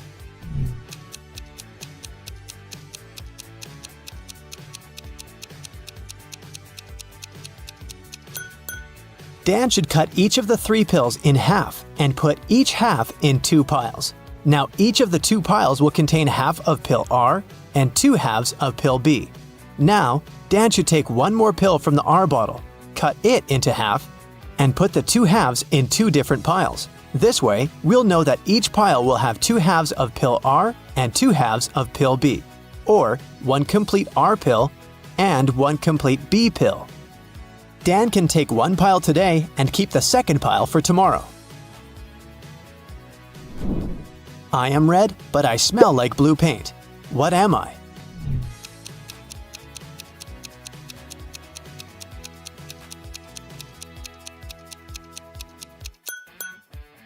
Red paint. Timmy's mother has 3 sons. She named her first son April. The next one's name is May. Can you guess the youngest son's name?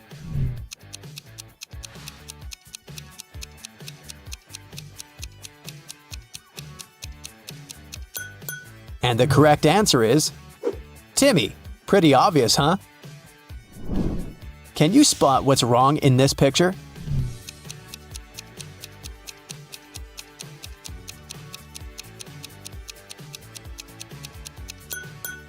The reflection in the mirrors doesn't match reality. What about this picture? Can you see anything odd?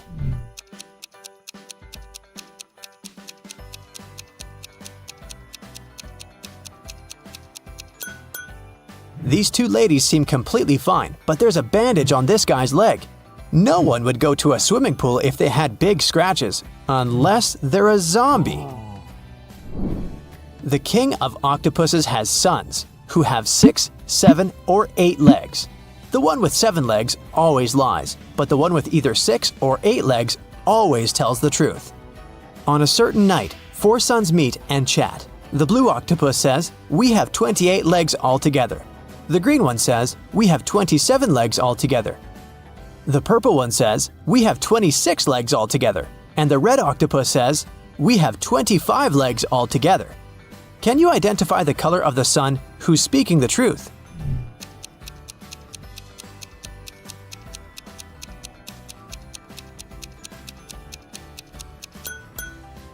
The green sun is telling the truth.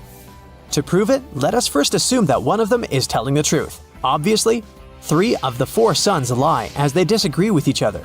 Let's suppose that the blue octopus is telling the truth. In that case, he has either 6 or 8 legs.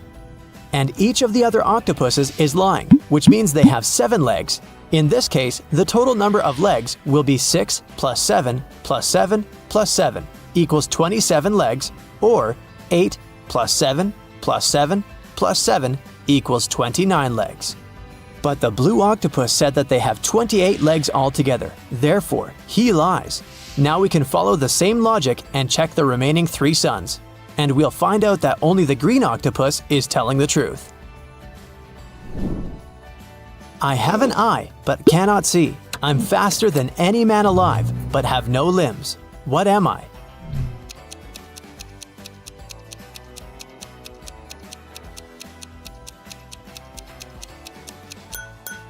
The correct answer is hurricane. I know a word of letters 3. Add 2 and there will be fewer. Can you guess the word?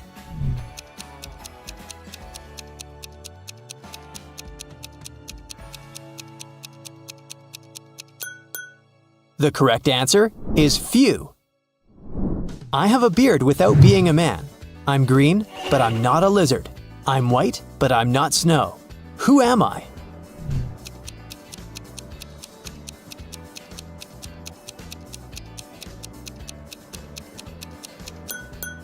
The correct answer is leek. A wicked wizard has imprisoned Billy in his tower. Billy ran away from the wizard, but now he needs to choose between these 3 doors leading outside the tower. There's a toxic gas behind the first door.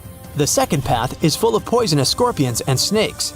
And behind the third door, there's a pride of lions which haven't eaten for 3 years. Which way is the safest?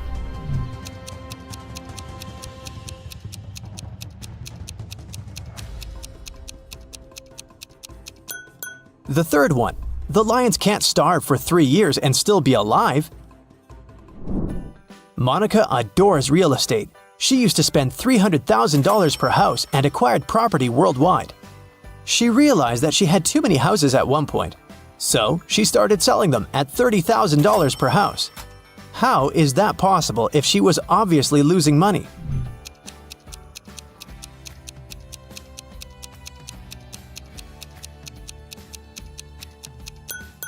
Before selling her property, Monica used to be a billionaire. Since she started losing money, she became only a millionaire. Driving through the country to visit their family. One day, late at night, they were on a lonely country road. That's when a powerful storm broke, and their car tire burst. They had to leave the vehicle to find help, but there was nothing, and no one around. Sometime later, they came across an old and spooky mansion that seemed abandoned. But the guys decided to try and see if anyone lived there and could help them. They arrived at the mansion gate. On a metal address plaque, it was written, "The House of Riddles." Gemma and Andy got suspicious, but they desperately needed shelter from the storm and some help with their car. So they decided to enter. But the gate was locked. There was a digital security keypad on it and nothing else. Suddenly, they heard a sound coming from the gate intercom. A voice said, The answer to this riddle of mine is the password you need to unlock the gate. I sleep by day and fly at night, but I have no feathers to aid my flight. What am I?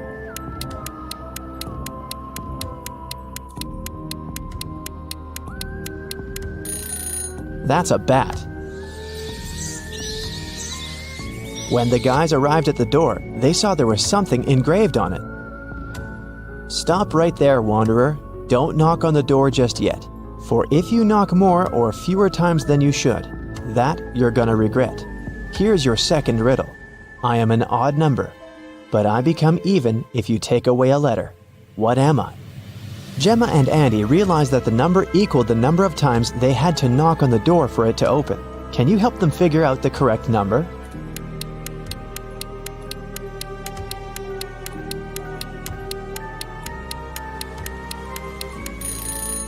The answer is 7, so they had to knock on the door 7 times. A scary old butler opened the door and let the guys in. The door suddenly closed behind their backs and then just vanished into thin air. There were no doors in the room they had entered. The butler said, "Welcome, mortals, to your doom. To make it out of this house, you have to solve every riddle in every room. If you can't, you'll stay in this place forever. Here's your riddle for this room. Which bride is marrying this groom?" If they managed to figure out the answer, a door would appear. If they could not, well, too bad.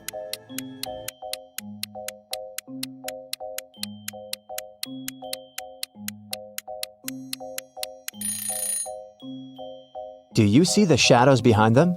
The third bride's shadow is holding hands with the groom's shadow. They're in love, so she must be his chosen one. After they answered the riddle correctly, a door appeared in front of them. They got into the next room, which was a library. 3 books fell from a bookcase in front of their feet. Then they heard the butler's voice echoing, "You have to open one of these books, but choose wisely, because whatever creature the book mentions, it will appear here." If Gemma and Andy opened the first book, a venomous basilisk would come out. If they opened the second book, a giant piranha monster with razor-sharp teeth would appear in the library.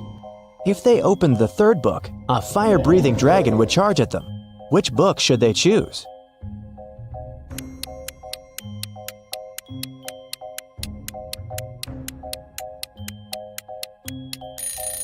Since the giant piranha is a water creature, it can't survive on land, so the guys should choose the second book. The library door opened, and they walked into the next room. It turned out to be a dining room. A large mirror covered one of its walls. Yet, the reflection of the room in the mirror had some differences from the real room. Can you spot them?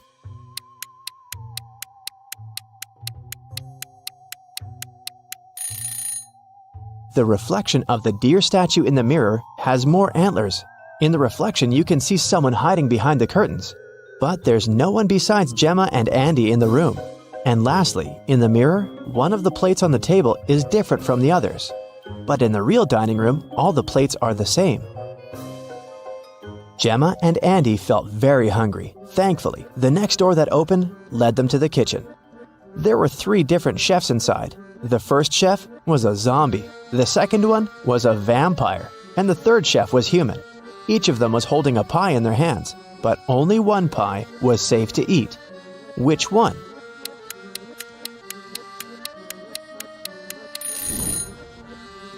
Do you see the bugs coming out of the zombie chef's pie? Yikes! The pie that the human chef is holding is glowing in a weird way. Looks dangerous to me. So, they should choose the vampire chef's pie. Because that's not blood, that's cherry sauce on top. If it was blood, the vampire would have already eaten that. After they answered the riddle, 2 doors appeared in front of them. One of them had Gemma's name on it, and the other had Andy's. The butler sneaked behind the guys and pushed Gemma through the Gemma door, and Andy through the Andy door. Gemma fell down a pit and found herself in a mysterious garden. She accidentally woke a garden gnome who had been sleeping. He got very angry with her, and still, he agreed to let Gemma go if she answered his question correctly. He showed Gemma 3 tiny mushroom houses and asked which one was his home. Can you figure it out?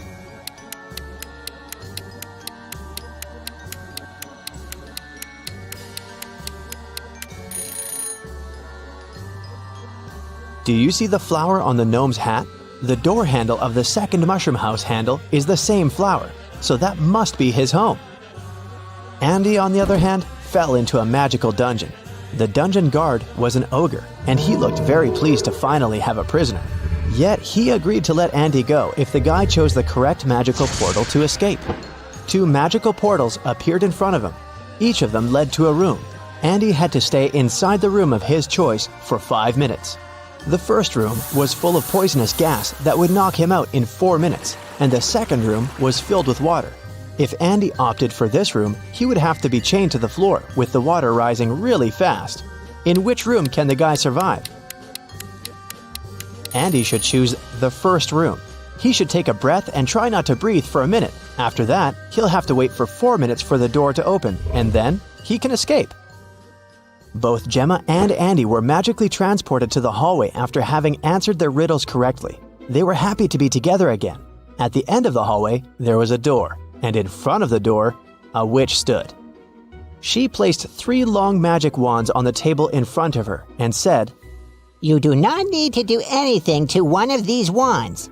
One you must break in half, and one needs to be even shorter than that half. The witch added that they could only answer once, and if their answer was wrong, she wouldn't open the door.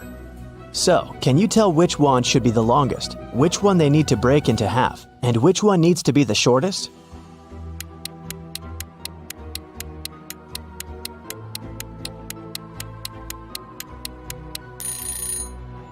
Do you see those spiders hanging from the ceiling? Since the door is shaped like a spider, they must be giving Gemma and Andy a hint. The silk thread that the first spider is hanging on is the shortest, so the first wand needs to be the shortest. The silk thread that the second spider is hanging on is the longest, which means that the second wand needs to remain as it is. And the silk thread that the third spider is hanging on is of a medium length, which means that the guys need to break the third wand in half. The witch opened the door and Gemma and Andy entered a bedroom. 3 spirits were floating inside. Each of them claimed to be the owner of the mansion. Gemma knew only one of them was telling the truth. Who is it?